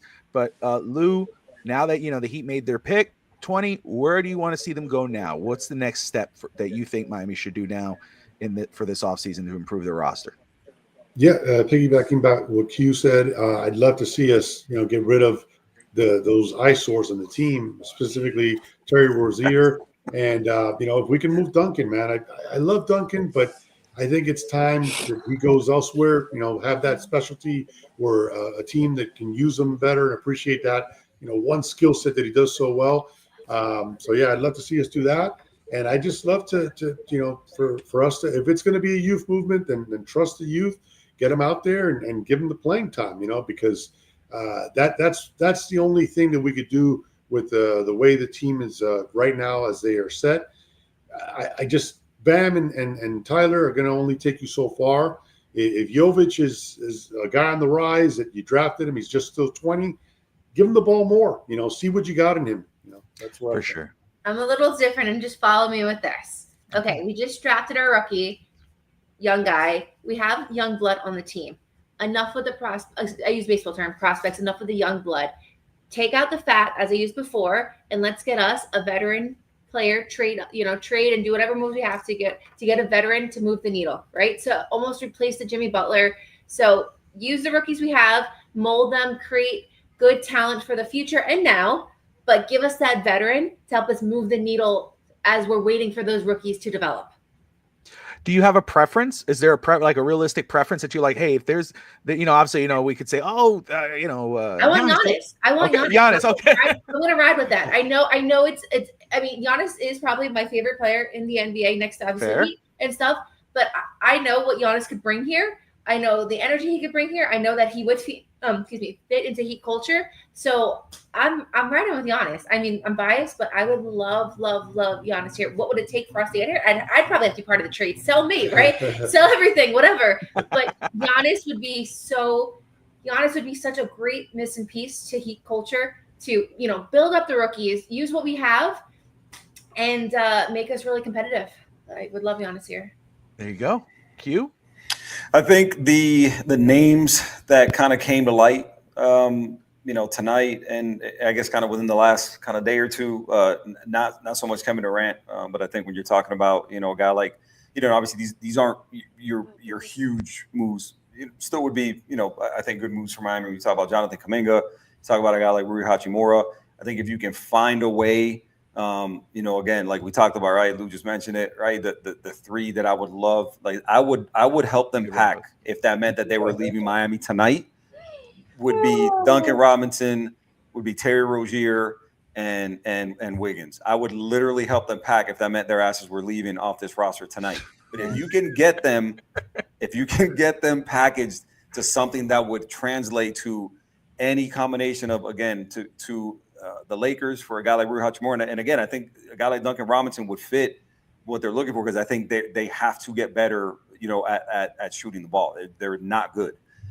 So again, Rui Hachimura, the Warriors for a guy like Jonathan Kuminga.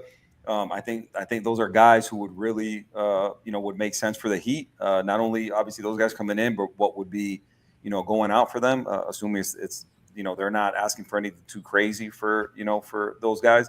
I think that's a good place to start, man. And that to me, kind of small window, right, this year and this offseason. And I think start to build, that roster and your packages, for next offseason and what you can offer for Giannis. Yes. There you go. Alex? Well, I'll piggyback. Those are the two names that I feel is the direction we're heading with Kuminga and Hachimura. Also, I'll keep in line, using the mid-level exception if we do it for our backup 5. I know Brook Lopez available, Clint Capella.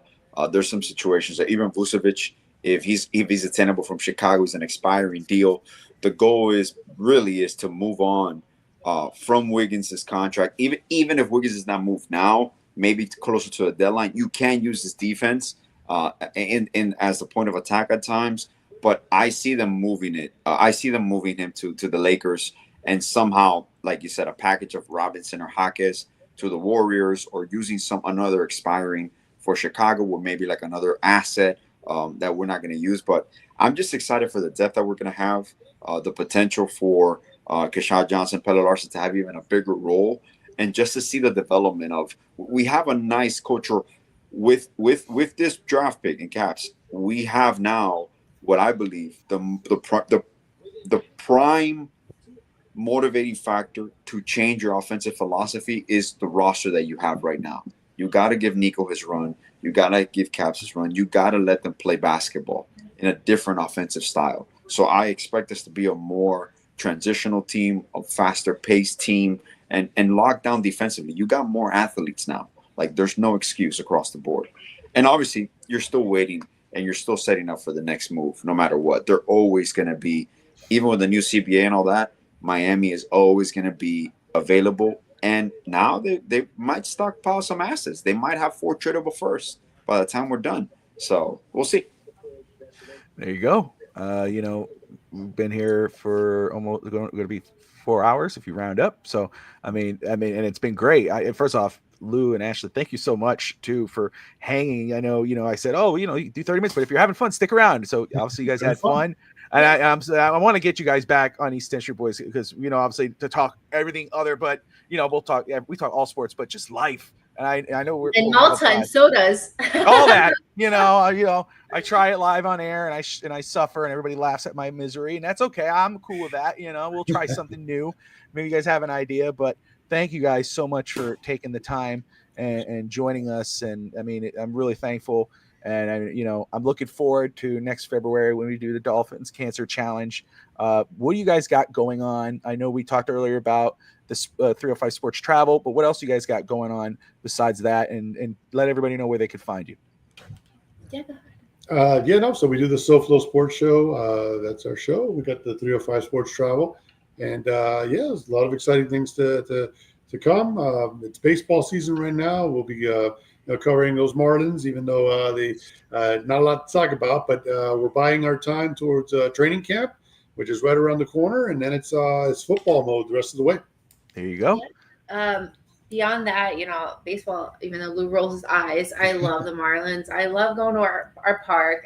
We have a great time with that. Training camp starts in 2-3 weeks. In October, you mentioned DCC. In October, we're actually doing another 5K for it's called Never Walk Alone. It supports first responders with PTSD and making sure they get the help and support they want. So we're partnering up with them. We've sponsored in the past, but it's always fell on DCC weekend. This year they moved it to October, so we're excited to do the 5K with Never Walk Alone. So we're going to be promoting that as well. The foundation really near and dear to our hearts. And then, of course, when football season starts, it's our baby. We have no kids, but that's our kid, and it's nonstop. So we look forward to that, and look forward to seeing everybody. Off seasons, you see people here and there, but football season brings us all back together. So looking forward to it. That's awesome. Q. You can find me on the I Hate Football podcast on YouTube, Hate Football Pod on X. I'm getting together with my boy Russ Morgan. Getting together here soon. I know we talked about possibly tomorrow for College Blitz. I got to get with him to figure that out. I'm on often with my boy Will from 305 Sports Now. I'm sure I'll be getting together with him here sometime soon to do something more like the Canes related based on the hot streak that they're on in terms of commits. Man, just all kind of stuff coming out here, hopefully with FTSN Extra and anybody who wants to get on with me, man, anybody who wants to have me on, as long as I'm not working, should be free and ready to hop on, whenever, wherever, man. So just let me know. Yes, sir. Yes, sir. Alex, I thought you fell asleep, but it looks like you're still awake. Yeah, no. I was reading. I wanted to clarify something. You can purchase second round picks, and it doesn't affect your okay. It's the first round pick. If you were to buy a first round pick, you are penalized at the first April. Okay. So I was looking it up because I'm like, there has to be a technicality with second round. I thought you straight up knocked out. I was like, no, man, it's been 4 I hours. ain't going to sleep for a while. No, I'm reading a lot of things now coming out. So no, but it's just exciting. Man. I really hope there's a few players there that I can see Miami possibly buying into the second round if they don't acquire a second round pick as part of a trade. But we'll see. We'll see how it plays out tomorrow. Any final thoughts, Alex, before we wrap it up? Excited. Sometimes things happen for a reason. This cast fell to our lap, and it's a playmaking guard, a position of need, and yet he was still the BPA. So it's a win-win home run. I know we didn't work him out, and sometimes teams are a little reserved with players that they don't work out themselves, but his body of work speaks for itself, and he's exactly what we needed. Part of the youth movement, a super tall point guard. So we got away from the 6'1", 6'2" point guards, and I think he's going to defend way better than people expect him to in the next level. So that's something that can be taught. He's athletic, and he has a great feel for the game, and he's going to organize your team, and he's going to fit perfectly fine with this group. So I'm just excited for that. There you go. Well, that about wraps it up, guys. We thank everybody who's watching right now, who joined us through the night and was in the comments. And again, if you're anywhere other than YouTube, hop on over, hit that subscribe button. If you watch the show post live, hit the subscribe button. Go check out the Slow Flow Sports Show, the I Hate Football Pod. Alex, when he's looking down his phone, looks like he's knocked out. But but again, thank you for everyone tuning in. And yeah, that's about wrap. Tristan, you want to wrap it up? Yeah. Right. Like, subscribe, and good night, Miami. There you go. Yo, gringos in the house. Straight out of Hialeah, no doubt. East 10th Street, where we play out. Here we bring the Miami crowd. Alex, the boy with the B. Step into rhythm, feel the heat. Street vibes mixing with the Latin tree. In our flow, the two worlds meet.